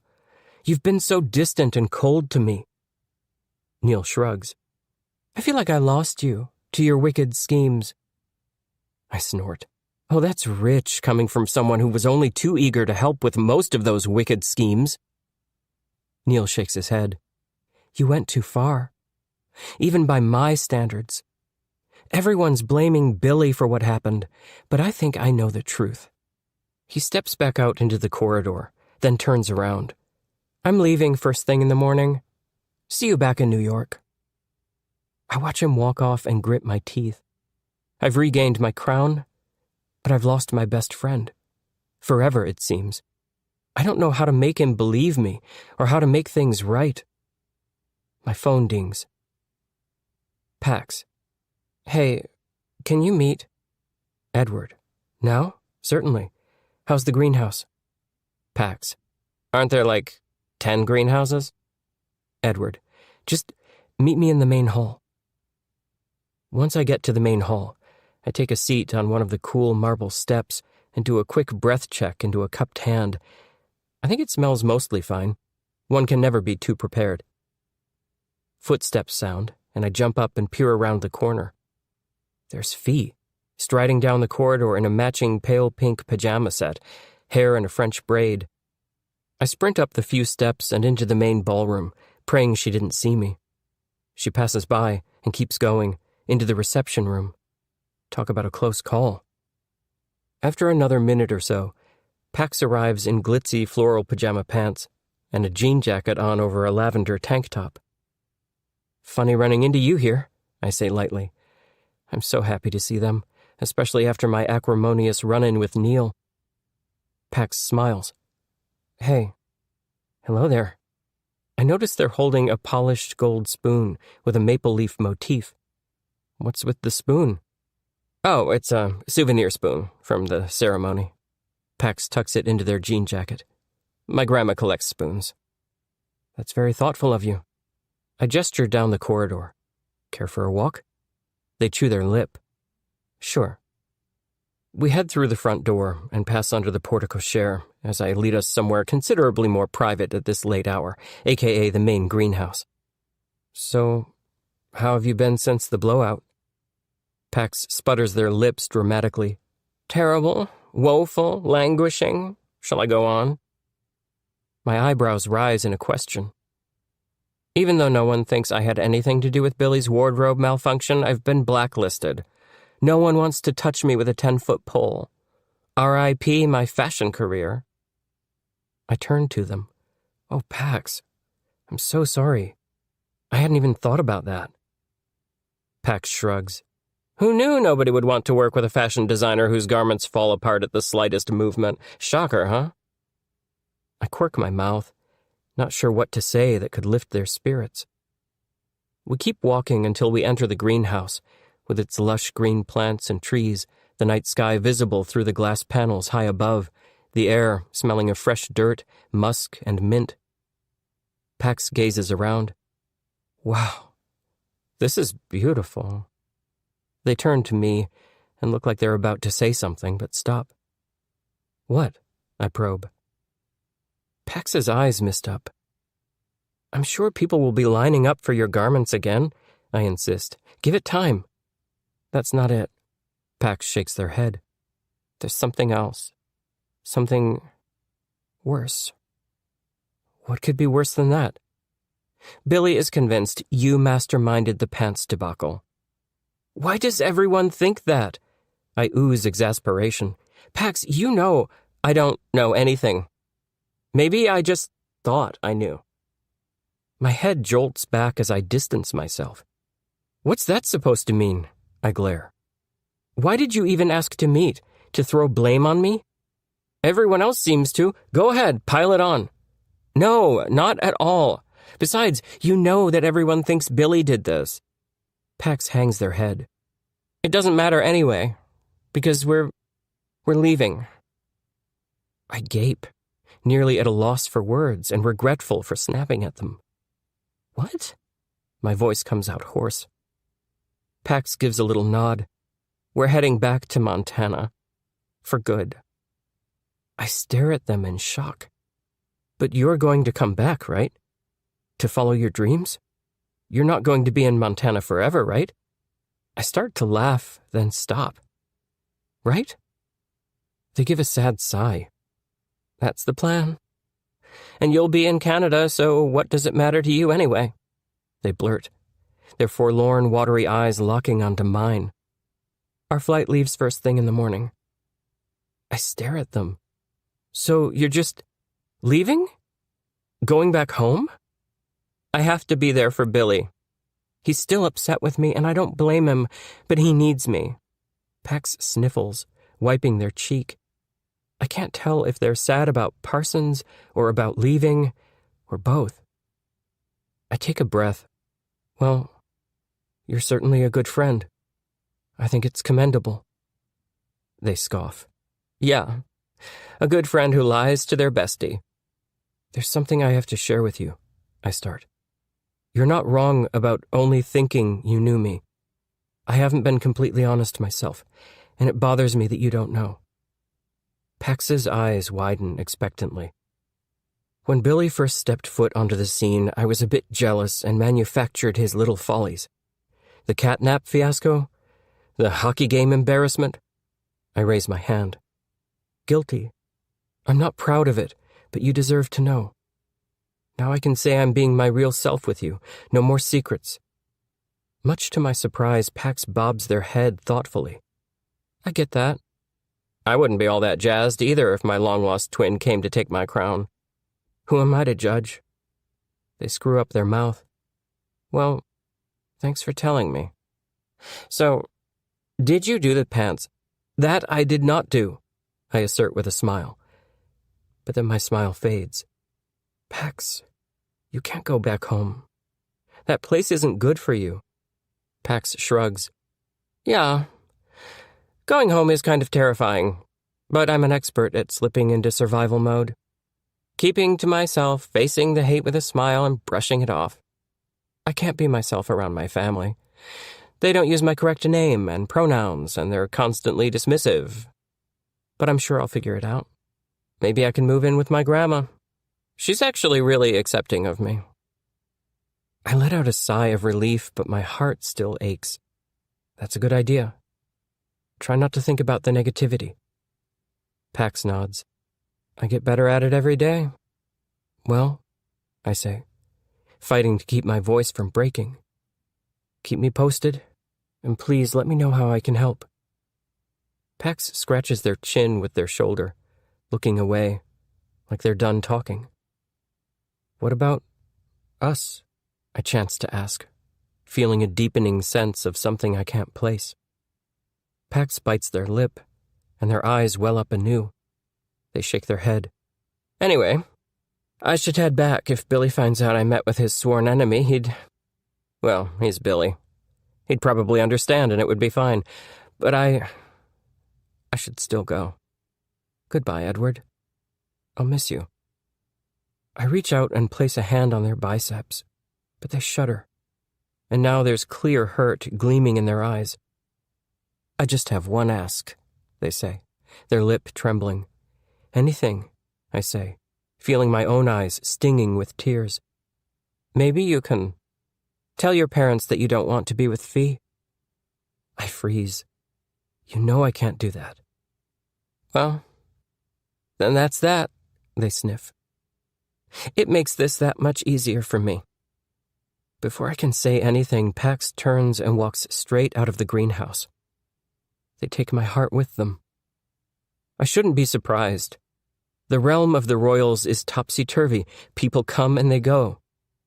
You learn when you're young not to get too attached. Maple Crown Rule 50. But this feels different. Eddie Bear! Fee emerges into the greenhouse, batting aside a row of leafy ferns to reach me. Super. Just who I didn't want to see right now. Hey, I say, trying to hide my foul mood. What's wrong? She asks, coming up short. Nothing. I force a smile. What brings you out here? Come to hurl accusations at me like everybody else? No, not at all, Fee scoffs. Housekeeping told me you were out here. They have leftover macaron. Come on, Cupcake. She waves for me to follow her. Honestly, sweets would make me feel better right now. How is it that Fee is the one to make me feel a bit lifted tonight, not Neil, not Pax? Fee. Go figure.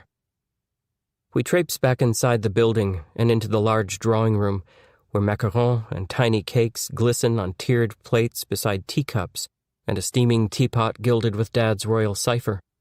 There's also Chef Pierre's half-eaten maple bacon cake. It's a shame he left Canada immediately following the mayhem. I'm just glad the cake miraculously survived the siege. Fee takes a seat beside me and leans forward. I can't stop smiling, she whispers. I raise an eyebrow.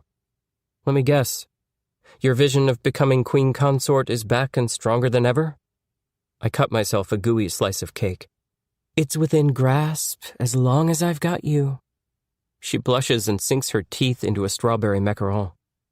I'm absolutely convinced she's chosen it to match her pink pajamas on purpose. Then she bursts into a fit of irksome giggles. Let's wait and see, shall we? Pax's words breeze past my thoughts. Maybe you can tell your parents that you don't want to be with Fee. But I shove them down like I'm so skilled at doing. A footman fills my cup, and I take a slow sip of cinnamon citrus tea, furious at myself for not just coming clean and telling Fee she doesn't have me and never will. It's not fair to her. Every passing moment only accrues more pain for the day all hell breaks loose. Gord steps into the room. When he sees us, he blinks. Your Royal Highness, Lady Sophia. He takes a small plate and begins placing pastries onto it. I take a bite of the maple bacon cake. It's pure bliss. I can actually taste the maple sugar used in the sponge. Fee wheels back on me with an elated smile. I heard Billy's going back to Montana first thing tomorrow." I know. I squint at her, wondering how she knows. I heard. She laughs and lightly slaps my knee. "Well, don't sound so excited." "This is a good thing," Gord chimes in from behind a tier of treats. "Trust me. The amount of angry letters we've received—" "Yes, of course," I reply tartly, surprised Gord's being so candid with us. He's typically more buttoned up. It's a bit catty, even. "Heading back to Montana was Billy's decision," Gord continues. "For once, I think it's a good one." Perhaps Gord's right. Perhaps Billy was never meant to be a member of the Canadian royal family, let alone His Royal Highness the Prince Royal. I simply nod and take another sip of tea. I can tell Fee is eating up Gord's words from the way her lips twist up into a cheeky grin, like she's a Grinch gif. When I place my teacup back onto its saucer, Fee grips my hands in hers. "This is everything we've been dreaming of," she exclaims. "I know he's your brother, but come on. Let yourself enjoy the moment. We won." I slide my hands out of hers, reach for my teacup and drain it. Well, I should head to bed. I stand, bidding Gord and Fee a pleasant night, and head back through the corridor. As I pass the small drawing room, I glance through the open doorway. I'm stopped short by what I see inside. Billy's crown. Correction, my crown. Resting inside a spotless glass case. The other items of insignia are enclosed in similar boxes around it on little tables. No one else is present. It calls to me like a birthday gift, just waiting to be opened. I walk over to it, double-checking I'm alone. The top of the box unclasps with ease, and I flip it aside and reach gingerly inside. I've waited my whole life to wear this crown. Why not? What harm would it do? The maple crown at long last. When I place it on my head and catch my reflection in the ornate mirror above the fireplace, a smile spreads across my face. When everything else fades away, a small sad voice says, "At least you'll still have this. You'll still have your crown. Always and always and always." But as my smile melts away, I can't help wondering, what good is a crown without a heart? Chapter 24. Billy.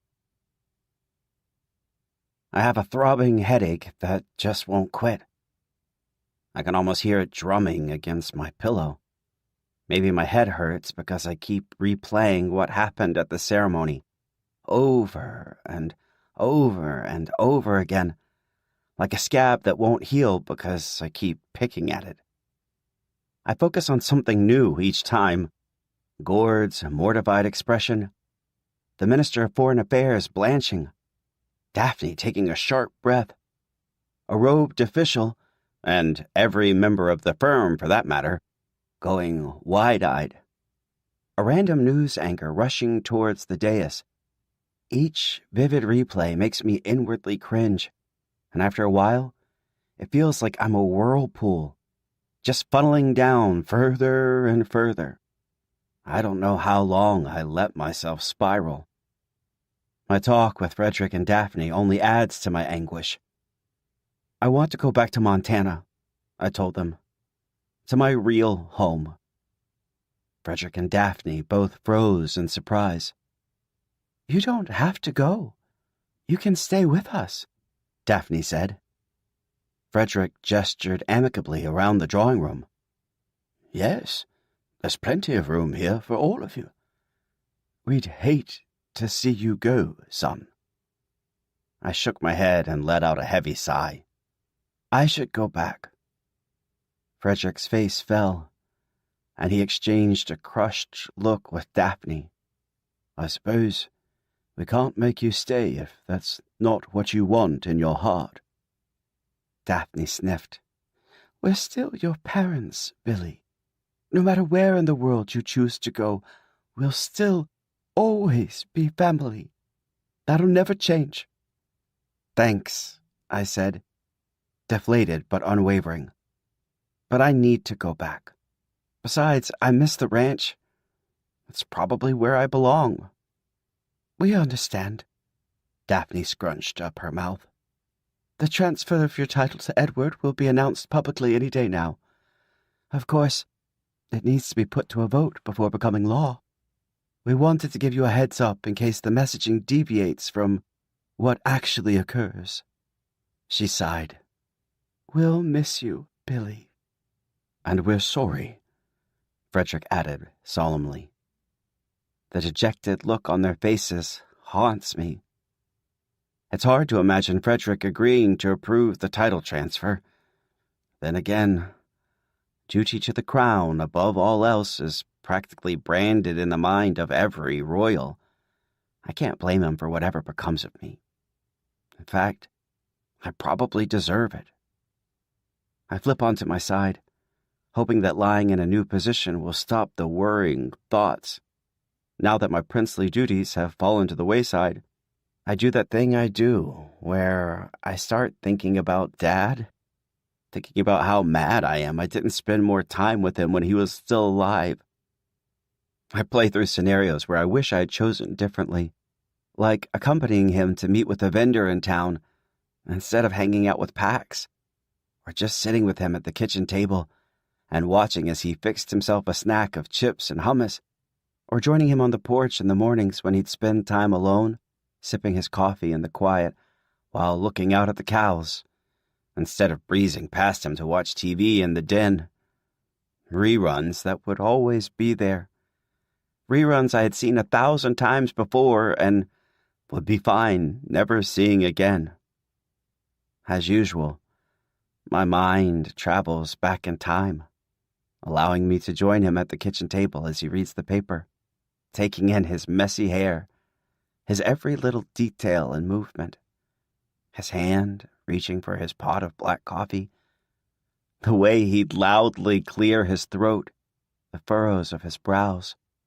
It's as if, by sitting there, I can soak up the essence of his presence, hold on to it, never let it go. The vision turns into a game of beating myself up. Why didn't I appreciate the little moments more? At least I can appreciate them now, even in the small comfort of a silent, sun-bleached memory, even though it hurts. I toggle back to another dad memory, trying to find comfort in it. One of my favorite things was when he'd sing along to Italian music. His voice would crack on the high notes, and Mac would giggle and join in, and he was happy. We all were. He never stopped singing until the day he could barely talk from all the chemo, the constant puking making his voice rough and ragged, too weak to utter a single sound. I held his hand. I smiled and told him everything was going to be okay, that he was doing great, that he didn't need to say a single word. Our love was unspoken. The worst part of Dad dying was seeing what it did to us. I grew up real fast, that hopeful innocence gone, marred by worry lines. I realized life is short, and that there wasn't much I found important anymore besides family. And, if I'm being honest, music. I miss playing. Now I've ruined any chance for a fresh start, for that something more. At least I can go back home and forget all this ever happened. But of course, it's not that simple. There's my brother, and Frederick and Daphne. I'm not sure they ever want to see me again, and that's its own kind of heartbreak. If Dustin's still single and is open to making amends, maybe we could finally settle down like he always wanted. At least I'd be closer to Dad, be able to keep the ranch afloat, without any shady back-channel deals with the firm. I haven't forgotten that whole big mess, but it's been eclipsed by all the other troubles. I've never felt more alone. You'll always have me. Dad said that to me the day he died. I've survived the worst day, which means I'm strong enough to survive this too. That's what Dad would have wanted for me. But what do I want?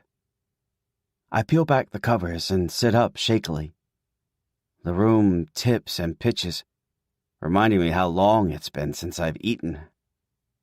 I'm out of bed and padding down the carpeted steps, trying to remember where the staff said the kitchens were. Believe it or not, this place is bigger and grander than the mansion. I turn into a long hallway. Light spills from an open doorway. I peer into the room and freeze at what I see. Edward? I ask. He spins around, the maple crown on his head, hands up as if showing he's unarmed. I stare at the crown, how it fits perfectly on his head while it slipped on mine, as if he were born to wear it, because he was. What are you doing? He hurriedly takes it off, but keeps it cradled in his hands, like he can't bear to put it back in its glass box. I was just walking around and happened upon your crown. The crown? He grimaces, lowering it into the box. I've never seen my brother act so uneasy. Your crown is accurate, I say. But all I can think about is how this is his fault. He's gotten exactly what he wanted. He didn't even have the grace to wait until I'd flown back home to get his hands on the crown. And to think, I'd believed he hadn't been the one to leak our story, and was even willing to forgive him for it. He looks at his loafers, and then glances at me. Couldn't sleep either? I feel my anger subside just a little and shake my head. He considers me for a long moment, with his too perfect posture and serene expression, and I'm reminded of the rule: remain tranquil in times of tension.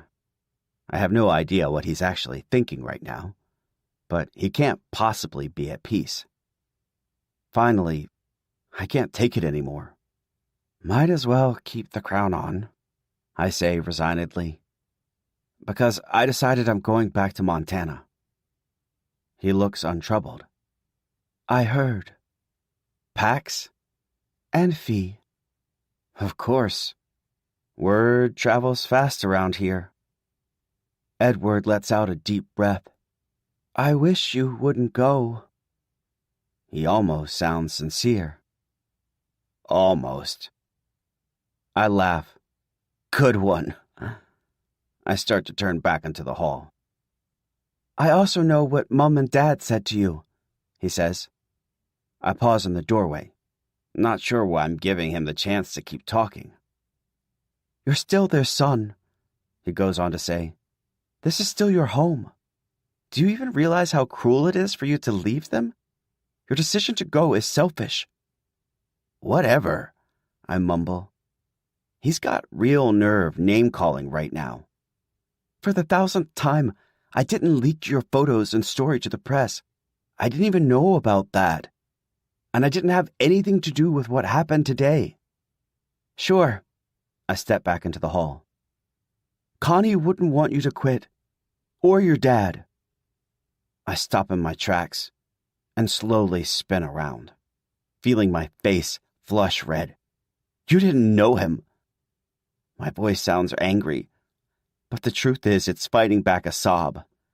Besides, he's not here anymore, and it's not like I have a real choice in the matter. What am I supposed to do? Stick around as Canada's screw-up? It's humiliating. Edward arches a brow. Fine, he finally says. You know what? Do what you want. You showed up out of nowhere, took my title, and yes, I didn't like you in the beginning. But I put that aside. I've been there for you. I supported you. And now you're still going to turn around and blame something on me after I stood by you? So all those pranks you pulled on me, what were those? You standing by me? I'm so mad that I'm practically shaking. The corner of my mouth twists up in a snarl I don't even recognize. Good luck with being king one day. With your knack for secret alliances, you're going to be great. My voice is unfamiliar, flat and full of venom. And with that, I head back to my room to try to sleep once more. But just like earlier, I don't sleep a wink. "Did they come by and get your luggage yet, dear?" Mom asks. I slump into a chair in the sunny veranda and take a croissant from a basket. "Yeah," I grumble, thinking how it's far too early and how the veranda smells far too strongly of fresh brewed coffee. "Oh, good." Her cheery demeanor is at odds with the fact she knows I'm still mad at her. We haven't yet talked about her secret dealings with the firm, or any of the tabloid facts. Maybe it's for the best. At this point, the less I know, the better. Mac enters the veranda wearing oversized sunglasses, a sparkly top, and jeans. "I don't want to go." She stomps her sneaker, pouting. "I didn't even get a chance to say goodbye to my new friends at St. Albans." Then she pulls out her phone, and a smile washes over her face, her mood flip-flopping. Typical Mac. "At least my channel is doing better than ever. Maybe when we get back to Montana, I can turn it into a fun, surviving out in nowhere angle." Her expression shifts to amusement as she flips through her phone. "Billy, you're all over Stan Twitter. You're a meme now. And they made a dance out of the whole thing on TikTok and remixed you saying, 'Guess there won't be any more questions about whether I'm loyal to Canada.' Is that good?" Mom looks at me like I've got something to add. I shove the croissant into my mouth and guzzle orange juice in the grumpiest-looking way possible. Croissant flakes fall onto my shirt, but I don't bother flicking them away. I've dug out Dad's old flannel shirt to wear for the trip back home. It seems somehow appropriate. Mac tilts her head at me. "Oh, he's still sad, isn't he?" "Wouldn't you be?" Mom asks her. "Give him time, dear." I grunt and rip back into my croissant. "What about me?" Max cries. "I'm getting sad too. We didn't even get to keep any of the nice clothes, even though no one else here at the hall can even wear them. And I hate Montana." She grabs a mini muffin from the basket and looks at it lovingly. "I'm gonna miss you," she whispers to it. Mom chances a glance at me. "Have you said your goodbyes?" Her sights land on an old portrait of Edward with Frederick and Daphne and their little dog. I shrug and take another bite. I just want to go. Pax enters in a lemon yellow shirt and matching capri pants with clean white sneakers. Their eyes bug at the sight of me in Dad's old work shirt.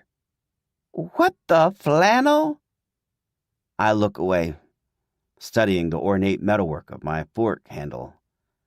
I'm not the high-end designer suit kind of person, remember? Never was. Before all this, I didn't even know which high-end designers were which, and I'm definitely no crown prince. I sigh loudly. I should have listened to my gut and turned all this down. "Well," Pax tries, "there must be more to this provincial life, you know?" Gord steps onto the veranda and clears his throat. "The car is ready to take you to the airport." He hands our IDs and passports to Mom, who tucks them in the front pocket of her pullover satchel, along with our printed-out plane tickets. Mac groans and stamps her foot again. "Great!" Mom's voice sure has a lot of pep to it. She places her fine linen napkin on the table and stands. "Let's go, dear," she instructs my sister, with that slight warning edge to her voice. Mac sticks out her bottom lip. She whines, then marches after Mom. I sluggishly rise and head after them. I stop in front of Gord in the doorway, my mind swimming with questions I want to ask. How can I reach Frederick and Daphne after I'm back in Montana? When will I see them again? Will I see them again? I'm still their son, and a royal by blood, aren't I? But all that comes out is, thank you for everything. He blinks his steel-gray eyes and smiles sympathetically. Of course. And that's it. We sit in silence as the car pulls out of the circular drive, past the Fountain of Hope, how ironic, and down the road, cutting through the sprawling green lawns. A reminder of all I've just lost. I look back one last time at the hall, growing smaller and smaller. There's nobody there. I feel pathetic for even looking. Who did I expect to see? Someone running out and calling for me to come back? Life isn't a movie. Of course there's nobody there. Just security, following in a car behind us. They'll be with us at least till we board the private jet. Then it's back to the doldrums. Frederick and Daphne gave me the option of having security come with us, but I requested they don't. I want 0 reminders of my royal life. I know it was ultimately my decision to head home, but I can't stand the thought of staying. I've spent the past several weeks pouring my heart and soul into what I needed to learn and become, only to fail. Epically. I went from a no-name rancher in Montana to the Crown Prince of Canada, thrilled to inspire the LGBTQIA+ community, a community dealing with so much hatred every day. Now, I'm headed back to being a no-name again. At least the ranch is still there, a constant in the chaos, and the whole investiture debacle will make one heck of a story one day. I face forward as we exit through the gates of the property. A few foreign paparazzi spring out from behind the plaque marking the entrance to the grounds. I wonder how long that will last. I'm starting to see why Mom was afraid of no longer having my security detail around. Hopefully, paparazzi are the worst of it. We rumble past them, and the big blue signboard that says, Bienvenue à Rideau Hall. Au revoir, Canada. Daily Maple Online. The Royal Roundup. May 1st, 9:37 a.m. Eastern Time. The Lion, the Witch, and the Wardrobe Malfunction by Omar Scooby. We see London, we see France, we see Billy's underpants. In brief, yesterday afternoon while the Prince Royal held his investiture, millions worldwide watched Billy drop trow, setting off a full-scale media storm. Most Canadians were amused. But at the end of the day, things aren't boding well on the political stage. With news of Prince Billy being briefed on how his big day would go down, showing off his Canada-inspired briefs was not what anyone had in mind. The world watched as the now 18-year-old made it through most of the ceremony by the seat of his pants. But after receiving his items of importance and bowing down, his trousers and our jaws dropped. The spectacle gave being caught with one's pants down a whole new meaning. The incident hijacked the event, and chaos erupted as airheads bum-rushed the scene. Fortunately, no one was harmed as police moved in. While some think the brief incident was an accident, most believe it was more than a little slip-up. An insider close to the designer alleges intent behind Billy's wardrobe malfunction. Why else would the briefs have been Canada-themed if they weren't going to be shown? It was clearly premeditated. Regardless, Billy's botched ceremony coming to a screeching halt can't be good for the Canadian royal family, who had looked to the investiture as a way to secure the future of the Maple Empire. We wouldn't be surprised if Billy's cheeky prank got His Royal Majesty the King's royal knickers in a twist. In response to furious pleas from parents, officials at the firm issued a statement. We are just as shocked and profoundly apologize to all those offended. The undies stunt begs some questions. What will become of Silly Billy? Will his ceremony be rescheduled? Or were his days as Canadian clown prince as fleeting as his peep show. Related stories. Breaking. Outraged parents demand apology. You too can have ripped butt pants. Where to buy Billy's briefs. Rideau Hall to deal with Prince Hillbilly. Slice of investiture cake sells for $5,000. Fan arrests at ceremony. 623 and counting. Airheads caught selling investiture souvenirs. British royals' harrowing encounter with fans. Chapter 25. Edward. Get a load of this. The article says an insider close to the designer alleges intent behind Billy's wardrobe malfunction. Fee reads off her phone from the sofa across from my bed at the hall. So the world really does think Billy was behind it. Fighting the reflex to shout that Billy would never do something to intentionally humiliate himself, I shake my head and sink back into my pillows. It wasn't Billy, I say quietly. Well, if it wasn't us and it wasn't him, then... Fee narrows her eyes in annoyance. I'm starting to regret convening in my room to pore over all the controversial headlines. Every media outlet has the same claim. What happened was a planned publicity stunt that Billy set up for scandalous attention, the kerfuffle of his own design. Maybe they were just really poorly made pants, I offer, not actually believing Pax could ever poorly make anything. Fee shoots me a look. Oh, please, you're thrilled your brother has finally left so that you can reclaim your precious title. You're starting to sound like Neil, I mutter to my coffered ceiling. You're avoiding my keen observation. You're thrilled Billy's out of the picture. Admit it. I can't make her understand my reality, that I'm truthfully very much torn up about it.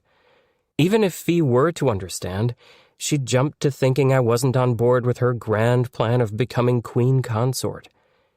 Not that I am on board with that plan. I just don't want to talk about it. I'm missing Pax a lot already.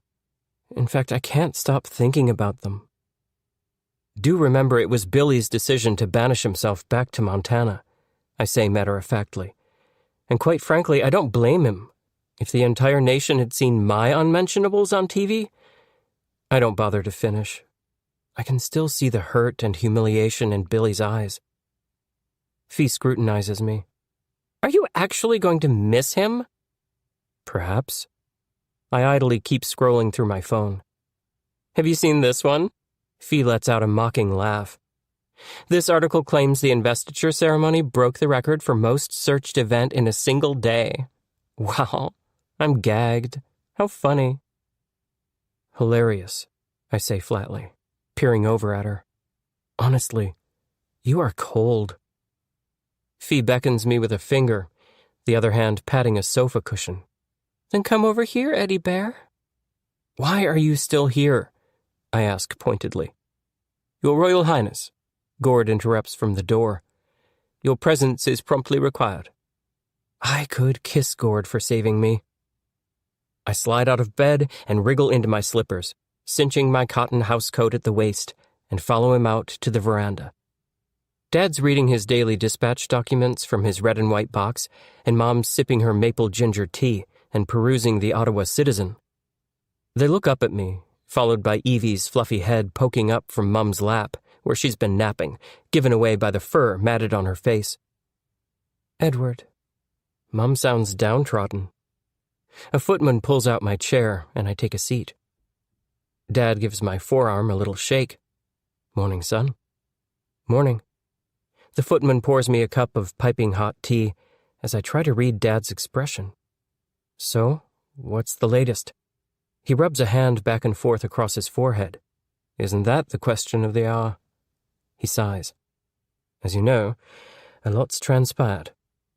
And more's still transpiring, Mum adds warily, scraping honey onto a scone. Now I know you and your brother have grown close, darling. So please, don't worry about figuring out how you'll continue to maintain a good relationship with him. We can solve it together, as a family. We want to keep him close in our hearts, but of course, we have to respect his decision to return home. And we have to do what's best for our monarchy. Dad gives a tired smile. This is all a complete disaster. From his spot in the doorway, Gord nods in agreement. Mum continues. As much as we'd like to figure out how to keep Billy close at the moment, there are more pressing matters at hand. Yesterday's disaster of a ceremony and the fact he's returned home is all anyone can talk about. It has marred our image, not irreparable, but also not ideal. Dad groans. Apparently it's giving Granny agita. She can't seem to shake the image of him standing there and nothing but his ginches. I can't help chuckling. Edward, Mum says cheerfully, ignoring my bout of laughter. Your father and I have something to share. They exchange a nervous glance. I freeze. If you tell me I'm secretly a triplet, pour le mort de cri, Mum chuckles. The firm had a wonderful idea to help shift the focus back to you. She takes a full breath and holds it, smiling a bit too brightly. And what might that be? I ask before taking a sip of tea. You're in love with Sophia, aren't you? I nearly spit out my tea. What? I check to make sure she's not suddenly standing in the doorway behind Gord. Of course he is, aren't you, son? Dad prompts. I look from Dad to Mum like they're extraterrestrials. Where exactly is this going? What do you think of the idea of making things official with Sophia by proposing? Proposing what? Well, marriage, of course, Dad says matter-of-factly. This time, tea sprays from my mouth. Mum blots her cheek with her napkin, too preoccupied with my reaction to care. Think of it as a way to change the media narrative, Dad says. You're young, but you're in love. What's the harm in speeding up the timeline? The timeline? I stand. I can't breathe. I need to get out of here. What timeline? Only if you'd want to go through with it, of course, Mum inserts. It is just an idea. One that the firm highly encourages, Dad adds. They each look to Gord, who mulls it over. It's true. It would certainly help matters. They can't all be serious. What about, I don't know, planning and announcing my investiture ceremony? We will definitely be having one for you later this year, but there's no way your investiture ceremony will be able to supersede Billy's. Not like how a royal wedding can, Dad says. We could arrange for Fee's parents to join us for a pre-wedding dinner, encourage well-wishers to send gifts to our charities, give the whole country a day off. Mum blinks, recognizing my panic. If you love her, darling, what are your reservations? You know when it comes to true love, we're always for it. Where to begin? They do recall I'm only 18, right? As of yesterday? I slowly sit back down. If I may, Gord interjects with a respectful nod. A royal engagement would be the perfect distraction and would reflect well on the Canadian monarchy. In the wake of Billygate, the firm's decided this is what's best, with a royal wedding to follow. Hey, Geron, I say flatly. Your father and I are doing our best in light of recent events, so we'd like to arrange a private dinner for you and Sophia at Casa Loma, but only if you're comfortable. You're serious? I say, eyebrows climbing. It's what's best for the monarchy, Gord says. And from the affirming looks his words garner on my parents' faces, I know it's the end of the discussion. Why are you so opposed? Mum reaches out and takes my hands. Let's talk it out. Every fiber of my being protests. If I'm to be engaged to Fee, what do I do about Pax? I can't think about that now. I'm back in the hot seat, and I don't want to drop the ball, not if my refusal could give the firm yet another reason to toss the Canadian monarchy as a whole into the old rubbish bin. I suppose I'm not that opposed. I lie, forcing a smile. Dad leans back, clapping. Excellent. Gord signals to a staffer standing just inside. She enters with a tiny black velvet box that she hands to Mum, who hands it to me. I stare at it, feeling along the scalloped silver edge. Well, Dad says, his eyes playful. Open it. I pop it open and gaze at a gold ring shaped like a serpent with ruby eyes, diamonds, and an emerald. Seeing it suddenly makes this more terrifyingly, gut-wrenchingly real. I think I'm going to be sick. Mom, this is Queen Jolie's engagement ring, I managed to say. Oh, I sent out for it yesterday. Mum beams, looking lovingly at me. And now it's yours, to give to Sophia. She clutches Dad's hand. So what do you think, Edward? It would mean our monarchy's reputation would be restored. I thought we weren't going to take it out of the royal vault here until I'm ready to get married. But honey, aren't you? Mum asks. I stare at the ring in disbelief. I want to tell them how I actually feel. It's not too late to back down, to tell them the truth. Maybe you can tell your parents that you don't want to be with Fee. But I can't. I'm not strong enough, especially seeing Mum's eyes mist up, Dad's toothy grin. They want this so badly. No, they need this so badly. We need this. I don't have the heart to crush their hopes, not after everything they've gone through these last 24 hours. I must keep our monarchy alive and well. I nod. Okay, I utter. I can do that. I suppose I can figure out what to do about Fee later. Fantastic, Dad cheers. Terrific, Mum adds. Now, when were you thinking this proposal would happen? I look to Gord, who shifts from foot to foot. Here's the thing, Mum says slowly, calculatingly. It should be swift. How swift is swift? I inquire. Tomorrow, Dad says. And we can set up the venue like that. He snaps his fingers. I gulp. Tomorrow? I grin. Tomorrow. Chris. Canadian Royal Communications. 1st May. Statement from His Majesty the King. The monarchy is surprised by the unexpected incident at Prince Billy's investiture ceremony. His actions are being taken very seriously by the royal family. We are having private conversations to discover a path forward for Billy and the rest of our family. Ends. Chapter 26. Billy. Under the blue Montana skies, the rental car crunches along the dirt path toward our ranch. It feels so strange to be back. It's greener now, and there's grass as far as the eye can see. The cows look healthy, too, with shiny coats and bulging sides. The sheep grazing peacefully, barely stirring as we pass. It was a somber time getting through security and flying for 3 hours, with the occasional strained question or curt remark. No one said a word since we climbing into the car. Even Mac isn't speaking, unless you count the occasional vlogging of the landscape. And that's saying something. You really don't know what you have till it's gone. I hate how that message keeps coming around in my life, like a rotating door. We roll under the sign for the old Boone Ranch as Pax texts me. After Pax came home with us, we dropped them off, and I had a good talk with them while Mom and Mac hung out in the rental car. Their text says their grandma made welcome home tuna casserole, which is Pax's favorite, and they ask how I'm doing.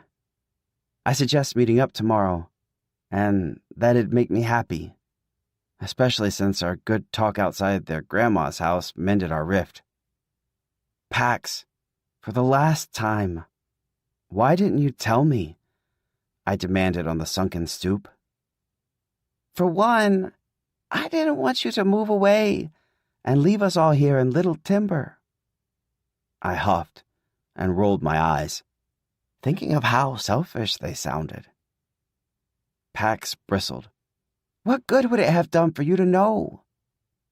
It would have meant everything. My cheeks flushed, and I took off my cowboy hat to wipe my forehead. You knew I was literal royalty and didn't tell me. Pax bit their lip. Billy, I truly never thought of it that way. All I ever thought about was that it meant you weren't blood related to your dad. And your relationship with your dad was something I always wish I had. Their eyes misted up. You had the most amazing relationship with him, and I saw how losing him broke you apart. I thought about telling you the truth, but how could I do that to you? You didn't seem like you could handle one more thing. So, I did what I thought was right, and I'm sorry if I made the wrong call. It wasn't my place to tell you, and I wanted to respect Connie's wishes of keeping it a secret. I released a shaky breath. You know, I said softly, if the tables were turned, I honestly don't know what I would have done. So, I can't be mad at you. At that, I pulled Pax into the biggest hug. Oh, and one more thing. I've been dating Edward in secret. Or, at least, I was. You what? Mac's voice cuts through my thoughts. Home, sweet home, she says into her video. She's thankful she hasn't lost her millions of followers. I don't bother telling her that it's probably only a matter of time. Mom stops short at the gate, which the ranch hand opens. It feels strange knowing they've been on the Royals' payroll all this time. I take the moment to look up at Dad's oak and say my ritualistic greeting to him, this time in my head. I have a hard time being vocal about these things with other people around. The ranch hand waves at us as we pass by before he closes the creaky gate behind us. A closed gate. A closed chapter. Is the memory of my whirlwind time going to be enough? Speaking of closed chapters, I still haven't heard from Dustin, and I don't expect to. The wild thing is, a part of me really does miss him. He was synonymous with home. It's strange being here as a single guy. Not that I'm in a rush to date again. Right now, I just want to hide from the world. To think, for a few weeks there, I thought my life was going to be different. Almost there, Mom says in a playful sing-song. What's the first thing you want to do when we get back? She likes to use such conversation starters whenever there's awkward tension. Nap, I mumble, rubbing my finger along my birthmark. Maybe I'll film ASMR in the barn, Max muses. Okay, that sounded way more exciting in my head. I keep my eyes trained out the car window. There's Junebug and Lucky Lady galloping alongside us. Seeing them brings a smile to my eyes. I've missed them, and it's nice being back around them. In front of our house, Mom deposits us with our bags, then putters off to park, kicking up a cloud of dust that sends Mac choking and hacking. The temperature is in the high 70s, and I'm wiping sweat off my brow from just standing still. We stare together at our little ranch home, a far cry from Park Avenue. It's weird to be back, Mac turns to me. Are you sure you don't want to shoot an apology video? I thought you said apology videos are never a good idea and only admit guilt and come off as super insincere. Yeah, but I'm desperate, Mac whines. I gained a zillion followers, and I know my surviving on a ranch rebranding isn't going to keep them. Apology videos get a bananas amount of views. Who knows? Maybe people would even forgive you? I snort. For what? I shake my head. It would probably just make things worse. Besides, I don't even have social media anymore, remember? The firm shut it down, which is all fine and well. It just means I won't be anxiously reading any more vicious comments. Mom joins us, wrestling the keys out of her bag, and opens the door. We trail her inside, dragging our bags. It smells unfamiliar. Musty even. I wonder if it always smelled like this, or if I'd just never noticed before. The foyer is dim, and the hot air feels stale. I miss Evie, Mac moans. Mom, can we get a dog? Please? Mom unshoulders her bag. We have horses. Why don't you go feed them, dear? Ugh, I hate it here. She stalks through the den and disappears out back. I get myself a cup of water at the kitchen sink and see the jar of maple butter sitting on the counter right where I left it, glossy red ribbon and all. A keepsake from another person's life. I start lugging my suitcases to my room. Mom catches up to me. I am so sorry. I turn around. Her face trembles. With Mac outside, she's finally letting the strain of everything that's happened crack her otherwise solid resolve. I think I need to take a nap, I groan, pivoting back around. Billy, will you please hear me out? I'd like to explain some things. Oh, so now you're ready to explain? I snap. It's too late. It doesn't matter anymore. Billy, may I at least try and explain what happened? I stride through the hall and roll my suitcases into my room. Mom appears in the doorway, not giving up. I kick off my cowboy boots and toss off my hat, then climb under my covers, yanking them over my head. After a minute, I hear Mom say, Fine. You don't want to talk. The door quietly clicks shut, and I'm alone. I wonder how long I can stay under here. Waiting eventually leads to sleeping. Look on the bright side, Billy. You can get back to your music now. Dad slides my violin toward me. His big blue eyes are wide and hopeful as ever behind his wire-framed glasses. He's got that wide, goofy grin on his face that always makes me smile. I nod. He knows just what to say. What I'd give for one shred of advice or a single word to cling to follow like a guiding star. Can I take your order? Asked the waiter. I look up to find it's Frederick. Seeing him in a greasy apron makes me chuckle. What's he doing working at the Little Timber Diner? When I look back at Dad, grinning, he has hurt in his eyes. Billy, you've replaced me. My smile goes. No, I would never. You have to believe me. Frederick sits beside me in the booth and puts a possessive arm around my shoulders. Son, he says, then looks at Dad. Who's this? Dad, I'd never replace you. I wake in the strange gray light of dusk. The sound of Mac's voice filters in from the hall. So, after I give the horse a glitter mark, who wants to see how to pick dirt out of its hooves? It's going to be the most satisfying thing you guys have ever watched. The dream fades back into the muck, and the swamp of memories, losing details with each passing second. Like I know my time as crown prince will, little by little. I stagger out of bed and decide to start unpacking my bags, not quite ready to set foot outside my room. I pull my violin out of its case.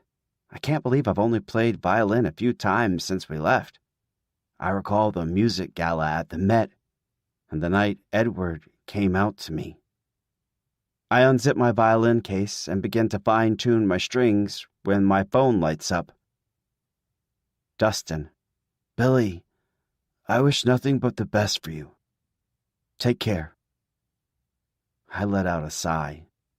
He wasn't a perfect fit, but he was a good first love. And that's okay, Dad would say.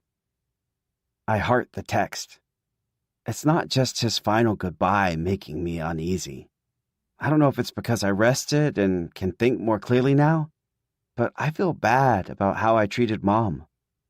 I should hear her out. I pass by Mac in the hall, who's struggling into cowgirl boots, which don't exactly go with the sparkly gown she has on. One she managed to steal from her royal wardrobe, I might add. Typical. "Want to make a cameo in my vlog?" Mac asks. "Stop trying to exploit me," I say playfully, rubbing sleep from my eyes. We've already so easily slipped back into our routines. Like usual, I find Mom seated in the kitchen doing bookkeeping. Hopefully nothing to do with the royal family this time. In her worn lavender bathrobe, her hair in a ponytail, a slice of fresh bread from her bread machine, and a peppermint tea steaming in the lumpy old mug I made for her in ceramics class many years ago. I had forgotten how much she loved that mug. When she sees me, she folds up her reading glasses and blinks. I sit beside her and sigh. "I'm sorry. If you're ready to talk, I'm ready to listen." She nods slowly. "Tell me everything." "Okay. Where do I begin?" She methodically brushes invisible crumbs off the rough-hewn wooden table. "Starting when you were both in high school, Edward was officially a public figure. The press was hungry to make up for lost time, and his picture was everywhere. That's when I realized you and the prince looked identical." She lets out a little laugh and shakes her head. "Like that People magazine cover?" "Yes, that was the first non-baby photo of Edward. He was celebrating his 14th birthday. I brought that magazine home and couldn't stop staring at it, at the uncanny resemblance." She takes my hand. "Since you were born in a hospital in Canada too, I started to wonder. I actually became a little obsessed with figuring out this mystery. First, I found out you were born on the same day in the same hospital. Then I called the hospital to track down the nurses and beg them for information. As you can imagine, I was shocked to discover," her voice breaks, "my biological son died, and that you belong to someone else." She takes 3 sharp, shallow inhales, fighting a cry. I squeeze her hand. "That must have been awful for you." My own eyes mist up. Mom laughs. "It was terrible. It felt like I had to contact the firm, which actually worked. I told them all about you, everything, and well, this part makes me feel just rotten, but the person I was dealing with quickly bribed me with money. He said not to tell anyone about who you really were. He said if I did, there would be a media firestorm. But that's not why I went along with it." This time, tears fall unchecked down her cheeks. I hand her a crumpled paper napkin to blot them up. "I was so afraid that the second you found out you were a prince, you'd immediately want to leave us. That you'd want to leave me. My little miracle." She's trembling, and it hurts my heart to see her cry like this. "I didn't know what to do," she continues. "I was terrified of losing you, but then your dad got sick, and that became my only focus.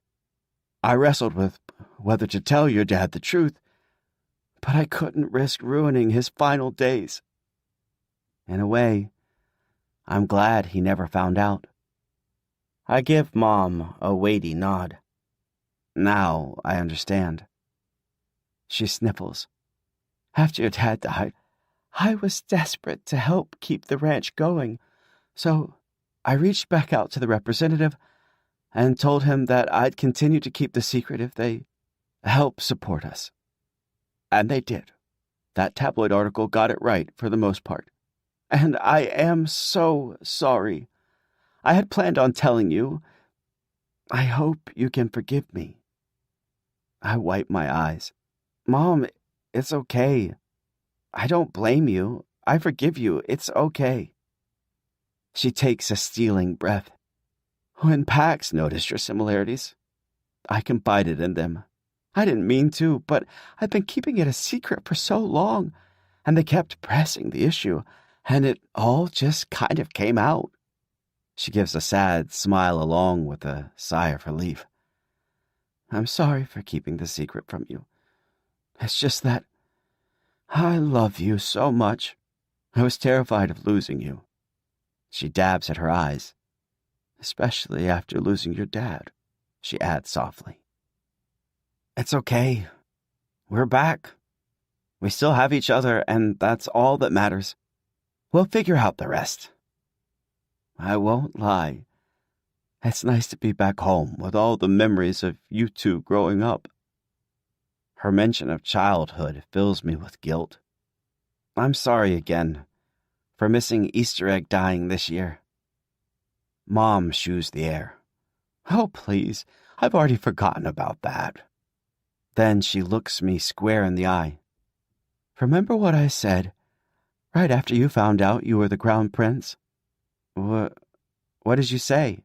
I ask, my mind a foggy, emotional mess. I told you that maybe this was all fate. Maybe this is how things were always meant to be. She smiles. Watching you in New York, I saw what an amazing prince you would have made. I avert my eyes. Well, thanks. But it's moot now.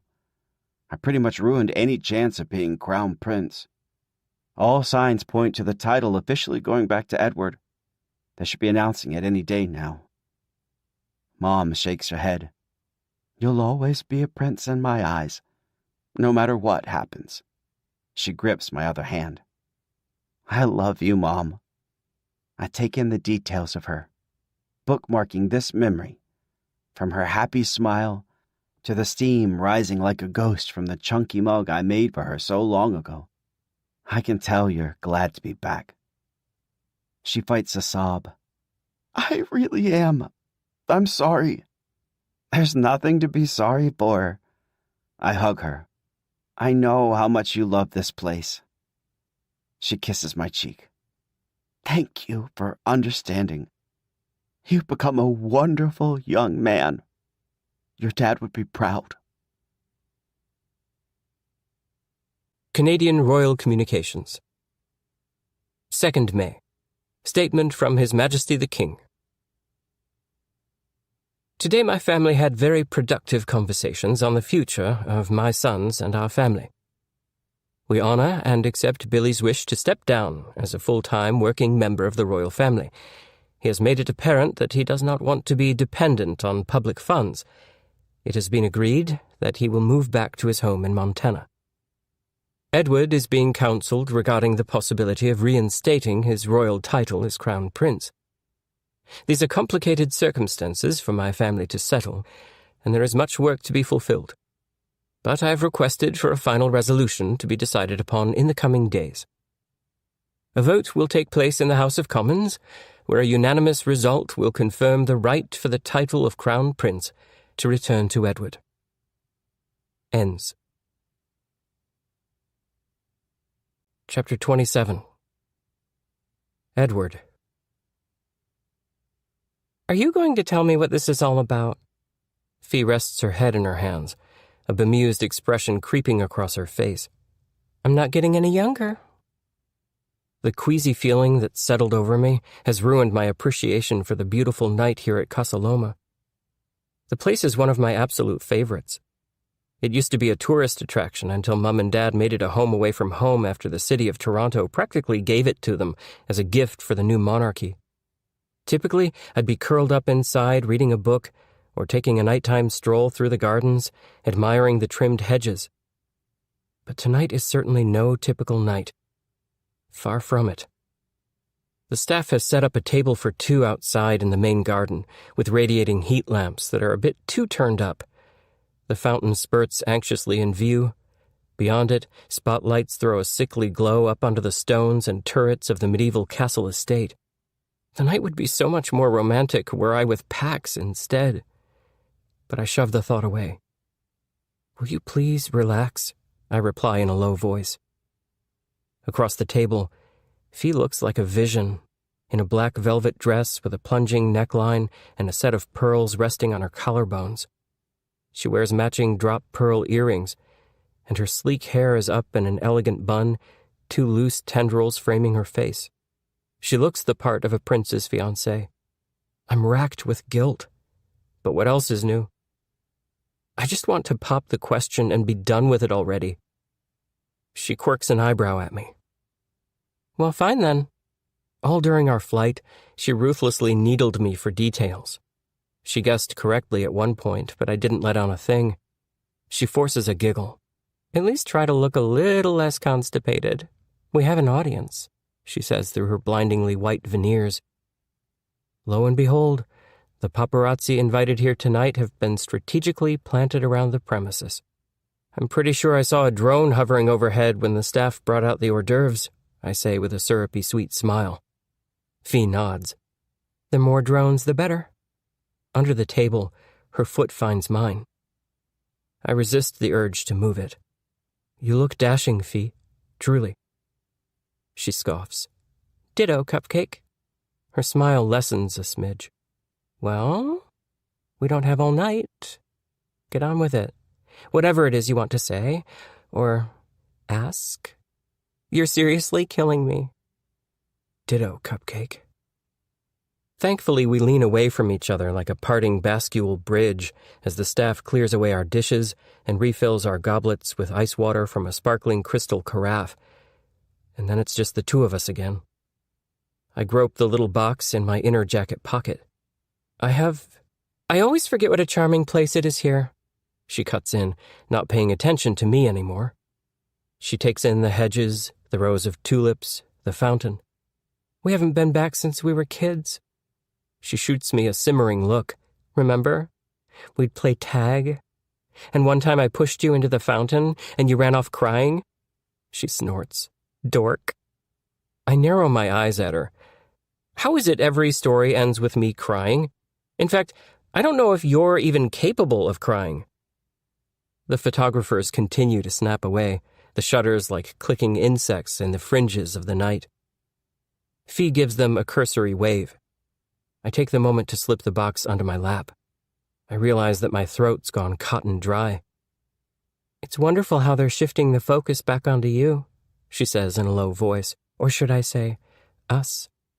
She licks her lips at me.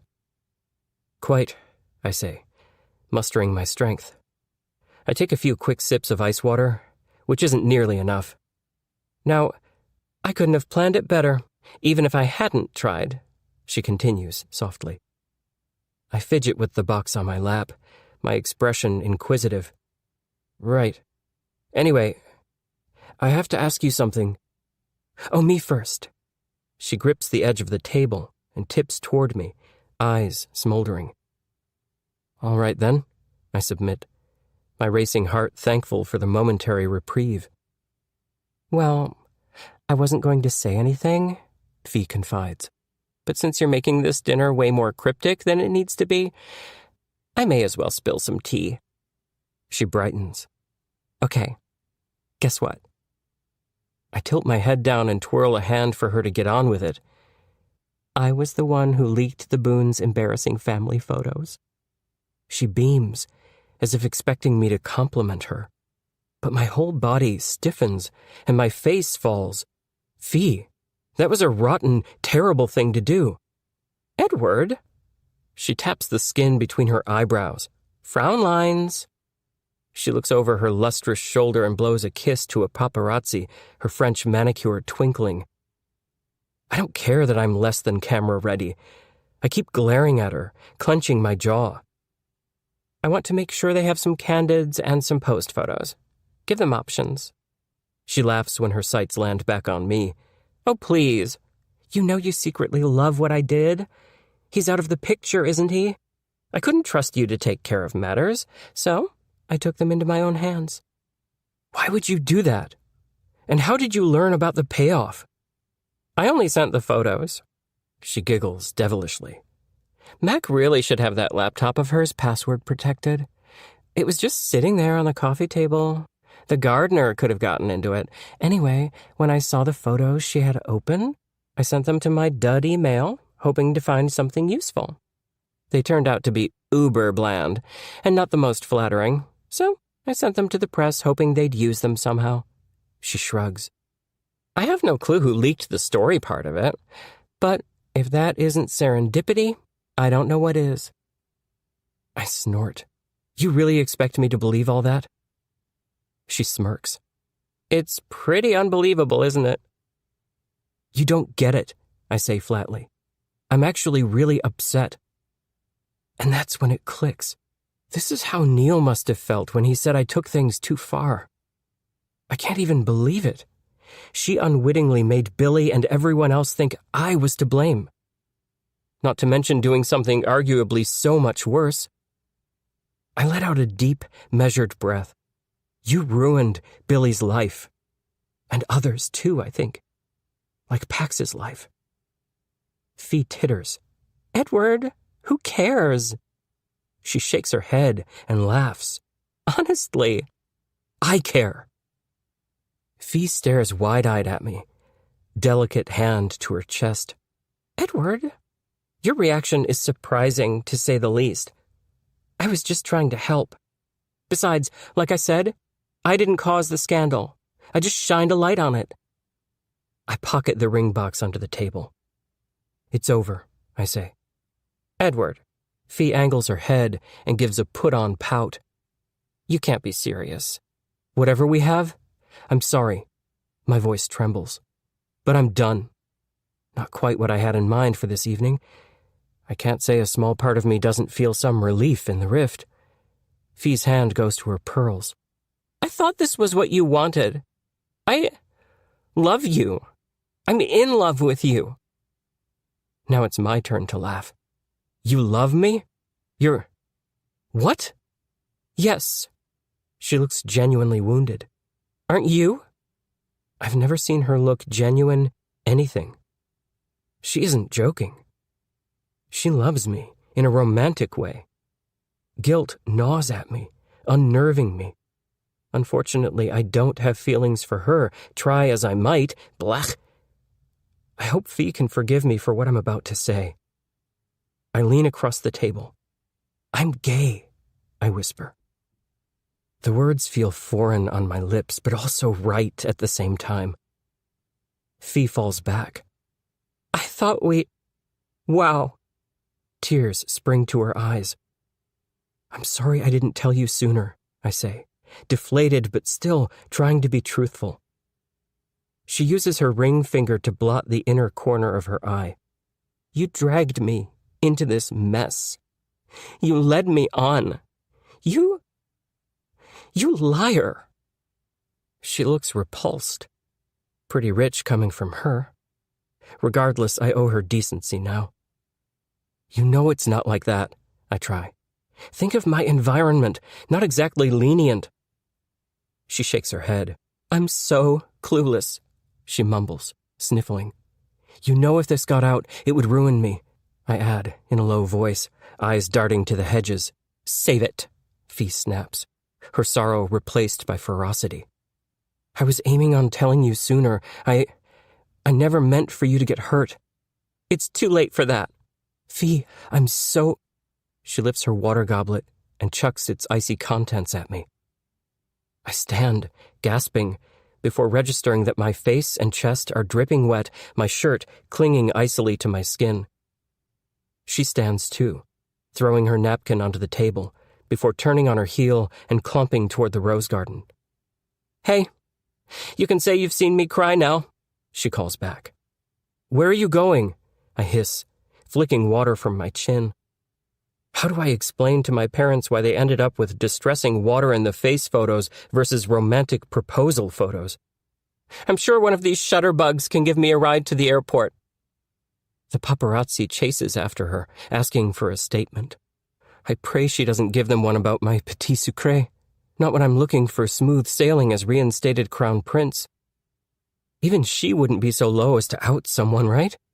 I'm pretty sure she knows that's a cancelable offense in the public sector. But the more I think about it, the more I begin to kick up a worry wind into a worry vortex.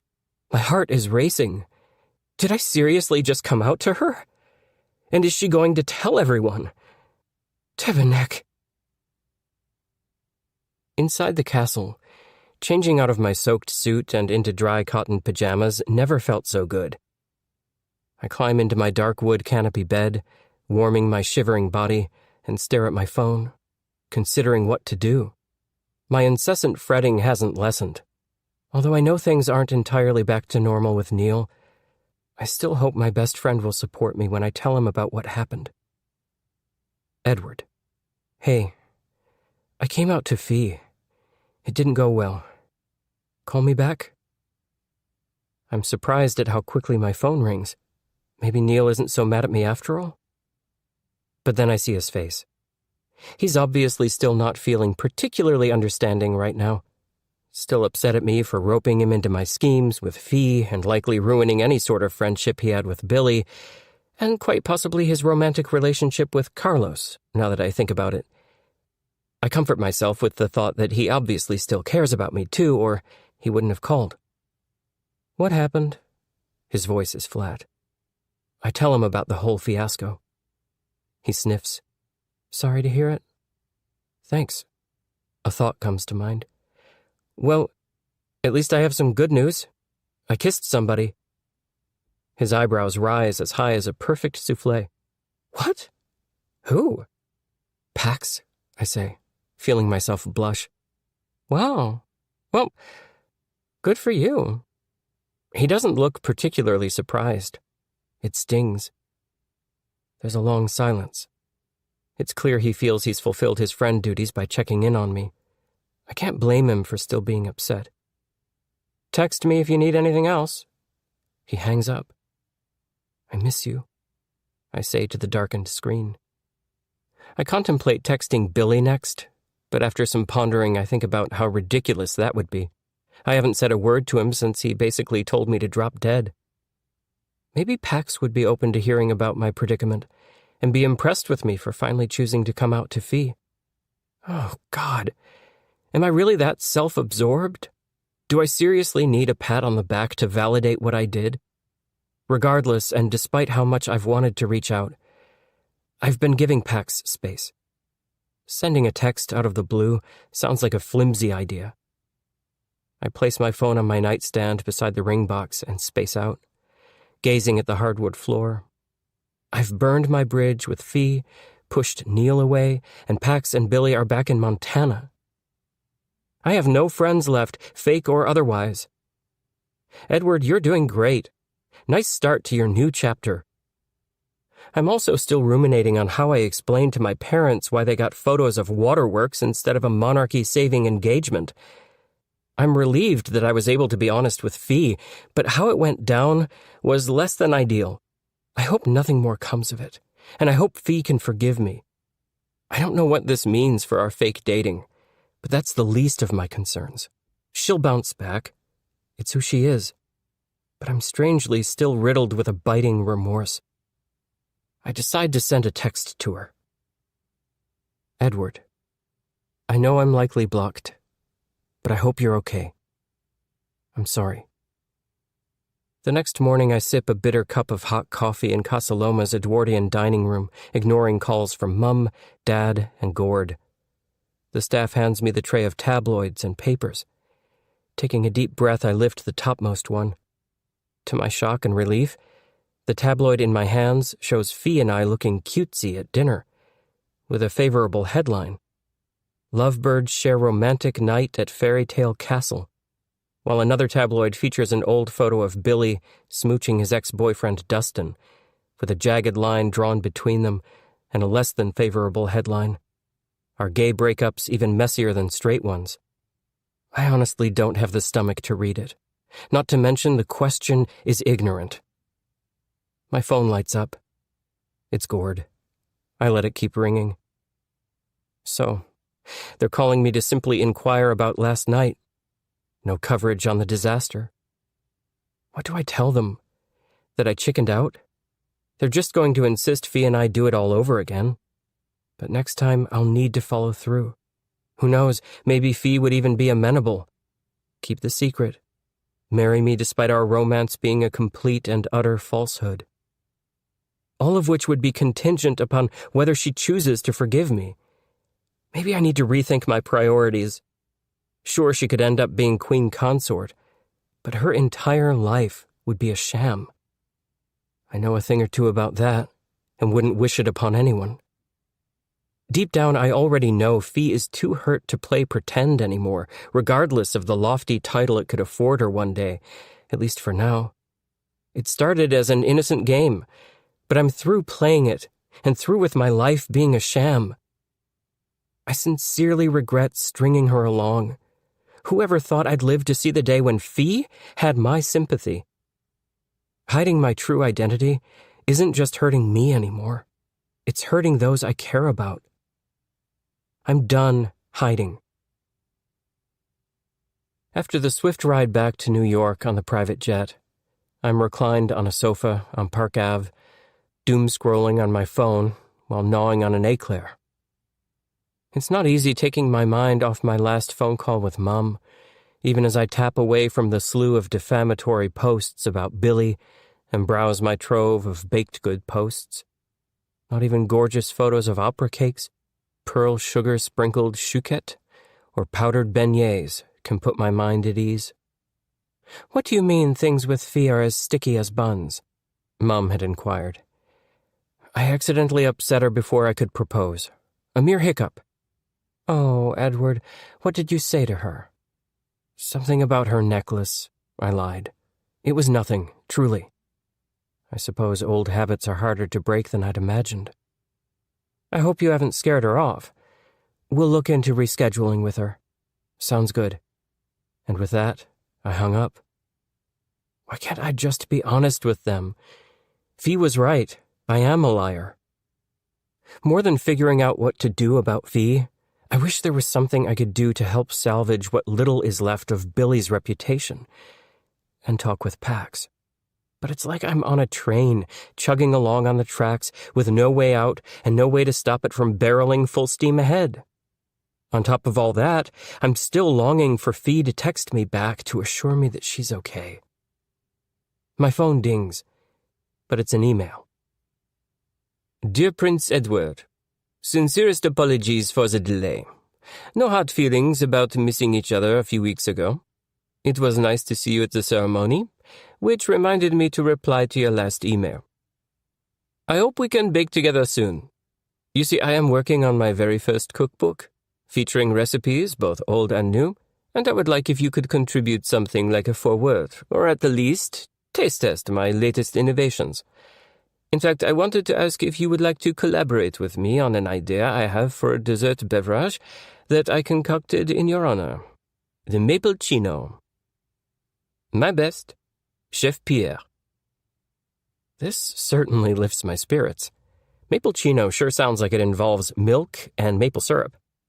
Did Billy tell him about our shared love for the unique drink? Possibilities race through my head. Maybe Chef Pierre and I could finally collaborate on my Queen Daphne cake recipe. Before sending my resounding yes, I take a moment to consider putting my name in the public eye as a baker. The thought horrifies me, but also thrills me. It makes sense when not much else does. Taking back my title of Crown Prince is great and all, but none of the fallout with Billy has felt right.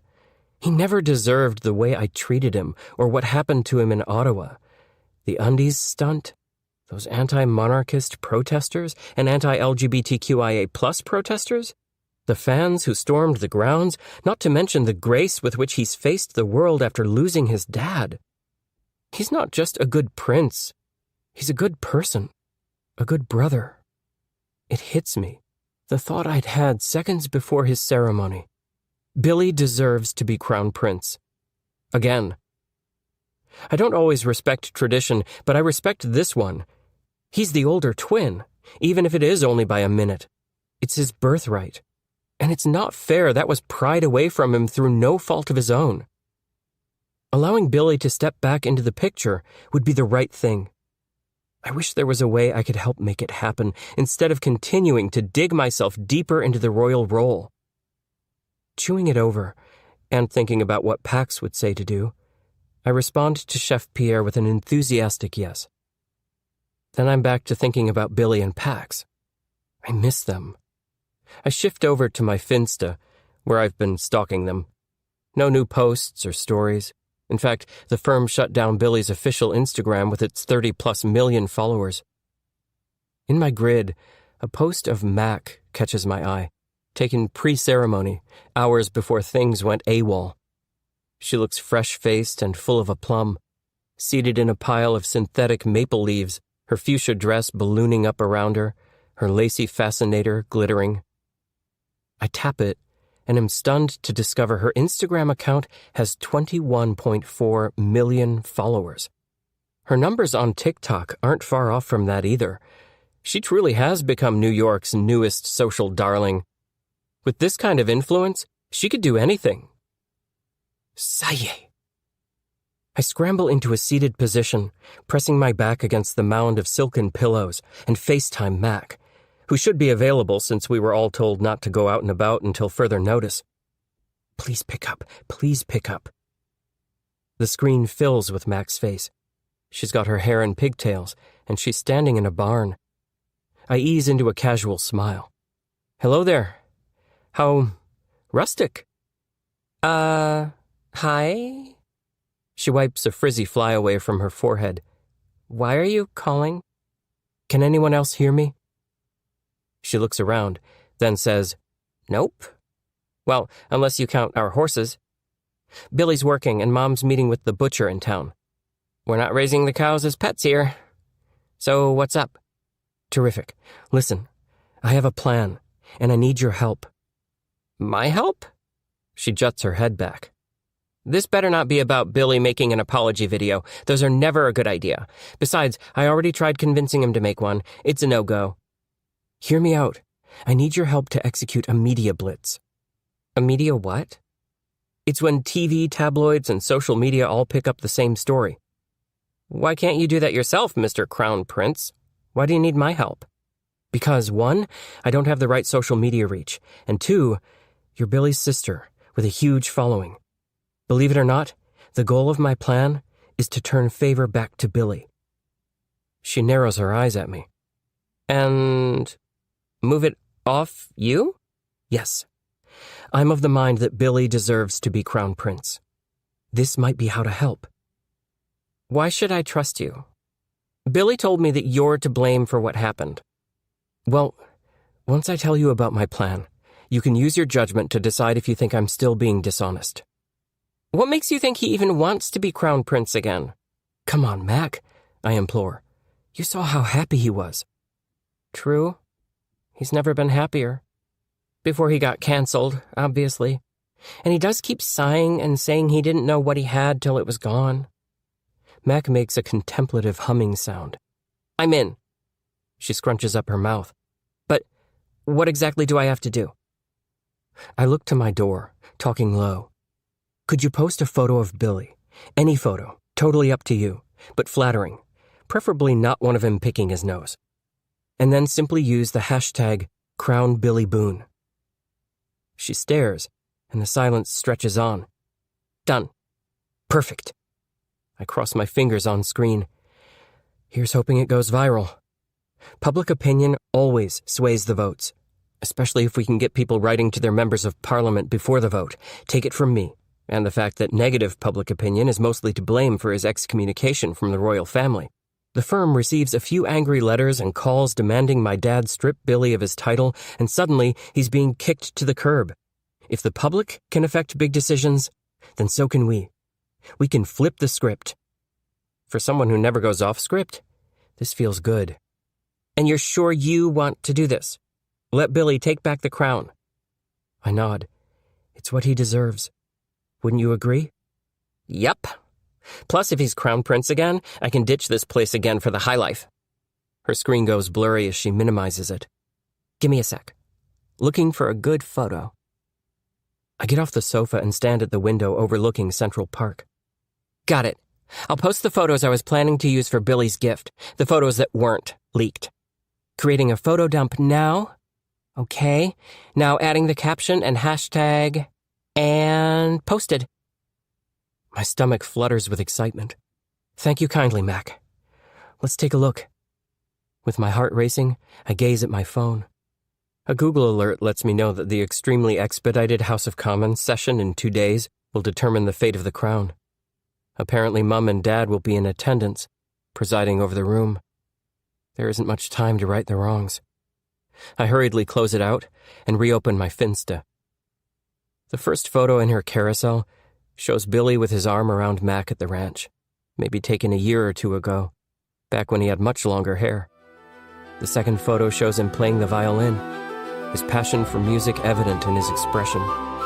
The third photo shows him with Mac and their parents in a grassy field, the wind whipping their hair, their smiles effervescent. The fourth photo is a selfie of Billy and Pax in Times Square. And the fifth and final photo shows the two of us, posing together on the red maple carpet. If I didn't know any better, I'd say we look like the best of friends. The likes are coming in, Mac cheers. Excellent. The people are loving it, she squeals. Great work, Mac. I owe you one. Keep me in the loop. And not a word of this to Billy or your mum. I'm sure they'll see the post eventually. Hopefully it brightens their spirits. I hang up, bursting with hope, and wander into the kitchen. I refresh the post again and again, watching the number of comments slowly climb before I set my phone down. Give it a little time, Edward. To keep busy, I pull my cookbook from its hutch and flip through its flour-spattered, stuck-together pages. What shall I bake to pass the time? I land on my chocolate biscuit cake recipe, the one that gives Granny's senior chef's recipe a run for his money. It's her all-time favorite, easy to make, and non-bake. I usually make it for her on her official birthday. After clearing my workspace and turning on some classical music, I get to work, feeling any tension start to slough away as I break up tea biscuits into a bowl, then go on to whisk the eggs and add in softened butter and sugar. I have the recipe practically committed to memory.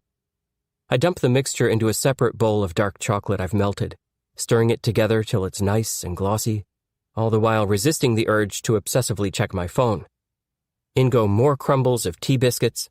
Last but not least, I add my Edward signature ingredient that makes my recipe way better than Granny's old tired one. 2 tablespoons of maple syrup. It makes all the difference. I lick the batter. Délicieux. I pour everything into a stainless steel cake pan and pop it in the fridge to chill, then wipe my hands off. Shall I begin on the chocolate frosting just yet? No. I snatch up my phone greedily. There's Mac's post. This time, with 31,767 comments, just what I was hoping for. My phone rings, and I nearly drop it in the sink in surprise. There's Mac over FaceTime again. Lil Nas X just reposted to his story, and Ariana Grande. It's catching on. I glance at the comments. Everyone is recounting all the great things Billy did over the past several weeks, with even more comments pouring in about what a fine crown prince he'd make once more. Hashtag Crown Billy Boone and hashtag Justice for Billy are spreading like wildfire. My heart is pounding, and a warm sensation traces a ticklish trail in my stomach. Talk about a media blitz. Let's see if our little groundswell reaches the firm. I sure hope so, Mac says wistfully. I can't stand seeing Billy so sad. She gazes around at the horse stalls where I'm pretty sure I saw a mouse scamper by. And I can't stand sweeping up one more cow poop or horse pee. You sweep up horse pee? Actually, you shovel it. She looks at me, and the corner of her mouth twists into a smile. Edward, this was a great idea. Glad I could help. I'm starting to think you're not an evil twin after all. I laugh. Thank you again. Au revoir for now. I hang up. I'm realizing that I will be perfectly okay if it turns out I'm no longer heir apparent to the throne. In a strange way, this step was my first move toward trying to truly love and accept myself. It may be a long road, but I'm finally ready. And if my future involves more of what I love to do, baking and possibly dating Pax, even better.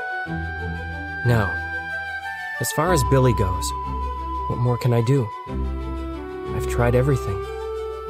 Well, not everything. The next day, the Royal private jet lands on a small strip of runway in a flat green field. It's a good thing Mom and Dad didn't bat an eye when they assumed I wanted to borrow it for the afternoon to set up a lovey-dovey surprise for Fee, to apologize for our argument. I know, more dishonesty. I'm working on it. Not to mention Gord is flying up to Canada early, too preoccupied with preparing for tomorrow's debate to give me much thought. Security guides me into a car waiting on the runway, with the lack of usual urgency required in places more populated. There's no paparazzi lying in wait to snap my picture. In fact, there's barely anyone. I only see one person in the distance. No, wait, that would be a scarecrow. Regardless, I'm in an inconspicuous baby blue velour zip-up hoodie, designer jeans, pristine azure blue sneakers, oversized sunglasses, and a simple one-tone baseball cap. Okay, so maybe not all that inconspicuous. We start down a main road with more endless blue sky and a mountain ridge in the distance. There is something charming about it all, along with the smell of fresh grass wafting in from the open window. On second thought, perhaps that's what's making me sneeze. I roll up the window. We pass a one-road town with shops and restaurants festooned with festive flags, in honor of Billy, I'm sure. A man steps out of a shop and sits on a stool in front of vegetable carts. I sigh in relief. I was starting to think this eerie small town was haunted by flag-hanging ghouls. Pax wasn't kidding about this place being secluded. The thought of them being in the same state as me again makes my heart pitter-patter. As we start on another seemingly endless, curving path, I can't help but wonder which part of town Pax lives in. The town part with the shops, or somewhere out here in the wilds among the livestock. There doesn't seem to be an in-between, at least none that I've laid witness to so far. I'm tempted to text, letting them know I'm in town, but I remind myself there may still be time for that later. It will all depend upon how my surprise visit goes over with Billy. The car slows beneath a decrepit wood sign, Old Boone Ranch. There's a bit of shuffling as the driver hops out to open the entrance gate, and then we're driving through a fenced-in pasture of sorts, before he hops out again to open a second gate. This time he fends off a curious brown cow, who takes a hold of his sleeve in the process, while more cows push past him. By the time we park outside the log cabin-looking home, there are cows all around it, grazing in the window boxes and chewing the grass by a screen door. I search the peeling wood for a bell, but there isn't one, so I open the screen and knock. And I wait. There's a pile of logs to my left, into which I'm pretty sure something furry just scuttled. An insect lands on my neck, and I slap it, hitting myself a bit too hard in the process. Thinking about tiny flying bugs makes my whole body itch. Let me in already. Mac opens the door. "Edward!" She gives me a big hug, then pulls back, her expression soured. "P.U., you stink." "I do?" I sniff my armpit. All I can smell is the woodsy outdoors. She looks past me. "Aw, hogs! You let the cows in!" Mac takes a step onto the drive with her bare feet, shouting at the cows crowded around the house. "Shoo! Shoo!" "Apologies." I let out a laugh, inhaling a mouthful of gnats in the process. "Blech." "It's fine. I'll take care of it. Good thing Mom still isn't home." Mac jerks her hand. "Billy's out back. He's going to be so confused you're here." I'm hoping that works to my advantage. "Come on in. Follow me." Mac retreats back into the relative coolness of the home. I follow her past knickknacks and a mantel prominently showcasing a framed photo of Billy's family, the same one Mac posted in her Instagram carousel, and another framed photo on a table of her dad, alone. It sends an unexpected pang through my heart. He has bright blue eyes and a smile that looks like it's never met pain. He was Billy's dad, too. Suddenly, I no longer feel the wave of envy that came with contemplating his budding relationship with our dad. He could still use a father, and ours is pretty great too. Mac opens a back screen door for me. Head on out. You'll find him. He's finishing herding the sheep. I'll go take care of the cows. She wags her finger markedly at me. Good luck. This better work. Then she's gone. I step off the porch and into an endless grassy field. And then I see him.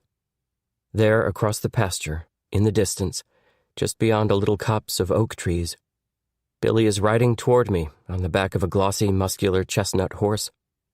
In his jeans, pale yellow flannel, and cowboy boots and hat, he looks at one with the horse, and I envy how connected he seems with the steed, something no official riding lesson can teach. As he gallops closer, I see a glimmer of why Billy might have wanted to come back, and realize he's always been the prince of his own domain, even if he never knew it. My face breaks into a gentle smile. He pulls the reins to stop short in front of me, looking less enthused. I don't know what kind of welcome I expected. A tip of his tattered cowboy hat? Edward? What are you doing here? I shield my eyes from the sun. Hey, brother. I've never met anyone who was more in tune with their horse than Granny, yet here you are. He looks past me at the house, as if expecting to find an entourage and security detail. It's just me. As long and hard as I've thought about what to say, I decide it's best to just wing it. I'm here to apologize for pulling all those pranks on you, and to convince you to come back to New York and fight for the throne. His horse whinnies, as if objecting on his behalf. There, girl. Billy pats her neck, then shakes his head at me. You flew all the way here just to ask me that? He taps the horse's muscular flanks with his heels, yanking the reins, and she starts to trot away. Hey, I didn't come all the way to Podunk nowhere to be turned down, at least not so swiftly.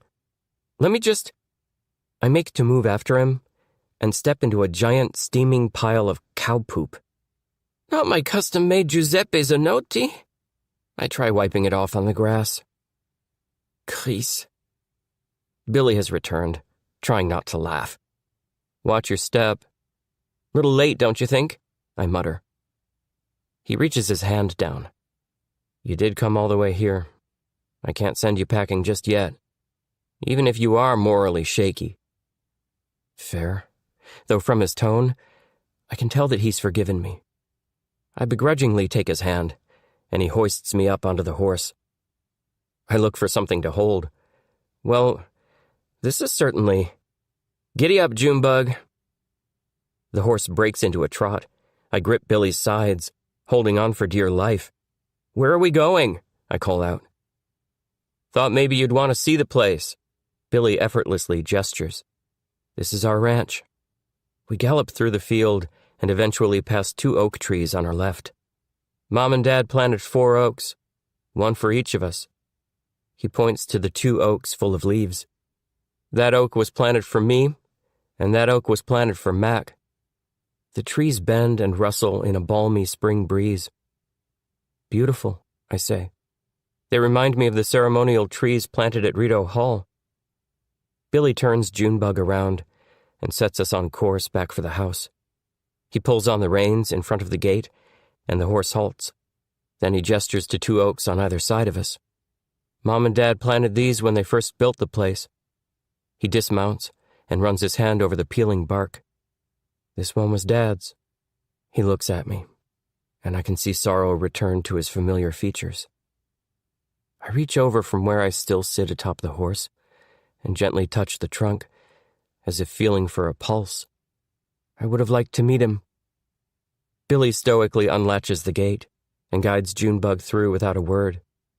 Moments later, the horse slows beside a water trough outside a barn, and Billy helps me dismount. He takes the reins and looks on as the horse drinks, stroking her silky brown mane. It's a nice home you have here, I say, in an attempt to connect. He keeps his gaze fixed on the trough. Home is where the heart is. Speaking of which, I say, trying to choose my words carefully, please come back to New York with me. Get back on the horse or the saddle or whatever that expression is. I reach into my pocket and unfold the piece of construction paper with the crayon drawing of Billy and the scribbled words, "You're my hero." Billy regards it for a long moment, looking pensive before locking eyes with me. I want to go back. I knew it, I cheer. Yes, of course you do. Great. So, what's stopping you? He looks at the house, the green pasture. All this. The ranch. It's the last thing keeping my dad's memory alive. If I don't work to take it over, it'll get sold off to someone else, especially if we're not getting secret money wired to us to keep it going. Still not over that, I see. He drops the reins to wring his hands. Mac sure as heck isn't going to step in, and Mom can't keep going at the rate she is. It's all on me, he sighs. Maybe I'm destined to stay here forever. Besides, the world clearly isn't ready for a gay prince. He stops, flushing. Sorry. I didn't mean... No one is ever ready for change. I hand him the construction paper, and he carefully tucks it into his shirt pocket. But it's needed. That's why you've got to come back and keep going. Me? Why not you? Billy, you were made for it. I take the maple leaf brooch out of my pocket and offer it to him. I appreciate what you're doing, he says, eyeing it. But even if I were to come back, the firm and Parliament still doesn't want me. I mean, how were you expecting to get around that? Billy gives me a knowing look. Mac's hashtag? Oh, you saw that. You're not the only one who can make a finsta, he says. I give a sheepish chuckle. Clever, right? I smile, but he still looks stoic, despite my attempt to lighten the mood, and I instinctively slide the brooch back in my pocket. Listen, I don't exactly know, but that hashtag is catching fire. Public opinion matters, you know that. That's why I flew here, so we can figure it out together. For starters, how did the great pantsing stunt occur if it wasn't you? And if it wasn't you, Billy shoots back. Touché. I stare off into the blue sky, thinking about how if I had the chance to snag the speech cards from the ceremonial outfit in the corridor, then perhaps someone else could have tampered with the pants while the outfit was being moved. I'm determined to know, I say. Let's retrace what happened leading up to the ceremony as it pertained to your ceremonial garb. Fine, I'll humor you. Billy screws up his mouth. Pax designed and finished the outfit, and a footman brought it in on the mannequin the day before the ceremony. I tried it on, and the head of robe made some minor adjustments. And then it was bagged and overnighted to Rideau Hall. And then, I urge. The day before the ceremony, Gord came to steam and press it, and then the staff transported it to Parliament Hill that night. I suppress the memory of my interfering with its nightly transfer. Not that it ultimately mattered. Gord's pressing suits now? For all the years I spent trying to impress him, he never did that for me. I try not to feel hurt. Wow, he must have really taken a liking to you. Doubtful. Besides, it was only the one time, Billy admits. Still, the Gord I knew would never act that way. My envious tone betrays me, despite working on trying to quell it. Billy shrugs. I mean, he was adamant about going to the hall before me to help get everything in order. When I got to my room, he told me he took care of it. But that doesn't mean anything, right? That doesn't sit right with me. I try to picture it, Gord pressing a suit. It feels all wrong. But hasn't Gord been your family's most loyal advisor since forever? I remember you telling me that out of all the people to trust, Gord was number one most trustworthy. I shake my head. I can't put my finger on it, but there's something very amiss. And the more I think about it, the deeper my suspicion grows. I fix Billy with a stare. I have a bad feeling about this. Chapter 28. Billy. Something definitely doesn't smell right, I tell Edward. We both look down at his fancy blue sneakers. Then he looks up at me, his eyebrows raised. I meant about Gord, but that too. I lead Junebug to her stall. Do you think Gord leaked those photos of me? Edward flushes. That part wasn't him. I step back out of the barn. How do you know? Edward swats at a gnat. Honestly, how did you survive so long living here? I'm not amused at his obvious attempt to change the subject. Edward, I say flatly. Sorry. So, about the photos for the Billy Gate article, those would have been V. V? I guess I shouldn't sound so surprised. Why would she have done that? He hangs his head. You seriously have to ask? I kick a clump of grass. Oh, right. Maybe it has something to do with her undying love for you and the future you two might have had were it not for me. Well, that charade's all over now. She and I. Don't go telling anyone, though. It's not exactly reached the public sphere yet. I look at him. Which scheme of hers finally did it in for you? Was it Billygate? Actually, Edward rubs his neck. She broke up with me. Oh. I can't tell if he's happy about that. Edward grinds his shoe into the dirt, then examines the underside. I might have let slip about me to her. It dawns on me what he's referring to. Oh, wow. Are you nervous she's going to tell people? She wouldn't, Edward laughs, but only to protect her own reputation. How would it look that she's been dating a gay prince all this time? At least, I hope she wouldn't. Then again, her motto is all publicity is good publicity. Regardless, we still don't know who leaked your story with absolute certainty. I chew over what he says, but something still isn't adding up. Let's say Fee leaked the story too. How could she possibly have known about my mom's backhanded deal? She's Canadian nobility, but she doesn't have access to royal records or anything like that, right? She doesn't, Edward muses. I suppose I could ask her, but I don't think she'd be very receptive to a call from me right now, considering the circumstances. She's a bit torn up. Rightfully so. I feel rotten about leading her on.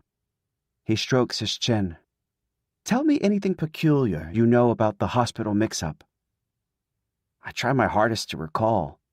My mom said when she figured it out 3 years ago, she immediately reached out to the firm and told someone all about me. The man she spoke to said he would pay her off for her keeping quiet about the mix-up because he didn't want a media firestorm. Edward cuts in. We look at each other, our eyes going wide. Gord, we say in unison. My heart races. So, what? He wanted to keep my existence under wraps? Sounds like him, wouldn't you say? And obviously that didn't work, I continue. So then he did orchestrate my wardrobe malfunction. But why? You said your mom told him all about you, Edward asks. 3 years ago? I nod. She said she told him everything. Everything? Yes. Something clicks, and I wonder if he's thinking the same. You don't think Gord kept out a gay prince for a straight one? Edward uses air quotes for the word straight. Well, joke's on Gord, isn't it? I say. I mean, that totally checks out. He was always going on about the newly formed Canadian monarchy having the best chance at taking root and upholding the traditions of the British royal family. I'm pretty sure that doesn't include a history of gay royals, out or otherwise. On top of that, he's molded you from a child. He's been rooting for you since day one.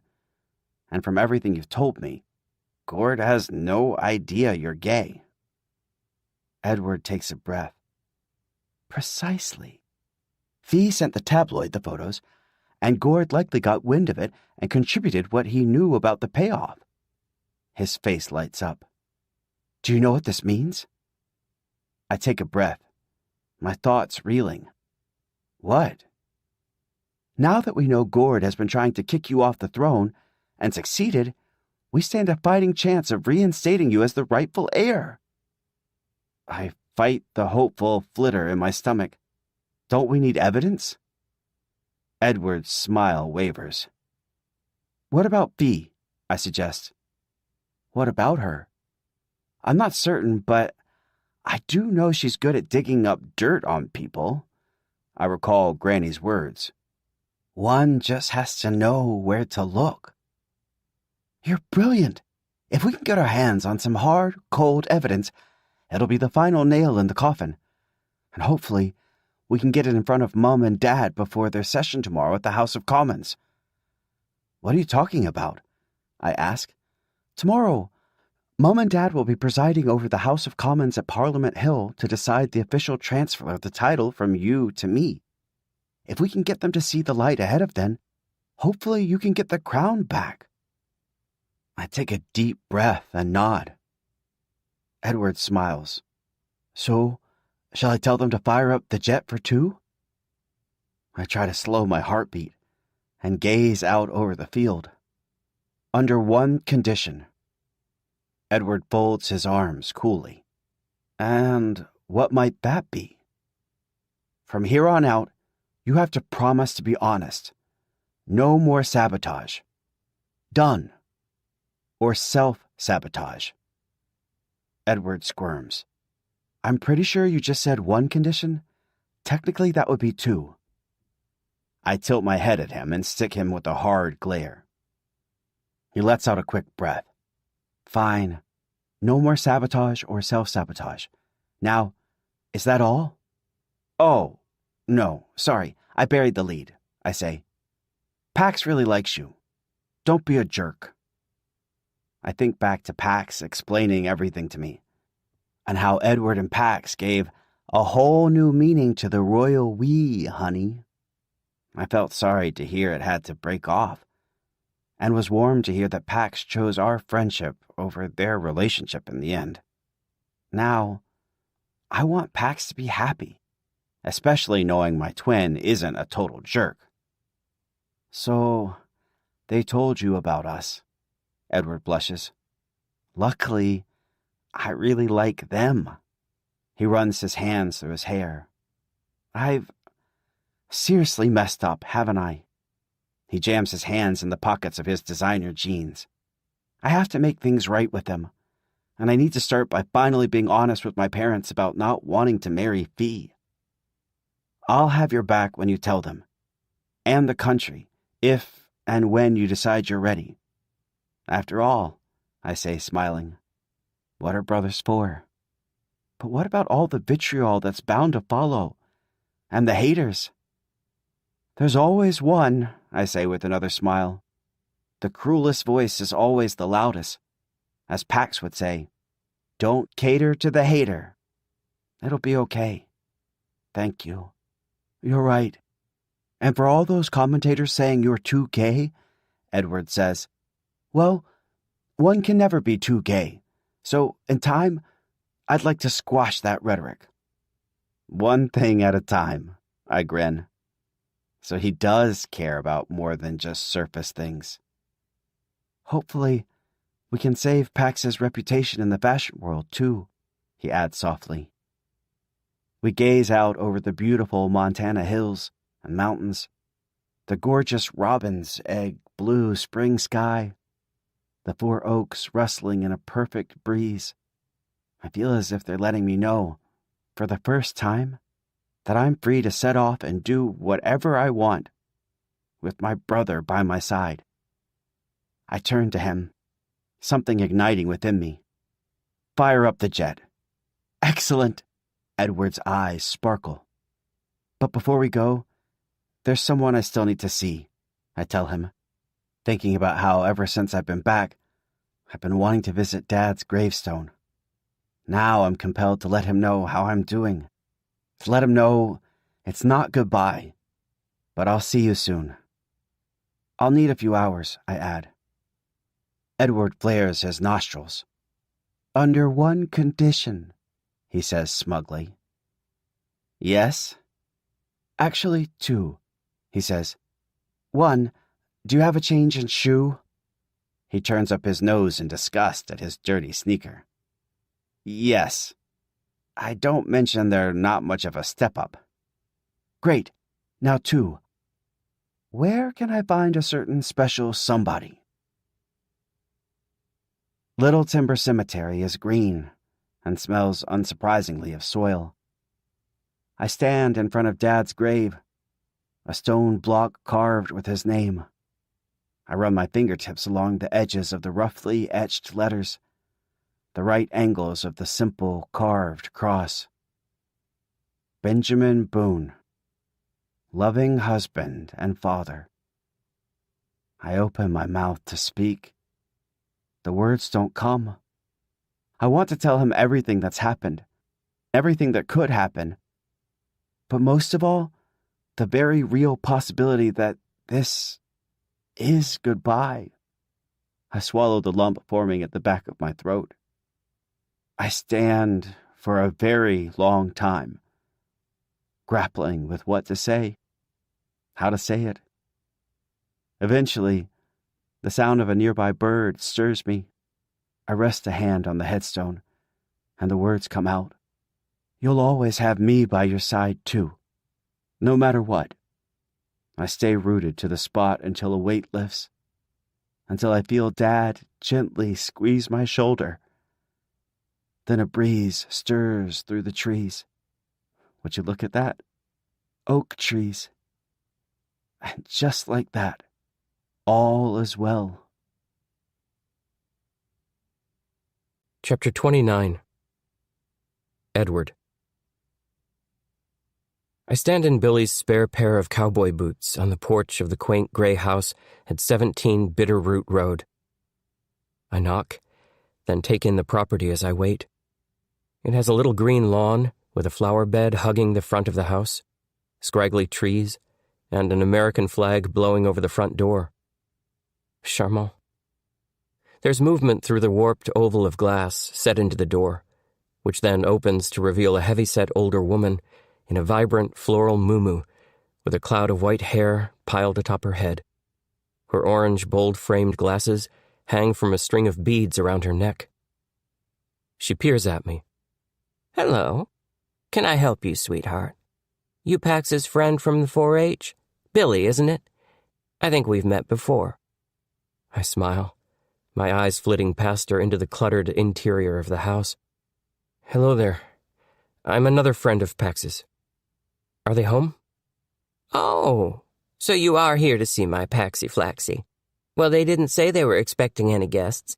Come on in, doll. She calls over her shoulder. Pax, sweetie, you got a visitor. Their voice comes from somewhere upstairs.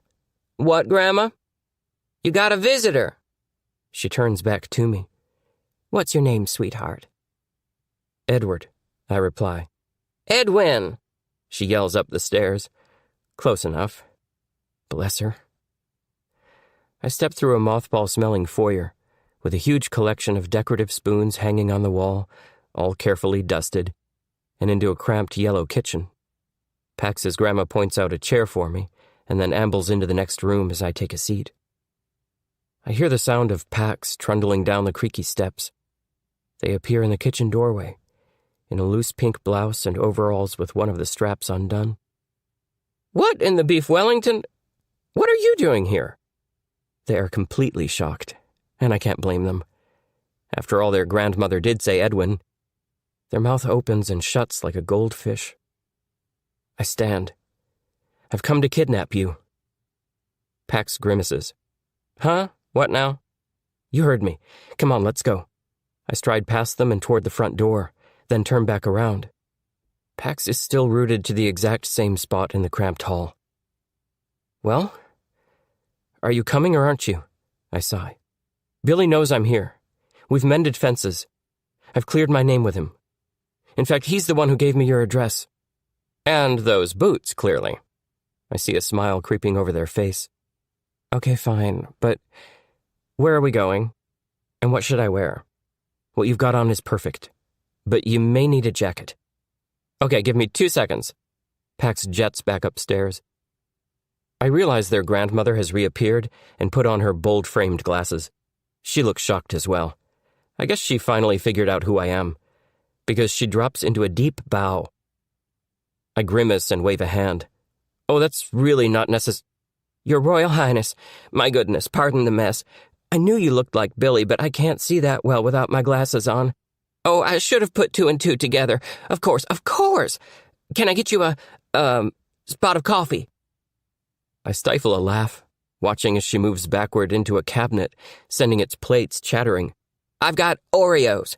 You want an Oreo with some peanut butter? Or how about a vanilla wafer? She straightens up and begins prying open cabinet drawers. Oh my gosh, the prints. Here. Where did I put those doilies? Let's not advertise my visit to the whole town, shall we? Oh, I'm not going to say nothing. My lips are sealed. She runs her thumb and pointer finger across her mouth and flings away the invisible key. I smile. Excellent. Pax thunders back downstairs in a bedazzled jean jacket and high tops. Ready. Excellent. I turn to their grandmother, who's bowing again. A pleasure. Oh, the pleasure was all mine, Your Majesty, she says, her nose to the floor. Grandma, Pax remarks, get a hold of yourself. They kiss her cheek. I'll be back. Their eyebrows rise as they look at me. I will be back, won't I? Their grandmother shakes her head. Oh, take your time. Take all the time you need. Thank you. Pax will be in good hands. In a flash, we're out the door and seated in the back seat of my car. The driver clocks us in the rearview mirror, then pulls out of the gravel driveway. Pax squeals. This is out of control. Where are we going? It's a surprise, I say. Are you opposed to me blindfolding you? Do it, honey. I fish into my jeans pocket and bring out a red kerchief that Billy lent me. Wrapping it over Pax's eyes, I make sure it's not too tight. Then I sit back. Our hands meet on the middle seat, and our fingers intertwine. It feels right. We drive out of the quiet suburbia along a dirt road and come to a stop in a meadow of purple and yellow wildflowers, with the mountains ringing us in the distance. Stay put, I tell Pax as the driver opens the door for me. I step out into the hot, fragrant field, pop the trunk, and lay out a horse blanket with a picnic basket. It was the best I could scrounge up on the fly, given what Billy had lying around the ranch. I hope Pax likes it. I open the door for them. Come on out. Pax unbuckles, and I steer them out of the car and onto the edge of the blanket. Then I untie the makeshift blindfold. Pax takes in the meadow and the picnic. Edward. I signal the driver, then all the car windows open as Mariah Carey's voice reverberates out into the meadow. OMG, this is one of my all-time favorite songs. Pax starts singing along in delight. A little birdie told me you quite like this particular meadow. I do. I used to come here all the time as a kid and chase bumblebees. Well, until I finally caught one and it stung me. Pax giggles and sits on the blanket. I follow suit. They brush their hand over the tops of flowers. I'm glad it brings you such fond memories. I pause. Am I actually going to say it? Yes, I am. I take their hands in mine. I want to tell you something. Being apart from you, it's been driving me out of my mind. Pax turns to me with a trembling lip. Me too. I pull them into a hug. When we finally part, I gesture at the basket. Shall we? Pax nods. I pull it open and hand Pax a frosted brownie. Sweet Mary and muslin. Pax takes a bite and smiles. There is chocolate frosting all over their lips. Perhaps this wasn't the best treat to eat on a date. You've got a bit of chocolate. Just there. Pax blushes and runs their tongue over their lips, then smiles. Better? Perfect. They're delicious. Did you make these? They have Edward written all over them. I nod. I was pleasantly surprised with Billy's kitchen supplies. Luckily, brownies are just sugar, eggs. Pax cuts me off with a kiss. A wonderfully sweet kiss. That was nice, I say when they pull back. It was simply perfect, they say breathlessly. They pause. Does this mean that we're... Pax's words trail off into the warm spring air. Being gay, I thought I'd always wanted a boyfriend. But Pax is not a boyfriend. They're even better. I jump in. Would you like to be? My heart is thumping 1,000,000 miles an hour. Pax explodes into the biggest grin I've ever seen on their face. And that's saying a lot. We? And this means we're officially the royal we. Indeed. Speaking of which, what term would you like to use to describe our relationship? Are we partners? Significant others? How about maple hearts? Pax laughs. Too sappy? I actually really like that. My smile flags. You should know, I haven't exactly told my parents about Fee yet, but I'm working toward it. I told her the truth about me being gay. Or actually, I think queer is a better word to describe me. You told Fee? Pax blurts. It went terribly, but I felt awful for lying to her for so long. Pax takes my hand. I am so proud of you, Edward. Thanks. I couldn't bear to keep stringing her along. I keep holding on to their hand. Or you. I've had feelings for you since the start, but I was scared to dive into a relationship for fear of people finding out. Plus, up until now, I felt like I had to stay in the closet for the good of the monarchy, and I didn't want to subject you to that. I admire your ability to love yourself and be yourself, and I know that you deserve the same in someone special. I want to be that person for you. I can do it. I'm finally ready to be who I am, with or without a title. I pause and take a deep breath. In fact, I'm also ready to tell my parents the truth. I find myself grinning. That was easier to say than I had expected. Wow. Well, thank you for saying all that. I don't know what my future holds either, but I know I'd like for you to be a part of it, Pax says. I'd like that. Pax's light dims. But Crown Prince is the most important thing in the world to you. There are more important things, like being able to be myself. I love that for you. We kiss and kiss again. This time there isn't any more fear. I allow Pax in, allow my feelings to flow through me, unhindered, and without internal monologuing. We just are. Pax laughs. Did you really come all the way here for one sweet picnic with me? I convinced Billy to help me reinstate him as Crown Prince. And if we can do that, hopefully it'll also clear your name as the wardrobe malfunctioning fashionista. Pax's face lights up. And hopefully Parsons will reconsider my admission. They grin. I belong in New York. With you. Billy and I are heading back to Ottawa tonight. There's a debate happening tomorrow in the House of Commons that we'd like to influence if possible. Coming with? Let me think. Pax pauses. Of course. I can't wait to tell my grandma. That's probably a wise idea. Pax shudders. I love her, but she can be a little intense. Oh, I know all about intense grandmothers, I quip. Pax laughs. I lock eyes with them. There's a terrifying sensation bubbling up, making me want to roll into a ball. But I push through it and let the words rise. I'm in like with you, Pax. Pax gasps. My cheeks flame, but I try to act cool. Well, it's true. I'm in like with you too. We kiss, and suddenly, I'm thinking Montana isn't so bad after all. If there's time, I'd love to show you around town, Pax says. You can meet the Howard Loyolas, and we can get maple butter. That is, if there's any left. Hot commodity here. If that's what you'd like, then that's what we'll do. I kiss them through my smile. As long as we hurry, I add, with a little laugh. The picnic is all packed up, and we are climbing back into the car when my phone rings. I hold it out at arm's length, shocked at the caller ID. It's Fee. Pax ushers me out of the car. Take it. I'll wait in here. All right, if you don't mind. I gently close the door and take a few steps into the grass.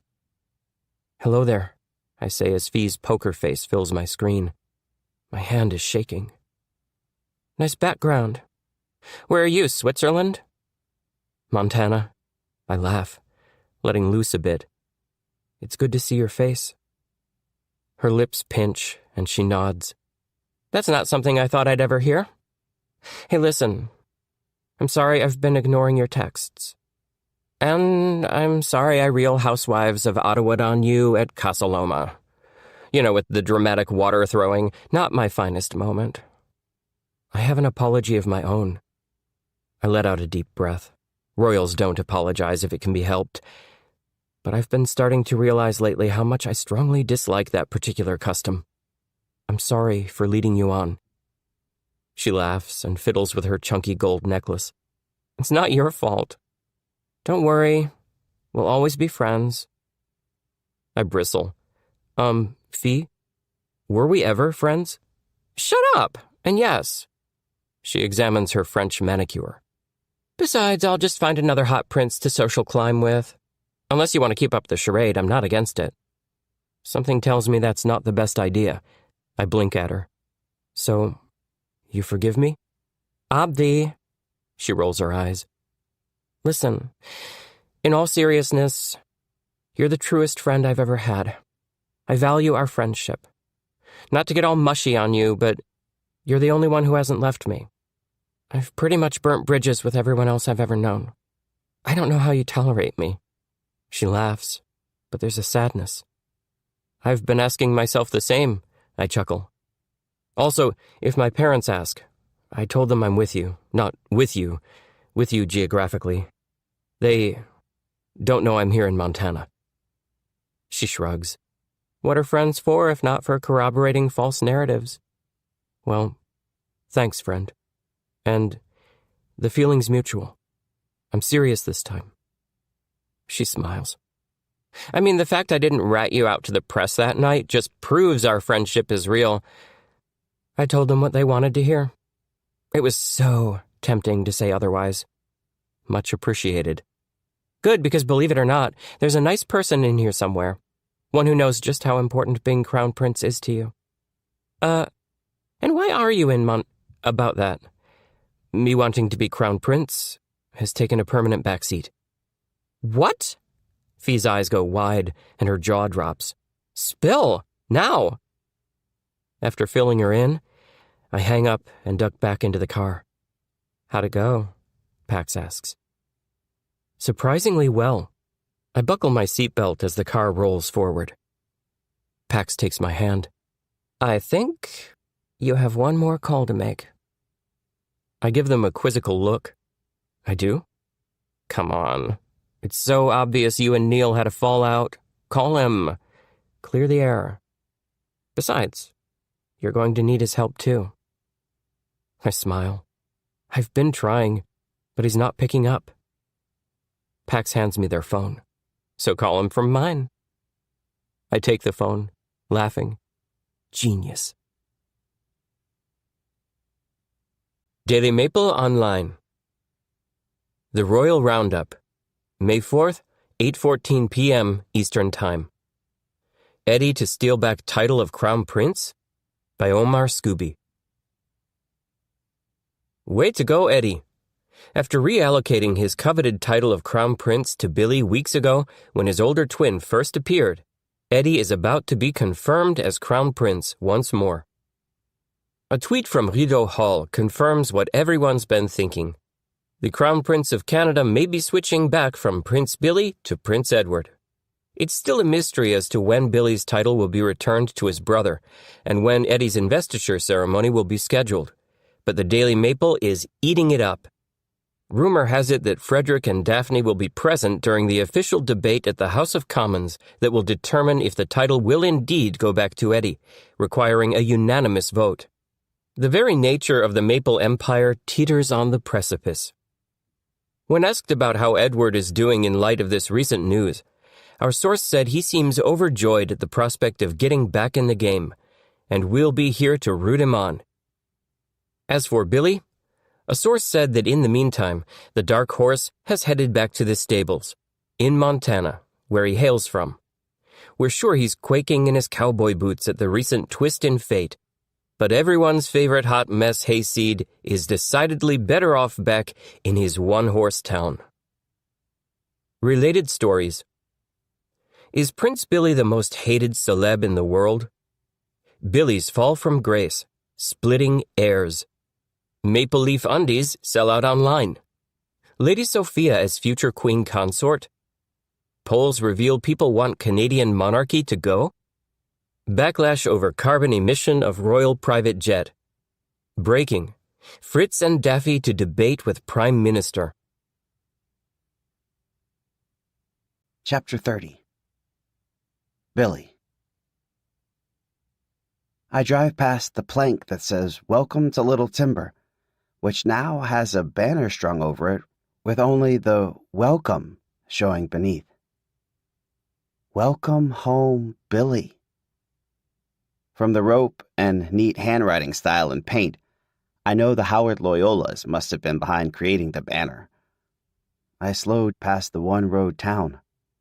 It seems even smaller than I remember. Do I park and get out to have reunions with everyone?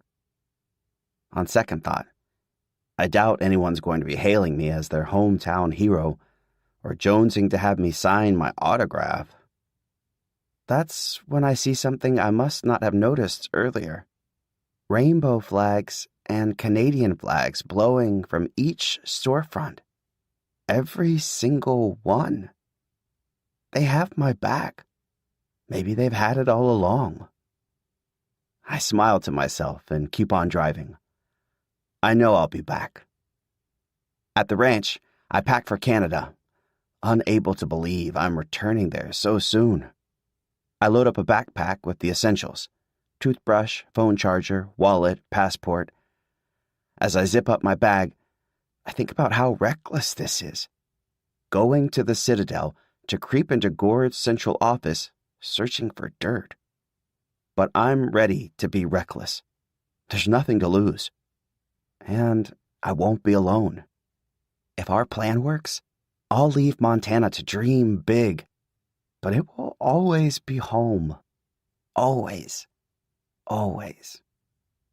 Even though the ranch hand's technically still on the clock, and has been with no days off, I have time to help out for old time's sake. I ride Lucky Lady and herd the sheep, do a perimeter check of the fence, and feed both horses carrots once they're back in their corral. Mac sees me from the house and comes out to help, scraping grime out of their water bowls, scrubbing their buckets and their feed pans, without so much as a grimace. We sweep out the barn and hose it off together, not speaking, but feeling comfortable in the shared silence. I know she hates this kind of labor, yet here she is. I can tell she doesn't want me to fly back. She's trying to be strong, though, taking in the details of the moment, like capturing a memory to look at later when she's missing me. As I wipe my brow, she points out a little shard of rainbow on the barn door. I nod. Maybe it's Dad. We each flash a little smile. I cross the pasture and meet the hungry cows waiting by the gate. I cut the net wrap to lay out their food and hand feed a few clumps of hay into their slobbery, licking mouths. At long last, I fire up the incinerator behind the house to burn up the used net wrap. The flames lick the sky, dancing, free. Finally, Mac and I head back in to clean ourselves up, our hair stuck with hay, our clothes damp and soiled, and our faces streaked with dirt. I try to savor each moment, too, not knowing what the future holds. If I'll ever be back to living out of this tiny bedroom. The sun sets over the Gallatin Range, sending long shadows stretching through the den. After Mom gets home from getting supplies in town, Mostly just sacks of corn, oats, and barley for the steers. I sit her down on the pull-out couch and tell her everything. What Edward and I deduced. Gord's homophobic intentions to oust me. Our plan to find proof. And the fact that something that should take weeks to organize, the vote on the Section 41 amendment at the House of Commons, was fast-tracked by the 338 elected members of Parliament. The Prime Minister won't likely get a unanimous vote because Quebec will surely vote against keeping the monarchy. Nothing is certain. Even if we can't find the proof to affect the votes, I hope whatever happens, we get justice. Some way, somehow. When I'm done talking, Mom nods solemnly. Don't worry about leaving. We can manage things here. She pats my knee. What's most important right now is that you're pursuing your dreams. You go, boy. Thanks, Mom. I can't wait to see you on the cover of People magazine. That hasn't happened yet? I joke. But Mom sniffles, fighting a cry. I pull her into a hug. Mom, it's not like you'll never see me back here. If this works, I'll have access to the Royal private jet. I'll be able to fly you out to Canada or New York anytime. My heart is in Montana. You come visit me. I laugh. Okay. Every other weekend. It's a promise. We hug. Mac steps into the den, rolling a suitcase. I'm going with Billy. We look at her. Mac, I say, how long have you been eavesdropping? She smiles sheepishly. I'm all packed. Mac, you're 13, Mom tells her. Sorry, dear. Ugh, fine. Mac stomps back toward her room. There's a knock on the door, and Mac runs to fling it open. Edward, Pax, she says brightly. You're holding hands. Yay! My best friend's eyes bug out at me, darting to their hand gripping Edward's. I laugh and nod, glad to see Pax finally got their happily ever after. Mac? Edward bows, blushing. Connie, lovely to see you all again. He looks at me. It's probably time to get going. I didn't exactly tell my parents where I was, and they're going to start wondering where I have gone if I'm not back soon. Not to mention time is of the essence if we're going to influence the vote on Billy's title. I drag my bag outside and hand it off to the driver, and hug Mac, then Mom. I love you. I love you too. I hop in the car, and we're on our way. I give Dad one last wave goodbye as the car passes his oak, which blows serenely in a perfect spring breeze. Within minutes, we're airborne, seated comfortably in the private jet. I scroll through the many on-demand movies and start watching Poultrygeist, a classic stop-motion kids movie, to take my mind off what we're about to do. Edward's fallen asleep on Pax's shoulder. Pax gives me an elated thumbs up. It's nice to see them looking so happy again, their sparkle restored to its former glow. I peek at my phone. There's hashtag Crown Billy Boone trending at #1. I don't know what's more touching, the fact that the public is being so supportive, or the fact that my brother and sister thought to do this for me, that they and Pax are fully in my corner. An hour into the flight, I feel my eyelids grow heavy, and I drift. There's Dad again, standing in the pasture, full head of hair, full-on smile. My joy at the sight of him starts to dwindle. I know it's the last time I'll see him in my dreams. I can just tell. It makes me sad. It's okay, he tells me. Go. I don't want to. I can feel my body, my real body, seated in the plane, racked with silent sobs, my mouth drawn in a taut, clenched line. But I stay in the dream. Son, go. Maybe, just maybe, I can move on, or at least take a tiny step into tomorrow. I inhale a deep, cleansing breath. I'm ready. It's time. He fades before me until he's gone. I don't scream for him. I don't even chase him. I let him go, and I feel for the first time since his passing a complete and utter sense of peace. I wake as the plane descends onto the runway and look over at my friends through tear-filled eyes. You okay? Edward asks me. I nod, blowing my nose into a napkin. I'm good. Well, I'm not, Pax exclaims. Are we really doing this? Breaking into Gord's office to snoop? Edward looks from Pax to me and gives a resolute nod. Indeed we are. Our dreams are just a hop and a skip away. That is, if this all doesn't go south.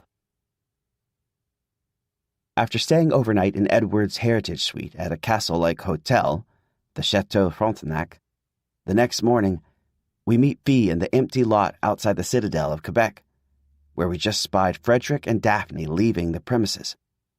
I remember what Gord taught me about the Citadel, how the location, on the banks of the St. Lawrence River, is the second place the Royals now hold permanent full-time residence in Canada other than Rideau Hall.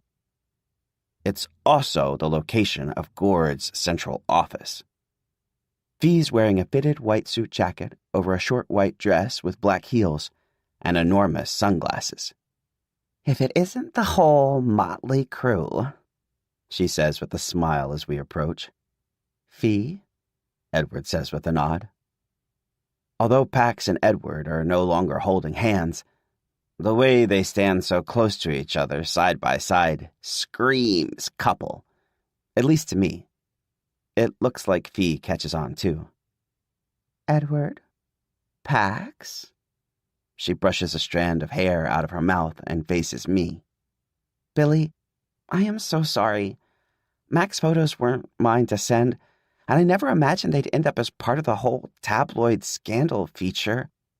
By sending them, I hoped they'd at the most end up in a what not to wear editorial.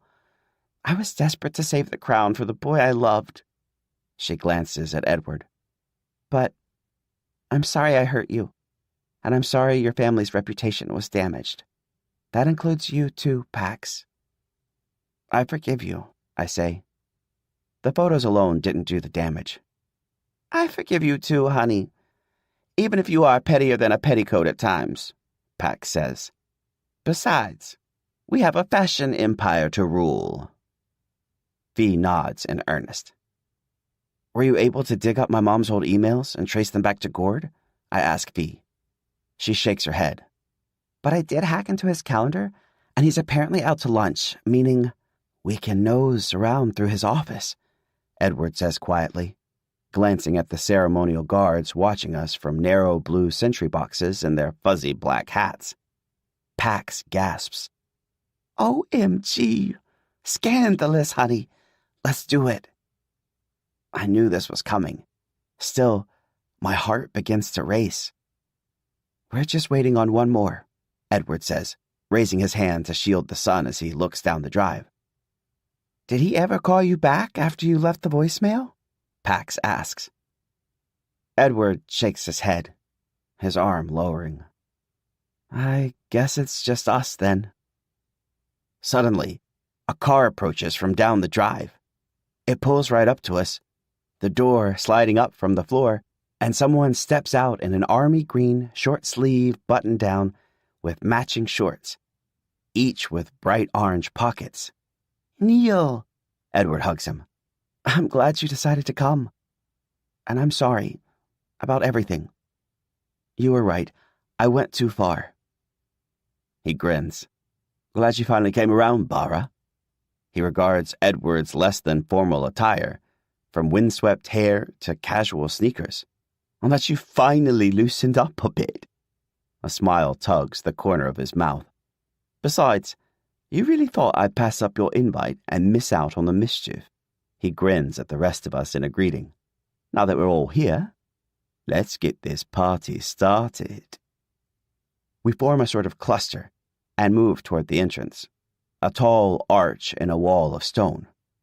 The guards recognize Edward, welcoming him in salute as he leads us inside, as if he's been doing this his whole life, which he has.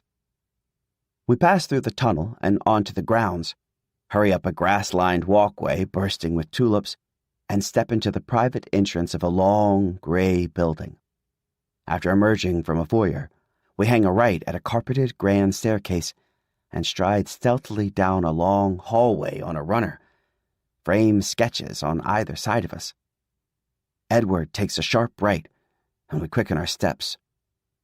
We pass through a dining room with crystal chandeliers and a hutch of china plates, before Edward pauses outside a door. After a moment, he opens it and beckons for us to follow him. Inside, it's dimly lit, with puke-yellow walls, dusty drapes, and a large wooden desk in the center of the room on an intricate rug. A gold-framed portrait of Frederick in his youth hangs over the fireplace. There are bookcases and leather sofas, and the royal flag of Canada. So, this is Gord's central office. It's honestly just how I'd expected it to look. We don't have long, Edward cautions us, yanking open a desk drawer and digging around inside, while Pax does the same on the opposite end, moving aside ink pots and rubber stamps. What are we looking for again? Neil hisses. Anything that might implicate him, I whisper. My hand reaches for a stack of magazines on a table at the same exact time as Neil. We touch for a split second, then apologize. Fee begins rifling through a stack of paper in a shallow basket on the desk. Neil opens a glass door and starts combing through the ancient-looking books. I root around in a red and white dispatch box resting on a table in the corner by an old clock. My heart feels like it's going to pound right out of my chest, terrified we could get caught at any second. I move to open drawers in a dresser under a framed oil painting of Rideau Hall. There are just files after files, blueprints, maps, nothing that screams suspicious or homophobic. I hear everyone else rustling around me, the metal clang of a desk drawer as it's closed, the rummaging whisper of more papers, sighs, soft hums, the sound of a double knock. We all whip around to find Gord standing in the doorway. "What's all this?" Gord asks Edward. His steel-gray eyes land on me. "Billy?" "We were just taking a tour of your office, G." Neil smiles. Gord folds his arms. "I can see that. Now, if you don't leave, I'll have to call security." "We're not going anywhere until you tell us what you did," Pax shouts, standing protectively in front of me. Gord smirks. "I don't have the foggiest clue what you're talking about." He looks at me again. "As for you, you're never to show your face here again. Understood?" "You're the one who paid off my mom years ago to keep quiet. She might have been silenced, but I won't be." "I'll give you to the count of 5, Gord asserts coolly. "And then you went and sold the story to the press," I continue, accusation dripping in my voice. "You're also the one who messed with my pants so that they'd rip when I bent over and got me booted out of the royal family. It was you." I jab my finger at him, heart racing, blood hot and in my ears. Gord sighs. "So, you're not as dim-witted as you look." He glances at Edward. "No offense, Your Royal Highness." My legs are shaking, and I feel like I could fall over, but I hold my ground. "So we're right." "Well, you're not wrong," Gord says. "I admit, I've worked too hard and too long to make sure the royal family of Canada has a long, successful, and stable tenure. A smug smile contorts his features. The last thing I needed was a scandal, he goes on. Especially after your mother let it slip that you were gay. He grimaces at the whispered word. When she contacted me 3 years ago. He takes another step into the room and closes the door tight behind him. I don't want a gay prince. My stunt at the investiture ceremony, sabotaging those pants so they'd unravel, ensured that the Canadian monarchy would be rid of you once and for all. You know what else worked, Cupcake? Fee asks with a satisfied smile. The secret video I just took. She holds up her phone, and Gord's voice comes through its speakers. I don't want a gay prince. I exchange a look with Edward, who's now standing by my side. Pax, Neil, and Fee hem in around us. Triumph surges through me. At the same time, it feels like the twist of a knife. How can people act like they're fine with somebody being gay while they're secretly doing everything they can to bring them down? Gord blanches. He extends his hand out to Fee. Give that to me. Mac's face appears on Edward's phone screen via FaceTime, waving her own phone. Thanks, Fee. And uploading the secret video of Gord's confession to my channel. And done. How dare you? Gord snarls at her. Hey, no one talks to my sister like that, I yell back, taking a step toward him. Edward moves with me. Sorry to say, but it looks like you'll be at the center of this media firestorm. Guards! Gord calls over his shoulder. In moments, infantrymen bust open the door. Seize them! Gord shouts. Edward points at him. Gentlemen, as a Prince of Canada, I command you detain this man on the account of treason.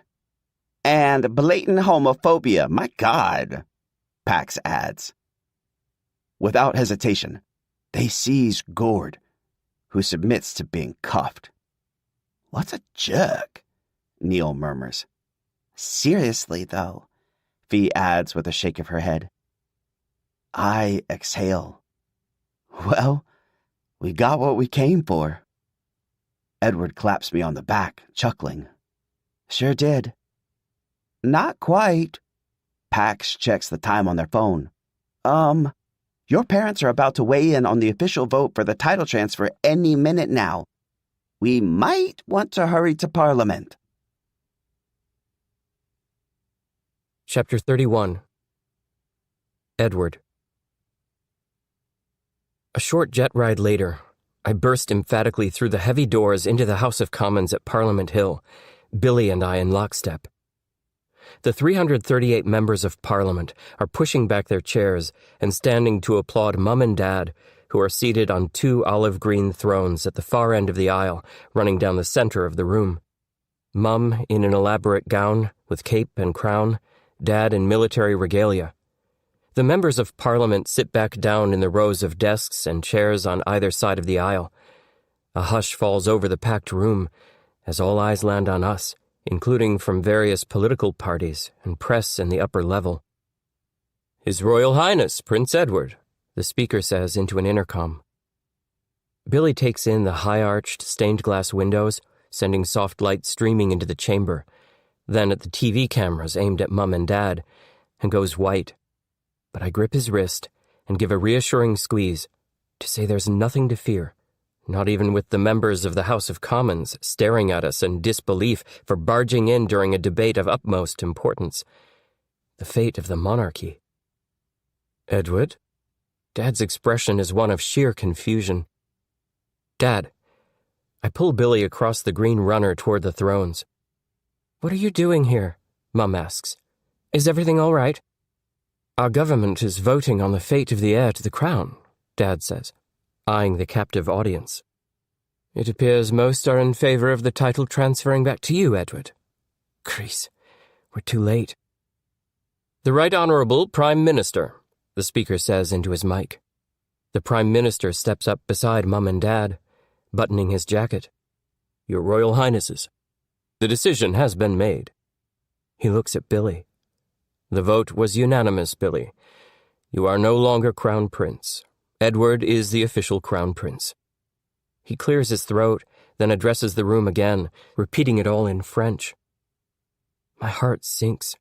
"Mum, Dad," I say in appeal. "Gord orchestrated the whole thing." I pull my phone out and show them the video queued up on Mac's YouTube channel, titled in true clickbait fashion, "Press Secretary's Shocking Confession." Dad gapes, and Mum touches her fingers to her lips, eyes widening. Two expressions that would repulse dear prim Granny. "What's all this?" The Prime Minister sets his mouth in a hard line. "Edward," Mum says softly, "this may not be a good time." "It's the only time," I retort. "Edward," Dad starts. I bow before the throng of people, and the room crackles into tense silence. I press play with trembling fingers as Billy bows beside me, holding my phone against a microphone. Gord's voice ricochets around the vast space. I realize the video is also being projected, magnified on a large screen for all to see. The video ends. The crowd takes a stealing breath and looks from Billy to me. We wait. "I'm sorry," Dad says, so quietly I almost don't hear it. Royals don't publicly apologize. What is going on? He smiles. "Please know that Mr. Gord Lauzon's beliefs do not reflect those of the royal family. I cherish you both for exactly who you are." The way he says it, the way he stares, it's as if he knows. As if he's known all along that I'm queer too. You do?" I stammer, lowering the phone to my side. "Thank you," Billy chimes in, sounding relieved. Dad turns to the Prime Minister to discuss the sudden turn of events. I look at Billy, and then out at the attentive audience. The tension is palpable. What is going to happen? There's no going back now. Finally, Dad addresses the room. "A royal advisor is to blame for Billy's incident." He smiles, ignoring the hubbub. "Therefore, Billy's title will be reconferred." I can hardly believe it. My chest swells with joy. I turn to Billy, who's holding his breath. He breaks into a laugh and joyfully tugs my sleeve. As the room reacts with murmurs and outbursts, Dad repeats what he just said again, this time in French. "We did it," I breathe to Billy, my grin spreading wider. "We did it," he affirms, his laugh growing giddy. "The title of Crown Prince remains with Prince Billy," says the Speaker of the House. The MPs applaud, and Pax, Fee, and Neil race into the room and join us. Billy gives them a beaming thumbs up, and they whoop and scream in a most undignified way, unfitting for such a formal setting. But who cares? I join in, cheering and laughing and bouncing up and down.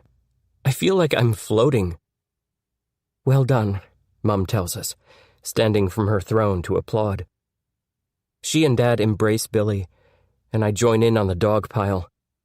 Billy and Dad exchange a meaningful look. But my normal twinge of jealousy isn't there today. Not at all. This is doing the right thing. This is choosing to be part of the right side of history. And this is being a good brother. No ulterior motives in sight. There's nothing more princely than that. After all, blood is thicker than maple syrup. I wrap my brother in a hug and don't let go. Some of the Maple Crown rules are now a thing of the past. Certain traditions, like fruitcake as the traditional royal wedding cake, are meant to be tossed out. After the debate, the firm apologized publicly and privately and admitted our grievances are real. No more "only share what is necessary," Maple Crown Rule 77, nor "tradition trumps personal preference" rhetoric, Maple Crown Rule 99. It's a new age for the monarchy. I'm back at Rideau Hall, seated in the small drawing room across from Mum and Dad. My teacup is shaking in my hand. I'm so nervous. More nervous than I was barging into the House of Commons meeting yesterday unannounced. You must have something of importance you want to talk to us about, for you to want to join us for our afternoon tea, Mum says gently over the top of her own teacup. I freeze up. But then I remember I want my life to begin. That desire supersedes my fear, allowing me to push through the final layer of ice. In the spirit of authenticity, which, Mum, I know you're always preaching about, I have something I've been wanting to share with you both. Dad leans forward on his armchair. All right, son. We're listening. I take a deep breath and just say what I've been too afraid my entire life to utter. I'm queer. Mum and Dad show no reaction. They each blink, spurring me to continue. I realized I need to break away from the crown, be my own person, leave this all behind. And I love to bake. Who knew? I laugh, then grow completely flushed and go very quiet. My heart flutters a click a minute. Not quite the buttoned-up prince I used to be, at least not now. Dad takes Mum's hand. We understand, if that's what you want to do. But you don't have to leave the family to be yourself or be happy. I can see love in his brown eyes. What about the queer thing? I ask. Neither of you seem surprised. We're a little surprised, Mum admits, smoothing her skirt over her knee. But we've always loved you, and always will love you, no matter what. We accept you as you are, Dad adds. It feels like a gigantic millstone around my neck is lifting. Before I know it, we're all hugging. We're sorry for putting so much pressure on you, Mum says. We are so proud of you for standing up for what you want and for being your true self. Something we were brave enough to do when we were in your shoes and chose to break away from England, Dad says. We've only ever wanted you to be yourself, to listen to your heart. Thank you. I love you. We love you too, Dad says, wiping his eyes. Are you comfortable with Billy being heir again?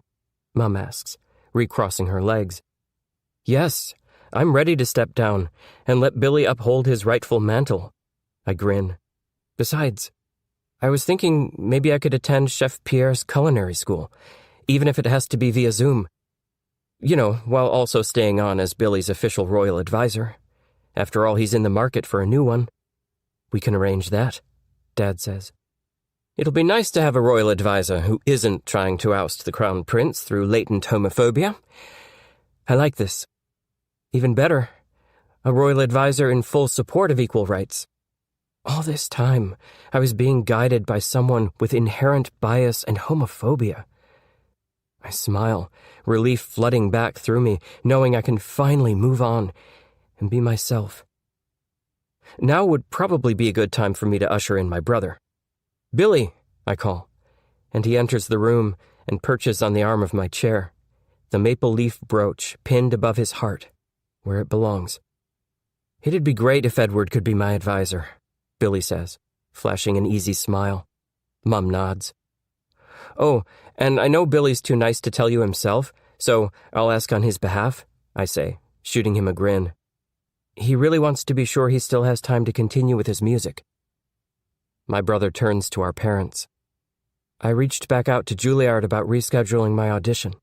If I get in, can I still attend the music program this fall, while continuing to train for Crown Prince? Of course, Mum says. We know it's so important to you, and it really seems like the one thing in your life that you truly did just for you, because it made you happy. Mum smiles kindly. We are prioritizing happiness these days. Perhaps we could even introduce him to the master of the king's music, I add, thinking of the musical equivalent to the poet laureate who directs the court orchestra.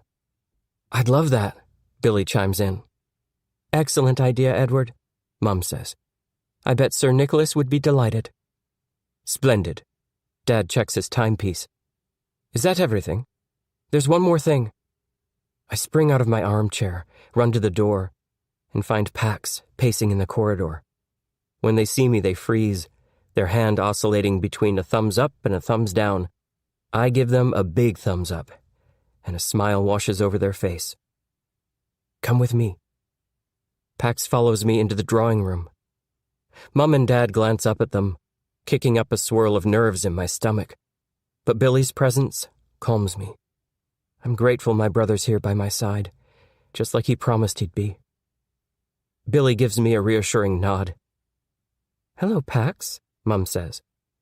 Hello, royal family. I slowly, carefully, take Pax's hand in mine. Dad blinks. Oh. His eyes dart from me to Pax, then back to me. Are you together? Yes, I say. We're dating. Mum claps her hands together. Wonderful. Indeed. Dad stands and pats me on the shoulder. Glad to see it. He shakes Pax's hand. Super. And no questions about fee? I'm impressed and grateful. The way Mum's looking at me, I know she understands now. So, who do we talk to about a royal wedding? Pax asks. Before anyone can react, they add, Kidding, kidding. Everyone laughs. The strange thing is, the idea doesn't absolutely terrify me like it once did. They would look nice in Jolie's ring. I glance at Pax, and they smile back at me. I'm thrilled at the notion of finally being able to be openly queer and in a real relationship, my first, with my maple heart. And who knows? Maybe one day Billy will find his true love, and there will be a first ever king and king, or a less gendered title combination altogether. It's truly time for a monarchy that supports all within its walls. A time of progress, a time of inclusion. And now, the Canadian monarchy will flourish as was first intended, with no one left to set us off course. We're here to stay. If there's any more homophobia or hate of any kind, we're on it. This is going to be one hell of a story to tell my kids one day. Progress has already begun. After the truth got out about Gord, Pax's fashion design business is back in full swing, with a focus on degenderizing fashion. They even asked Fee to be their official brand ambassador and champion of haute couture, which means Pax gets to move back to New York with Billy and me and graduate from St. Albans come mid-June. I've already booked a baking date with Pax to whip up Chef Pierre's take on pear and Gruyere tart, taught by the good chef himself, wearing my King of Bakers apron with pride. Plus, I can't wait to partner with Chef Pierre on his cookbook. First the sweet maple chino, then possibly my Queen Daphne cake, and then an even newer idea, what I call the Little Timber Yule log. Billy's doing just great, along with Mac and Connie. He taught me that to bear a crown of power doesn't mean you have to be alone. For that, I'm forever grateful. My parents have continued to illustrate their support, although if they apologize one more time about always having said, "We look forward to the day you find the perfect girl," I'm going to scream, though it is nice to hear. And as for Neil, my best friend is just excited that I can gallivant around the world with him like old times, without fear of ruining my royal reputation. That is, within reason, nothing illegal. As he likes to say, there were many royal Edwards before me, but I'm by far the best. A few had some very suspicious friendships with notorious dictators, a rather low bar. Oh, and Prince Eddie and Lady Fee announced they have broken up, went over well in the press. Apparently, airheads prefer me without her. Who would have thought? It's much better being platonic friends with Fee anyway. I know it's only a matter of time before she finds a new way to be Canada's hot topic. And before Pax and I go public. Perhaps as a fairy tale love story the likes of Mum and Dad's. Royal baby steps, as they like to remind me. If Pax taught me anything, it's that there are many types of perfect. And they're mine. Canadian Royal Communications. 8th May. Statement from His Majesty the King. The entire family is disheartened to ascertain the true depth of how trying the past few months have been for Billy. The points presented, particularly that of homophobia, are troubling. While some accounts may vary, they will be attended to accordingly by the family with discretion. We shall see to it that press secretaries undergo proper sensitivity training, as we have no tolerance for discrimination and hatred. A full investigation is also underway, and a diversity officer will be hired. Edward and Billy will always be much-loved family members as well as royal members. To this effect, the status of Crown Prince of Canada has been reinstated to Billy. He will also regain his royal patronages, funds, and security. It took an important vote to change the succession law. We thank Billy for his patience as he awaited his confirmation to the line of succession. We have sincerely apologized to him for any upset. Ends. 7 weeks later. 7 semaines plus tard. Chapter 32. Billy. It's a perfect last Sunday in June, as the rainbow carriage we stand in glides past Stonewall Inn. The crowds cheer, and cops on motorcycles, with pride flags flowing off the back, drive in front of us. I even managed to spot the Howard Loyolas shaking noisemakers at us as we pass.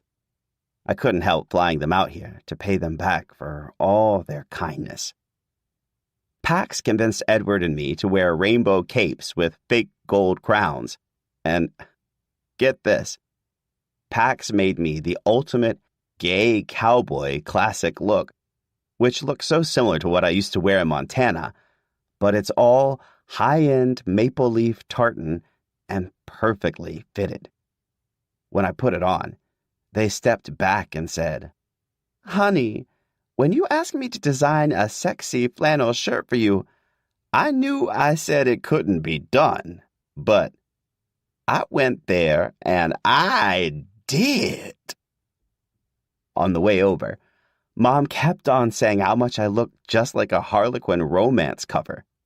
And the fans must have agreed, because they screamed and were dying over how incredibly handsome I am in my true colors.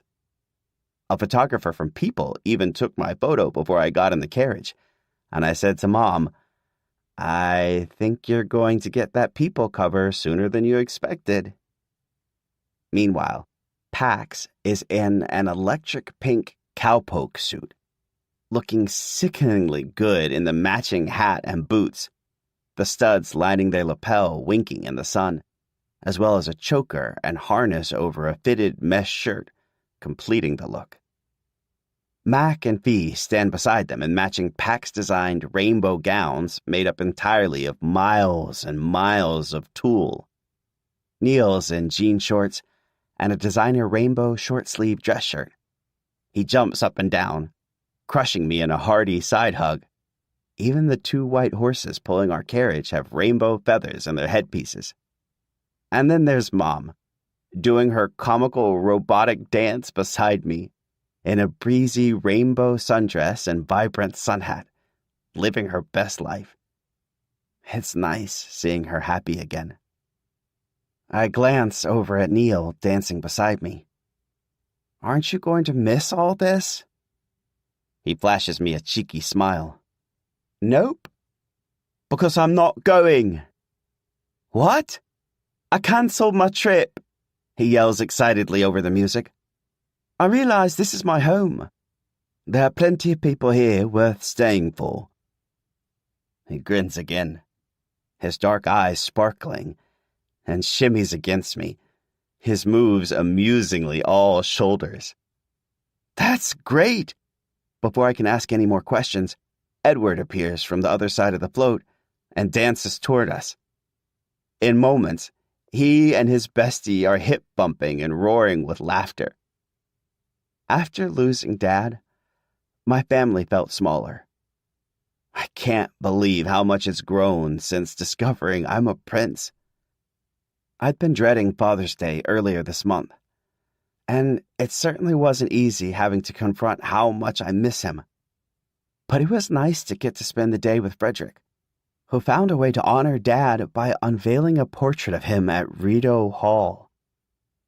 Like his oak tree back on the ranch, it helps me feel close to him in my new home. Speaking of oak trees, we just planted a 5th in honor of the baby Mom lost 18 years ago. That was all Edward's idea. I keep moving, dancing to the tune of hope, surrounded by friends and family, by love. It's like everything's lighter, freer. The music bumps loud from floats ahead and behind us. Everyone's waving flags and banners, and people on foot blow whistles, bang drums, and throw beads and other keepsakes. Signs read, "Love Twins," and #Twinces. Fans hail me as the new crown prince, and Edward as out and proud prince in his own right. My investiture ceremony, take 2, went off without a hitch last week, and wrapped up just in time for us to celebrate my first ever NYC Gay Pride Parade. Even though Frederick and Daphne weren't able to attend, they're here in spirit. And so is Dad. I can feel him in the high-rises and bars on either side of the street, in the joyful faces of people young and old, queer people and allies, children and babies standing behind the barriers and rooting us on, cheering and yelling and hollering. He's all around us. A confetti cannon explodes, showering us in rainbows. And through the trees, over the skyline, a real rainbow breaks through the clouds. It's Dad! Matt grips my arm, pointing. He's giving us a rainbow. I smile and wrap my arms around her. He is. He really is. The horses clomp onward, and the sun warms my face. The future is bright. British Royal Communications. 26th June. Statement from Her Majesty the Queen. My family, along with the monarchy and the world, embraces Prince Edward for coming out as queer. We also want to express the same love, acceptance, and support to his twin, Prince Billy. Our government supports all people, no matter their sexual orientation. We admittedly have not been very vocal about our support for the LGBTQIA+ community in the past. The history of the LGBTQIA+ community is vast, rich, and above all else, important. We vow to continue to show our public support not just for my grandsons, but also for the equality and social justice for all. We wish you all a very happy Pride, today and always. Eliza R. The end. Fin.